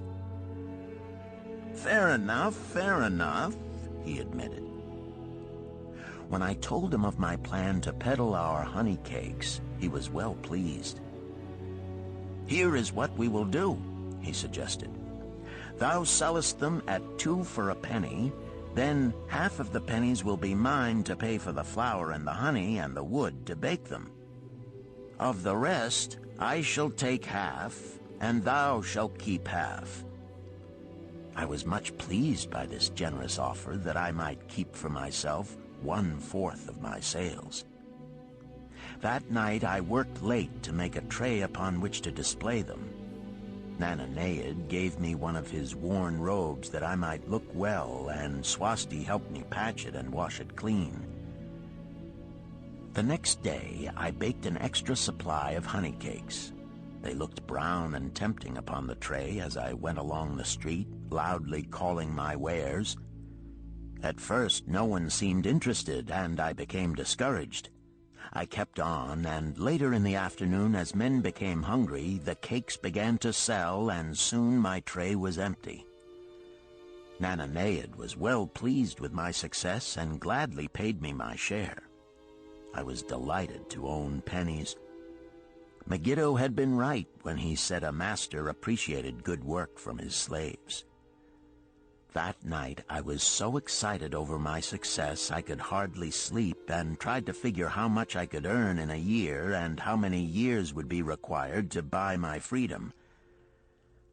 As I went forth with my tray of cakes every day, I soon found regular customers. One of these was none other than thy grandfather, Arkad. He was a rug merchant and sold to the housewives, going from one end of the city to the other, accompanied by a donkey loaded high with rugs and a black slave to tend it. He would buy 2 cakes for himself and 2 for his slave, always tarrying to talk with me while they ate them. Thy grandfather said something to me one day that I shall always remember. I like thy cakes, boy, but better still, I like the fine enterprise with which thou offerest them. Such spirit can carry thee far on the road to success. But how canst thou understand, Hayden Gula, what such words of encouragement could mean to a slave boy, lonesome in a great city, struggling with all he had in him to find a way out of his humiliation? As the months went by, I continued to add pennies to my purse. It began to have a comforting weight upon my belt. Work was proving to be my best friend, just as Megiddo had said. I was happy, but Swasti was worried. Thy master, I fear to have him spend so much time at the gaming houses, she protested. I was overjoyed one day to meet my friend Megiddo upon the street. He was leading 3 donkeys loaded with vegetables to the market. I am doing mighty well, he said. My master does appreciate my good work, for now I am a foreman. See, he does trust the marketing to me. And also, he is sending for my family. Work is helping me to recover from my great trouble. Someday it will help me to buy my freedom and once more own a farm of my own. Time went on, and Nananeid became more and more anxious for me to return from selling. He would be waiting when I returned and would eagerly count and divide our money. He would also urge me to seek further markets and increase my sales. Often I went outside the city gates to solicit the overseers of the slaves building the walls. I hated to return to the disagreeable sights, but found the overseers liberal buyers. One day I was surprised to see Zabado waiting in line to fill his basket with bricks.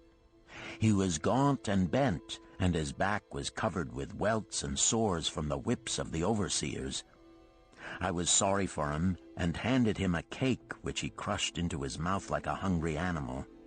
Seeing the greedy look in his eyes, I ran before he could grab my tray.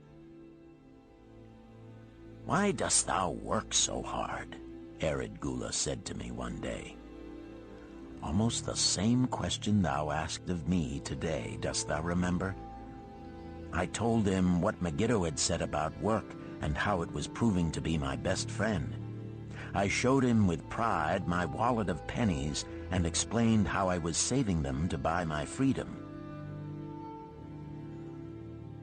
"When thou art free, what wilt thou do?" he inquired. "Then," I answered, "I intend to become a merchant." At that he confided in me, something I had never suspected. "Thou knowest not that I also am a slave. I am in partnership with my master." "Stop," demanded Hayden Gula. "I will not listen to lies defaming my grandfather. He was no slave." His eyes blazed in anger. Sharunada remained calm. "I honor him for rising above his misfortune and becoming a leading citizen of Damascus. Art thou his grandson, cast of the same mold? Art thou man enough to face true facts, or dost thou prefer to live under false illusions?" Hayden Gula straightened in his saddle. In a voice suppressed with deep emotion, he replied, "My grandfather was beloved by all. Countless were his good deeds. When the famine came, did not his gold buy grain in Egypt, and did not his caravan bring it to Damascus and distribute it to the people so none would starve? Now thou sayest he was but a despised slave in Babylon. Had he remained a slave in Babylon, then he might well have been despised. But when, through his own efforts, he became a great man in Damascus, the gods indeed condoned his misfortunes and honored him with their respect," Sharunada replied. "After telling me that he was a slave," Sharunada continued, "he explained how anxious he had been to earn his freedom. Now that he had enough money to buy this, he was much disturbed as to what he should do. He was no longer making good sales and feared to leave the support of his master." I protested his indecision. "Cling no longer to thy master. Get once again the feeling of being a free man. Act like a free man and succeed like one. Decide what thou desirest to accomplish, and then work will aid thee to achieve it." He went on his way, saying he was glad I had shamed him for his cowardice. One day I went outside the gates again and was surprised to find a great crowd gathering there. When I asked a man for an explanation, he replied, "Hast thou not heard? An escaped slave who murdered one of the king's guards has been brought to justice and will this day be flogged to death for his crime. Even the king himself is to be here." So dense was the crowd about the flogging post, I feared to go near lest my tray of honey cakes be upset. Therefore I climbed up the unfinished wall to see over the heads of the people. I was fortunate in having a view of Nebuchadnezzar himself as he rode by in his golden chariot. Never had I beheld such grandeur, such robes and hangings of gold cloth and velvet. I could not see the flogging, though I could hear the shrieks of the poor slave. I wondered how one so noble as our handsome king could endure to see such suffering, yet when I saw he was laughing and joking with his nobles, I knew he was cruel and understood why such inhuman tasks were demanded of the slaves building the walls. After the slave was dead, his body was hung upon a pole by a rope attached to his leg so all might see. As the crowd began to thin, I went close. On the hairy chest, I saw tattooed 2 entwined serpents. It was Pirate. The next time I met Arkad Gula, he was a changed man. Full of enthusiasm, he greeted me. "Behold, the slave thou knewest is now a free man." There was magic in thy words. Already my sales and my profits are increasing. My wife is overjoyed. She was a free woman, the niece of my master. She much desires that we move to a strange city where no man shall know I was once a slave. Thus our children shall be above reproach for their father's misfortune. Work has become my best helper. It has enabled me to recapture my confidence and my skill to sell. I was overjoyed that I had been able, even in a small way, to repay him for the encouragement he had given me. One evening Swasti came to me in deep distress. "Thy master is in trouble. I fear for him. Some months ago he lost much at the gaming tables. He pays not the farmer for his grain, nor his honey. He pays not the moneylender. They are angry and threaten him." "Why should we worry over his folly? We are not his keepers," I replied thoughtlessly. "Foolish youth, thou understandest not. To the moneylender didst he give thy title to secure a loan? Under the law he can claim thee and sell thee. I know not what to do. He is a good master. Why, oh, why should such trouble come upon him?" Not were Swasti's fears groundless. While I was doing the baking next morning, the moneylender returned with a man he called Sasi. This man looked me over and said I would do. The moneylender waited not for my master to return, but told Swasti to tell him he had taken me. With only the robe on my back and the purse of pennies hanging safely from my belt, I was hurried away from the unfinished baking. I was whirled away from my dearest hopes as the hurricane snatches the tree from the forest and casts it into the surging sea. Again, a gaming house and barley beer had caused me disaster. Sasi was a blunt, gruff man. As he led me across the city, I told him of the good work I had been doing for Nananaid, and said I hoped to do good work for him. His reply offered no encouragement. "I like not this work. My master likes it not. The king has told him to send me to build a section of the Grand Canal. Master tells Sasi to buy more slaves, work hard, and finish quick. Bah! How can any man finish a big job quick?" Picture a desert with not a tree, just low shrubs and a sun burning with such fury the water in our barrels became so hot we could scarcely drink it. Then picture rows of men going down into the deep excavation and lugging heavy baskets of dirt up soft, dusty trails from daylight until dark. Picture food served in open troughs from which we helped ourselves like swine. We had no tents, no straw for beds. That was the situation in which I found myself. I buried my wallet in a marked spot, wondering if I would ever dig it up again. At first I worked with good will, but as the months dragged on, I felt my spirit breaking. Then the heat fever took hold of my weary body. I lost my appetite and could scarcely eat the mutton and vegetables. At night I would toss in unhappy wakefulness. In my misery I wondered if Zabado had not the best plan, to shirk and keep his back from being broken in work. Then I recalled my last sight of him and knew his plan was not good. I thought of Pirate with his bitterness and wondered if it might be just as well to fight and kill. The memory of his bleeding body reminded me that his plan was also useless. Then I remembered my last sight of Megiddo. His hands were deeply calloused from hard work, but his heart was light and there was happiness on his face. His was the best plan. Yet I was just as willing to work as Megiddo. He could not have worked harder than I. Why did not my work bring me happiness and success? Was it work that brought Megiddo happiness, or was happiness and success merely in the laps of the gods? Was I to work the rest of my life without gaining my desires, without happiness and success? All of these questions were jumbled in my mind, and I had not an answer. Indeed, I was sorely confused.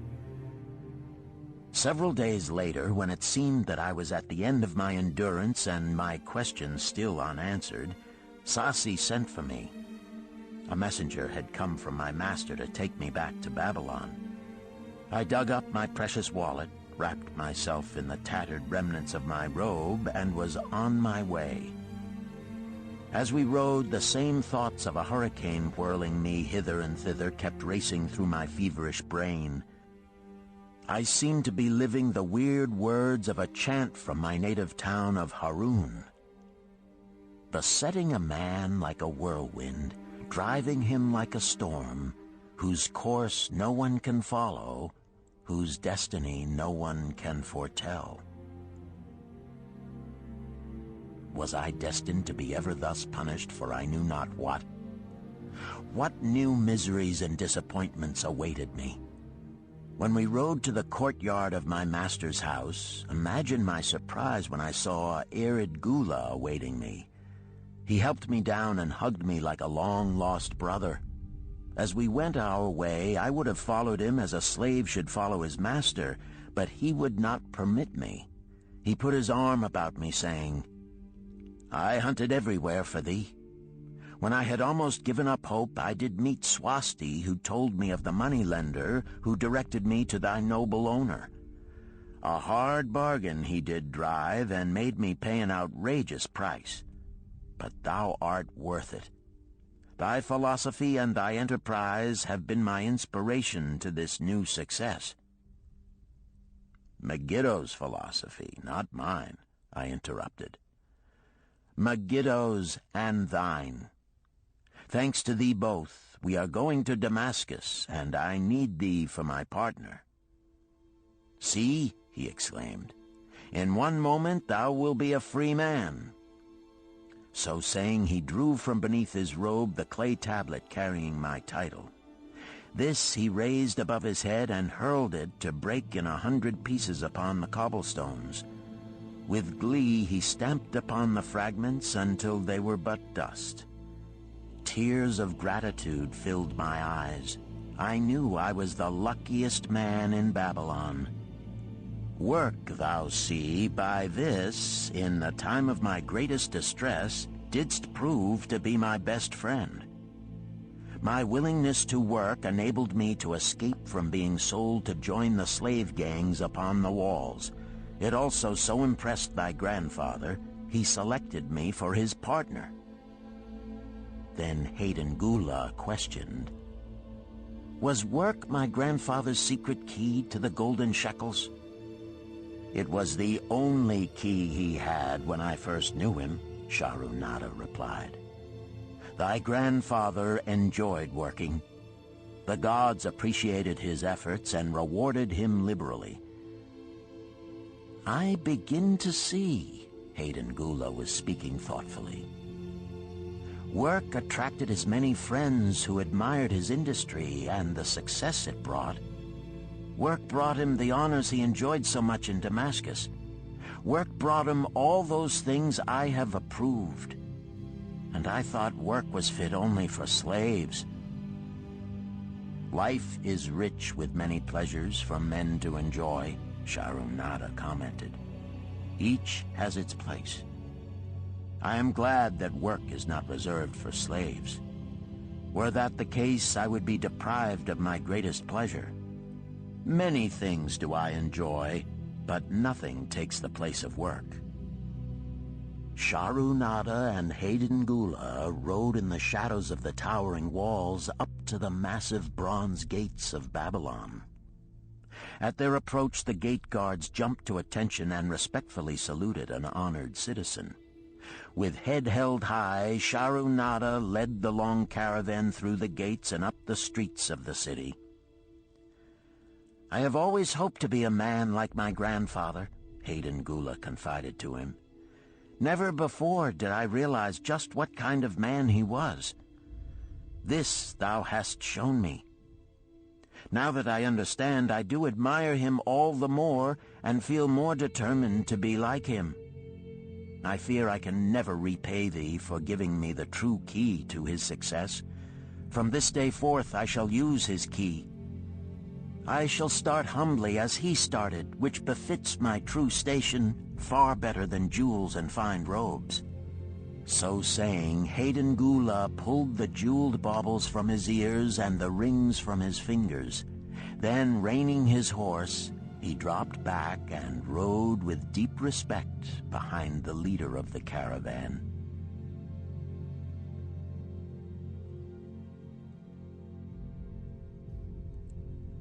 Chapter 11. An Historical Sketch of Babylon. In the pages of history, there lives no city more glamorous than Babylon. Its very name conjures visions of wealth and splendor. Its treasures of gold and jewels were fabulous. One naturally pictures such a wealthy city as located in a suitable setting of tropical luxury, surrounded by rich natural resources of forests and mines. Such was not the case. It was located beside the Euphrates River in a flat, arid valley. It had no forests, no mines, not even stone for building. It was not even located upon a natural trade route. The rainfall was insufficient to raise crops. Babylon is an outstanding example of man's ability to achieve great objectives using whatever means are at his disposal. All of the resources supporting this large city were man-developed. All of its riches were man-made. Babylon possessed just two natural resources: a fertile soil and water in the river. With one of the greatest engineering accomplishments of this or any other day, Babylonian engineers diverted the waters from the river by means of dams and immense irrigation canals. Far out across that arid valley went these canals to pour the life-giving waters over the fertile soil. This ranks among the first engineering feats known to history. Such abundant crops as were the reward of this irrigation system the world had never seen before. Fortunately, during its long existence, Babylon was ruled by successive lines of kings to whom conquest and plunder were but incidental. While it engaged in many wars, most of these were local or defensive against ambitious conquerors from other countries who coveted the fabulous treasures of Babylon. The outstanding rulers of Babylon live in history because of their wisdom, enterprise, and justice. Babylon produced no strutting monarchs who sought to conquer the known world that all nations might pay homage to their egotism. As a city, Babylon exists no more. When those energizing human forces that built and maintained the city for thousands of years were withdrawn, it soon became a deserted ruin. The site of the city is in Asia, about 600 miles east of the Suez Canal, just north of the Persian Gulf. The latitude is about 30 degrees above the equator, practically the same as that of Yuma, Arizona. It possessed a climate similar to that of this American city, hot and dry. Today, this valley of the Euphrates, once a populous irrigated farming district, is again a windswept arid waste. Scant grass and desert shrubs strive for existence against the wind-blown sands. Gone are the fertile fields, the mammoth cities, and the long caravans of rich merchandise. Nomadic bands of Arabs, securing a scant living by tending small herds, are the only inhabitants. Such it has been since about the beginning of the Christian era. Dotting this valley are earthen hills. For centuries they were considered by travelers to be nothing else. The attention of archaeologists were finally attracted to them because of broken pieces of pottery and brick washed down by the occasional rainstorms.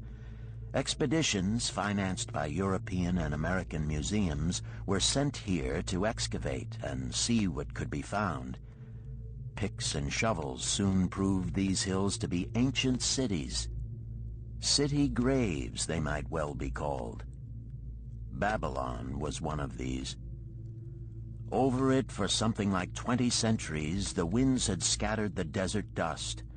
Built originally of brick, all exposed walls had disintegrated and gone back to earth once more. Such is Babylon, the wealthy city, today. A heap of dirt, so long abandoned that no living person even knew its name until it was discovered by carefully removing the refuse of centuries from the streets and the fallen wreckage of its noble temples and palaces. Many scientists considered the civilization of Babylon and other cities in this valley to be the oldest of which there is a definite record. Positive dates have been proved reaching back 8,000 years. An interesting fact in this connection is the means used to determine these dates. Uncovered in the ruins of Babylon were descriptions of an eclipse of the sun. Modern astronomers readily computed the time when such an eclipse, visible in Babylon, occurred, and thus established a known relationship between their calendar and our own. In this way, we have proved that 8,000 years ago, the Sumerites who inhabited Babylonia were living in walled cities. One can only conjecture for how many centuries previous such cities had existed. Their inhabitants were not mere barbarians living within protecting walls. They were an educated and enlightened people. So far as written history goes, they were the first engineers, the first astronomers, the first mathematicians, the first financiers, and the first people to have a written language. Mention has already been made of the irrigation systems which transformed the arid valley into an agricultural paradise. The remains of these canals can still be traced, although they are mostly filled with accumulated sand. Some of them were of such size that, when empty of water, a dozen horses could be ridden abreast along their bottoms. In size, they compare favorably with the largest canals in Colorado and Utah. In addition to irrigating the valley lands, Babylonian engineers completed another project of similar magnitude. By means of an elaborate drainage system, they reclaimed an immense area of swampland at the mouths of the Euphrates and Tigris rivers and put this also under cultivation. Herodotus, the Greek traveler and historian, visited Babylon while it was in its prime and has given us the only known description by an outsider. His writings give a graphic description of the city and some of the unusual customs of its people. He mentions the remarkable fertility of the soil and the bountiful harvest of wheat and barley which they produced. The glory of Babylon has faded, but its wisdom has been preserved for us. For this we are indebted to their form of records. In that distant day, the use of paper had not been invented. Instead, they laboriously engraved their writing upon tablets of moist clay. When completed, these were baked and became hard tile. In size, they were about 6 by 8 inches and an inch in thickness. These clay tablets, as they are commonly called, were used much as we use modern forms of writing. Upon them were engraved legends, poetry, history, transcriptions of royal decrees, the laws of the land, titles to property, promissory notes, and even letters which were dispatched by messengers to distant cities. From these clay tablets, we are permitted an insight into the intimate personal affairs of the people. For example, one tablet, evidently from the records of a country storekeeper, relates that upon the given date, a certain named customer brought in a cow and exchanged it for 7 sacks of wheat, 3 being delivered at the time, and the other 4 to await the customer's pleasure. Safely buried in the wrecked cities, archaeologists have recovered entire libraries of these tablets, hundreds of thousands of them. One of the outstanding wonders of Babylon was the immense walls surrounding the city. The ancients ranked them with the Great Pyramid of Egypt as belonging to the 7 wonders of the world. Queen Semiramis is credited with having erected the first walls during the early history of the city. Modern excavators have been unable to find any trace of the original walls, nor is their exact height known. From mention made by early writers, it is estimated they were about 50 to 60 feet high, faced on the outer side with burnt brick, and further protected by a deep moat of water. The later and more famous walls were started about 600 years before the time of Christ by King Nabopolassar. Upon such a gigantic scale did he plan the rebuilding, he did not live to see the work finished. This was left to his son Nebuchadnezzar, whose name is familiar in biblical history. The height and length of these later walls staggers belief. They are reported upon reliable authority to have been about 160 feet high, the equivalent of the height of a modern 15-story office building. The total length is estimated as between 9 and 11 miles. So wide was the top that a 6-horse chariot could be driven around them. Of this tremendous structure, little now remains except portions of the foundations and the moat. In addition to the ravages of the elements, the Arabs completed the destruction by quarrying the brick for building purposes elsewhere. Against the walls of Babylon marched, in turn, the victorious armies of almost every conqueror of that age of wars of conquest. A host of kings laid siege to Babylon, but always in vain. Invading armies of that day were not to be considered lightly. Historians speak of such units as 10,000 horsemen, 25,000 chariots, 1,200 regiments of foot soldiers with 1,000 men to the regiment. Often 2 or 3 years of preparation would be required to assemble war materials and depots of food along the proposed line of march. The city of Babylon was organized much like a modern city. There were streets and shops. Peddlers offered their wares through residential districts. Priests officiated in magnificent temples. Within the city was an inner enclosure for the royal palaces. The walls about this were said to have been higher than those about the city. The Babylonians were skilled in the arts. These included sculpture, painting, weaving, gold working, and the manufacture of metal weapons and agricultural implements. Their jewelers created most artistic jewelry. Many samples have been recovered from the graves of its wealthy citizens and are now on exhibition in the leading museums of the world.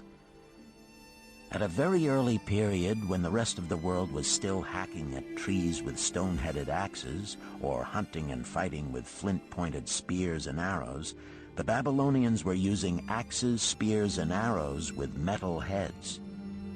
The Babylonians were clever financiers and traders.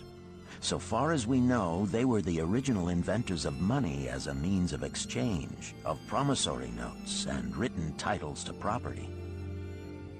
Babylon was never entered by hostile armies until about 540 years before the birth of Christ. Even then, the walls were not captured. The story of the fall of Babylon is most unusual.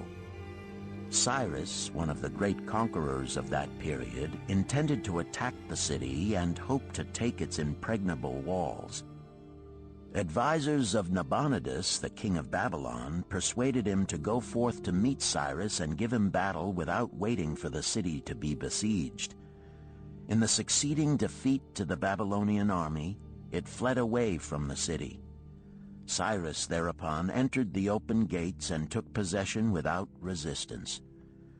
Thereafter, the power and prestige of the city gradually waned until, in the course of a few hundred years, it was eventually abandoned, deserted, left for the winds and storms to level once again to that desert earth from which its grandeur had originally been built. Babylon had fallen, never to rise again, but to it civilization owes much. The eons of time have crumbled to dust the proud walls of its temples, but the wisdom of Babylon endures. The End.